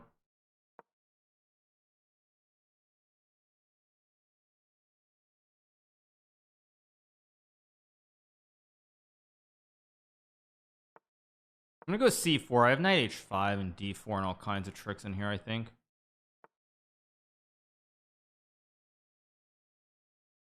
Probably not a good move, but let's see.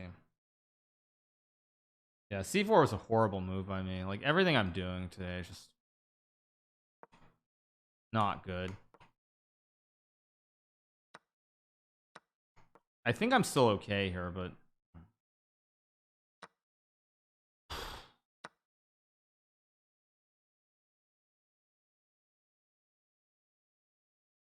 also I should have taken with the bishop. Missed bishop g5 there.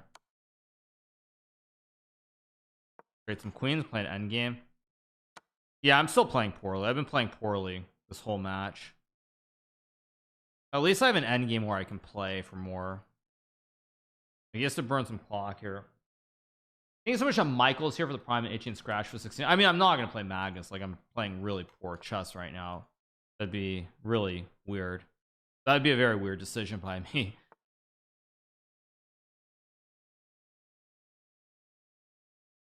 Still going to go for it. Why not? Of course. What the heck was this? Yeah, I mean, this is a perfect example. Like, I just miscalculated this exact line.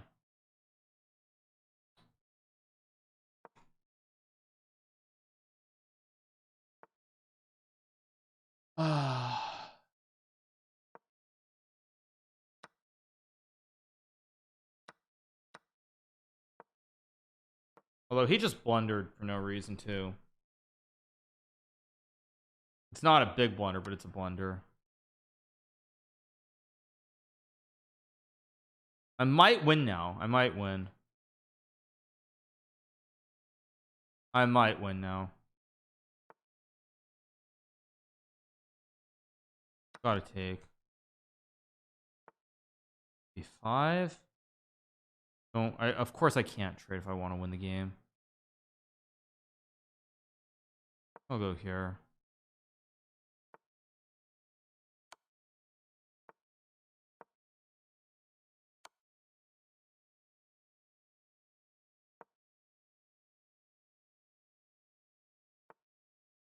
Okay, there's got to be something here that I'm missing. Okay, rook c6, rook d5.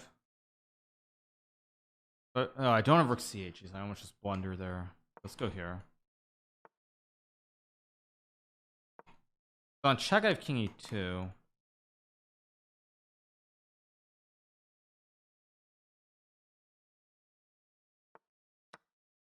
I have check with knight e6, maybe. Gotta be something. Okay, let's go. Not rook a4 because there's knight b5. There's gotta be something here. Well, maybe I can just go rook c4 actually.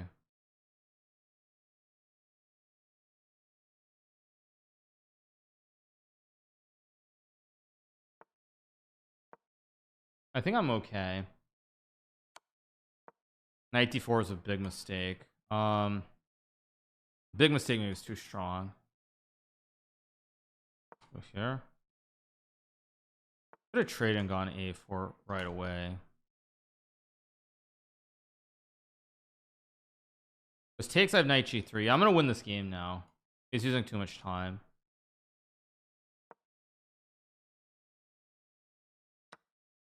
I thought I was gonna win this game. I mean, I still should win. I'm gonna win on time probably, but again, another game where I found a way to mess this up. Okay, let's start running the king.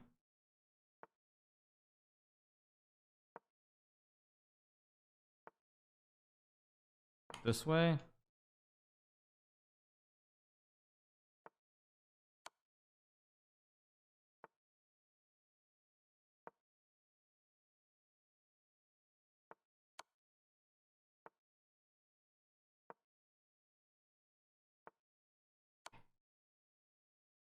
Yeah, I mean, I'll flag him, but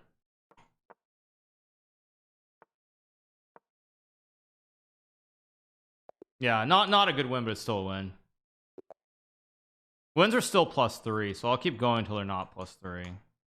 Let's play Dutch. I teach Levy how to beat this guy. Oh, is Levy losing to him? Actually, I think Levy playing against this guy would be a bad decision because this guy is he's very systematic. He's very fundamentally sound. And someone like Levy who plays specific systems, I think actually like someone who like Levy who plays a set opening, it would be a bad matchup.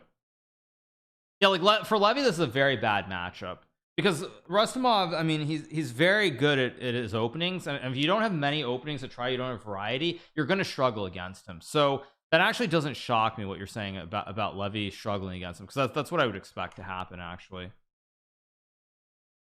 Oh, it happened a while ago. It wasn't recent. Ah, okay.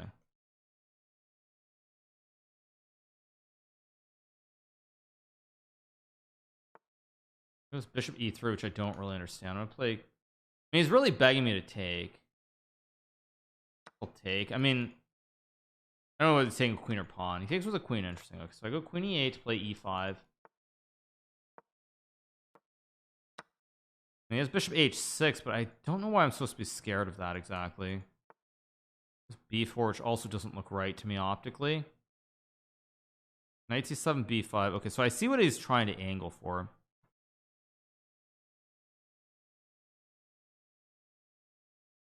f4 is not a great move. I think I have to go e4. I don't really want to play it, but I think I have to play it.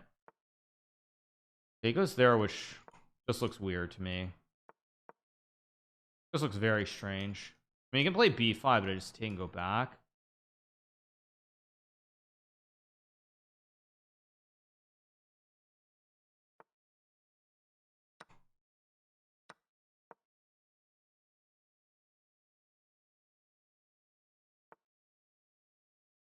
Take and go knight c7 here. Hit the pawn. I have g4 and takes, I thought. The knight c3? Still not clear cut though. Actually takes, I can go knight c3 right away, and then takes. Not so bad actually. Which GM you're most afraid of? Tactics? I wouldn't say there's one in particular, but it's what it is.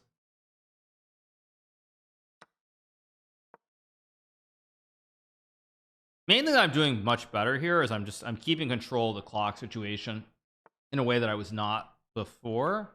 Yeah, see, now he actually gets careless. He just blunders knight c3.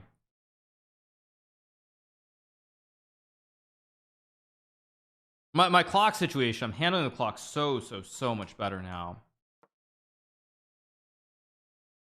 That actually is making a big difference here, because like he's feeling the pressure on the clock very quickly in the games now, and he's making some blunders more so than he was before.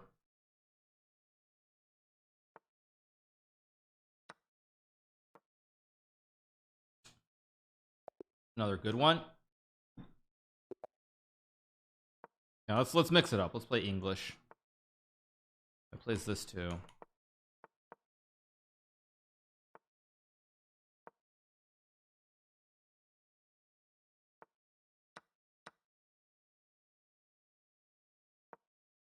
Of course, I misplayed the opening order in this game, but still fine. I'll play d4 takes and d5. Do I have rhythm? I mean, I still don't feel like I'm playing great shots, so I think I'm playing okay. I would not say that I'm playing great. I'm playing decent though. My time usage, like a lot of the little things, I'm doing much better now. I expected that. Go h3 and takes. Bishop f3. Whoa. Wait, that kind of took me by a big surprise. Wait, I think I'm gonna go like a4, a5 now, maybe. Goes knight. He goes rook c8. Okay, I'm gonna go a5, kick the knight back, play a6. There's still bishop g5 lurking too.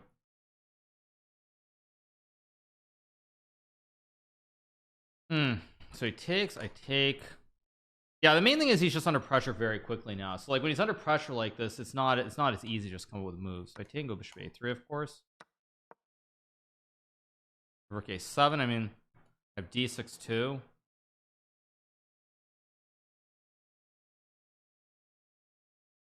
And when he's under pressure like this, where he has to sort of come with moves immediately, he's struggling a lot more. It's very, very important to note. That's why the time really does matter. He goes knight b6. I expected that. I mean, I can play rook d1. I can also go queen b5 though. But he's knight c4. Okay, so I see his idea. Let's just go here then. It's gonna go here. That's just a free pawn. I will gladly snap it. Yeah, so we're in an end game here. This is not going to be the easiest end game to win, but I have an extra pawn. I can play h4. He has the blockade, which makes this a little bit tricky to win, but I'm not worried. I'll just take e8. I expected that. We'll go here.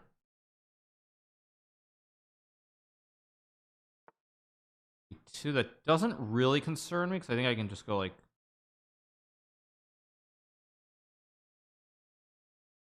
bishop g4. Oh, I missed rook b2. Ah, that was very bad. Okay, it goes there, which gives me h5. I should not have played king g7.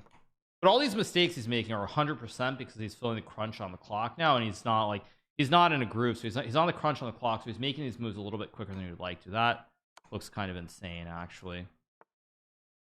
There's really no way to win. Maybe there isn't. I'll go here. Why not? Keep the bishop on the safe square.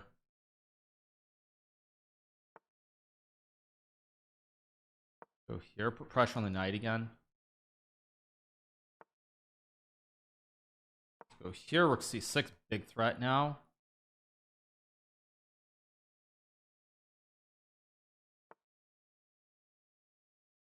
Knight e4. Let's see. I have rook c6 here. I also have queen b4 check, maybe.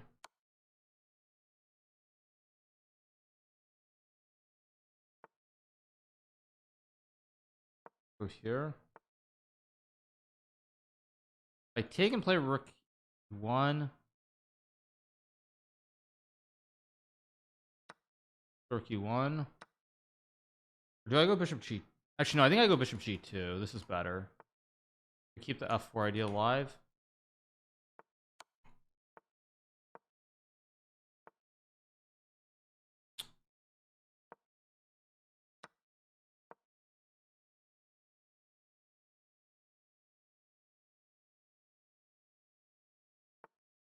Of course, he finds that. I'm gonna go here and rook f7, I guess.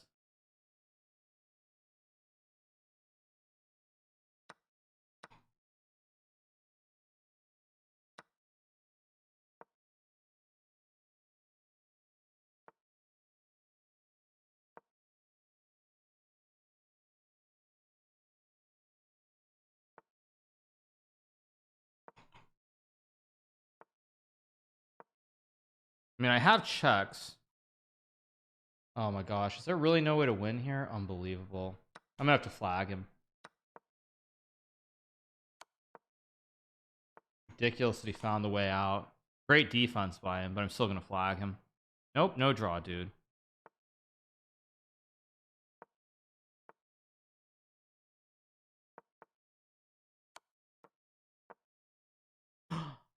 Oh my, ridiculous.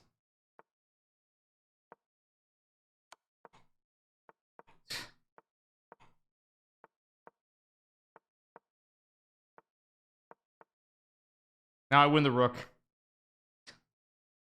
Actually, no, I should take the knight to avoid checks. There are no checks here. Yeah, very important to not blunder there. Thank you so much to Faru. Thank you to Pedrovsky.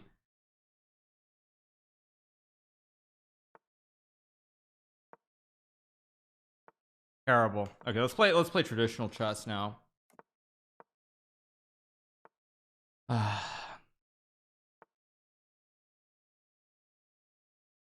I think Wesley took against me. I'm just gonna castle here, play simple. Yeah. Even when jet lagged is a goat, not really. I mean, that game was so bad by me. I'm gonna survive, but that was terrible. Play knight c6. Is it going queen c1? He is. Okay, so let's just go here. I'm gonna go f6 and takes. I don't know if this is right. Probably not. 94 or something. This a5's got to be right to stop b4. Seems wrong. 94 takes.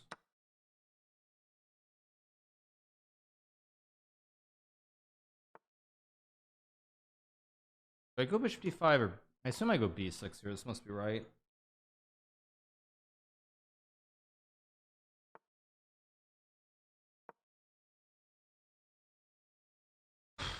Yeah, it is b4, which of course I conveniently forgot existed.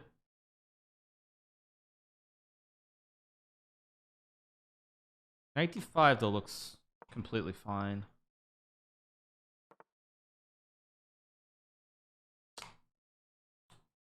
I missed queen b2.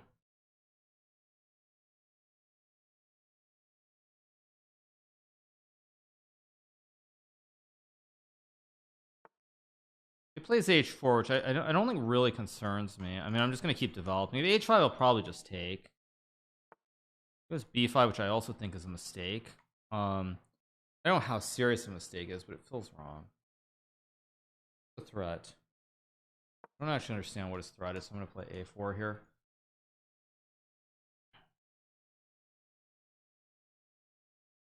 See what he does.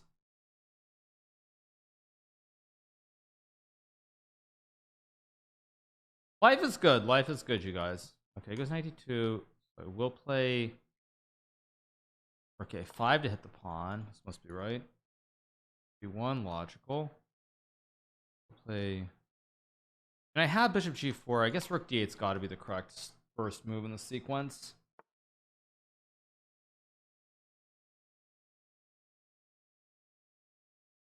Like bishop d5, queen d4. Maybe just knight f5.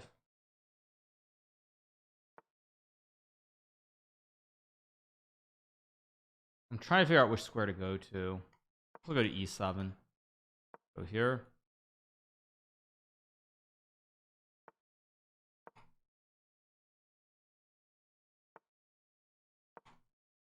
Starting to misplay this.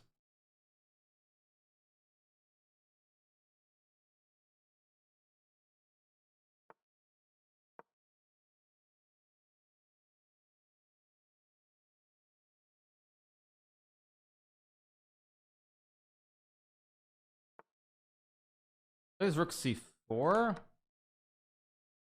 That's a slip, but it's a weird slip. It's like it's maybe slip is too strong a word to use, but I'll go here on 95. Oh, I should have put the queen on f8, not. Oh, what the heck was that? Yeah, I still find a way to blunder even now. I put the queen on the wrong square. It's supposed to go to f8, and then like I'm worse, but I'm not just busted. Oh, it goes. Wait, that's not the move I expected. Wait, what? That's not the move I expected at all. Wait a second. Okay. I have to come up with moves, so I'll play h6.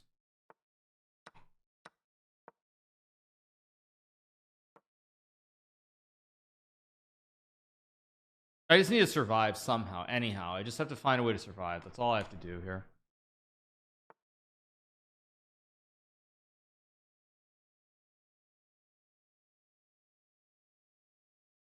I gotta find a move.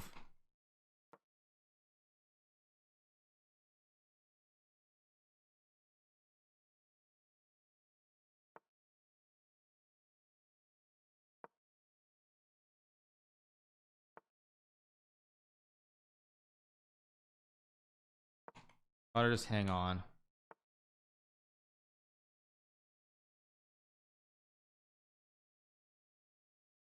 You gotta move. Gotta move, you gotta move. Okay, blunders. Okay, now my rook's active. Now I should win the game. Time is even, so I'm in good shape again. Yeah, he's not gonna survive this because now my moves become too easy to play.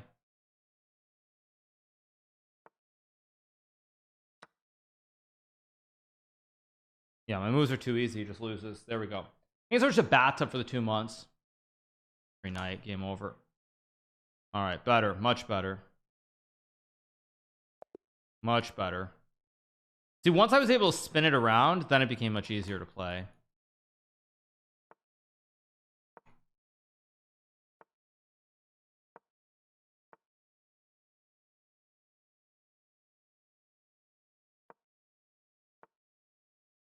Let's play d5, something simple here, just easy chess.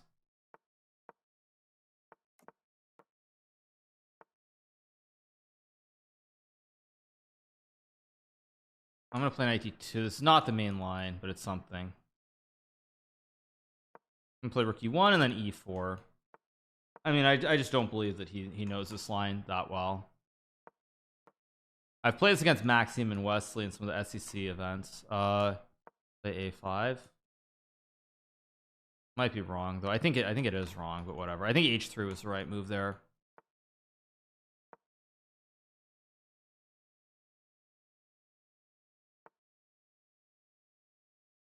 Yeah, bishop b5 I think is actually a good move. Take. I don't want to move the bishop. Let's go here and take.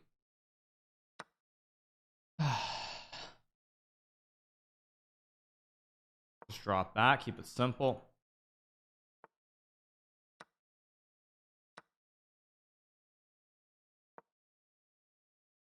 I'm gonna go f3 and bishop d2.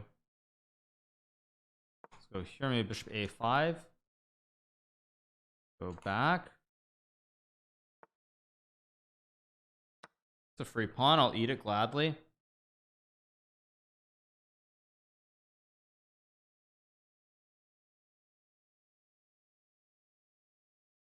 Two times 0. I don't know what the score is, but it's something. Queen b8's a bad move. I just go bishop c1. Maybe bad move's too strong. But I'm starting to take over again. It's a good move also. We'll go here to hit the pawn. 85, I expected that. Now I think I can play knight a4, and now I hold the glue kind of. The knights aren't all that great.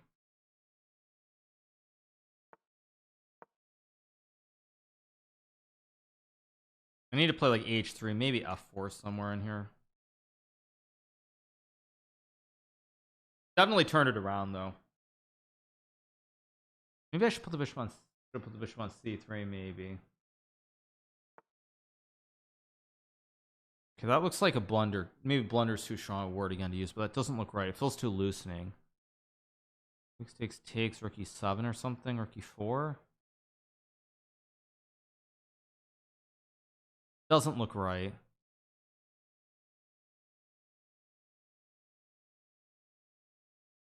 But I don't see it, so I'm just going to take and play bishop d2 to avoid any stupidity here.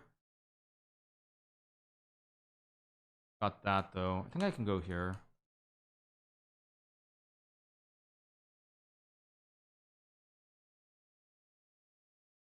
I think f4 was a better move, but whatever. Just there. Play here. Yeah, I'm under a little bit of pressure here. It's tricky to play. I think I'm still okay, but I have to be very precise here. Knight b6 or maybe knight c3. I'm gonna go here, knight e4. Not worried about the pawn. Let's go here to kick the queen back, and then I'm gonna go knight e4 and just try to play the game. Rook a2, rook f2 I just take. There are no tricks there. Because now I rook a6 again.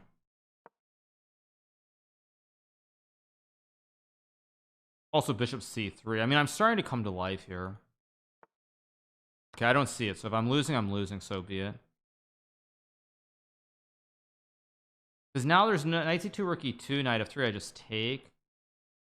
Knight f5, I have rook e2. Does XUC still play chess? I actually don't know. Oh, wait. Bishop c3? Rook f2, I just take and I'm safe. Queen f2 is no good.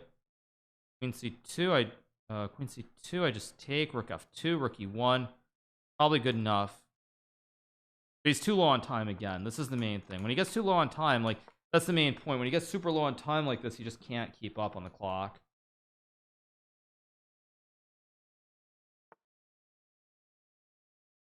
Okay, so knight a3. So now I can sort of cruise. I just have to find the right moves. Knight g5 looks like a good move to put pressure on the rook. Knight e6 coming in.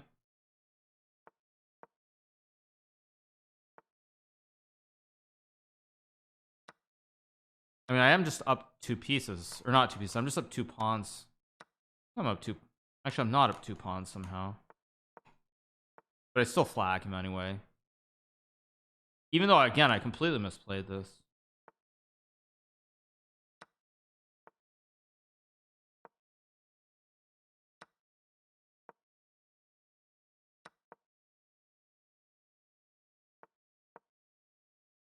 Yeah, there we go.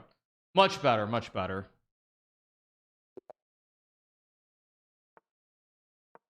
Stick to the basics. Really important that I put pressure on him on the clock. So when he's under pressure on the clock, he does not react very well, as I've noticed. His reactions are not good. 2 more for what, adoption? 2 more for what exactly? Yeah, I'm a little confused. 2 more for what? I'll play h6 and g5. Oh, 2 more for adoption? Ah, okay. I didn't actually realize that. To play e4 here. Oh, no, actually, I can't. I'm gonna go g4 and just like f4. It's gonna go all in here and attack him on the king side. It's like h5, h4.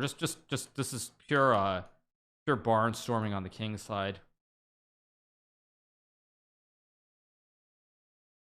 I don't even know if this is good, but it looks very scary. I mean, I just have this massive attack on the king side. It's pretty good. Caveman chess, yeah. Happy Turkey Day. Same to you, my friend. Same to you. I don't know. Does c5 worry me? I don't think it does. I don't care even. I mean, there's just so much pressure here on the king side. Expected that. His bishop a3 idea. So I'm gonna go here, try to really open up tricks on the diagonal as well. It's funny because it looks really, really good for me. It's not easy to prove anything here. H7 or G7 is a question. I'm gonna go to H7. I don't know if it's right, but I'm gonna go here. Okay, 1. I expected that. I can play rook b8. I can also trade. I mean, wait, if I trade takes. Wait, that's just a blunder. Wait. That's just a mistake by him. Okay, yeah. Now, do I take or do I take on d2? I think I should take on d2 and then take on g3 and take on g3. And this is very bad. Knight f4. This is game over. Another win. Another win. I find this to be the best content you stream to straight up blitz. Sometimes it is. I mean, I'm not playing great, but he's kind of cracking finally. At the end here, he's cracking. I have knight f4, queen h4, and this is just GG on the spot almost. I go here, target the pawn, knight e2, queen h4. I mean, it's just very straightforward. Let's take and queen h4, of course.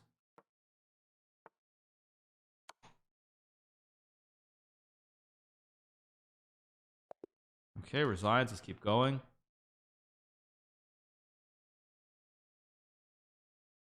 What's going on? He's done at 19.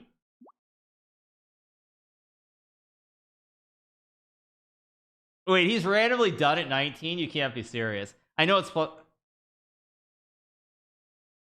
That's just so funny the way he was accepting every rematch instantly. Okay. All right, well, if that's the case, then so be it. All right, you guys. I guess we're going to cancel a prediction. Yeah, no refunds, yeah. I mean, that's disappointing, but it is what it is. Yeah, not playing good chess. Obviously, I have a raging headache. I'm going to call it a day, you guys. I'm going to call it a day. We will be back tomorrow at around 9 a.m. Eastern stream for a couple of hours. Hopefully the jet lag and everything else is gone, but it is what it is. Anyway, I'm going to call it a day, you guys. I'll see you all tomorrow. We're going to send the raid over to I believe Box if he's online. Let me make sure he's online. But yeah, assuming he is, I'm just going to call it a day because I'm pretty sauced right now. I just don't have much in the tank. He is live, so I'll send the raid over to Box and I will see you guys all. I'll send the raid to Box and I'll see all you guys tomorrow morning for a final stream before I leave for India for the Tata Steel event. See you tomorrow. Hope you enjoyed it. Happy Thanksgiving. Keep it real.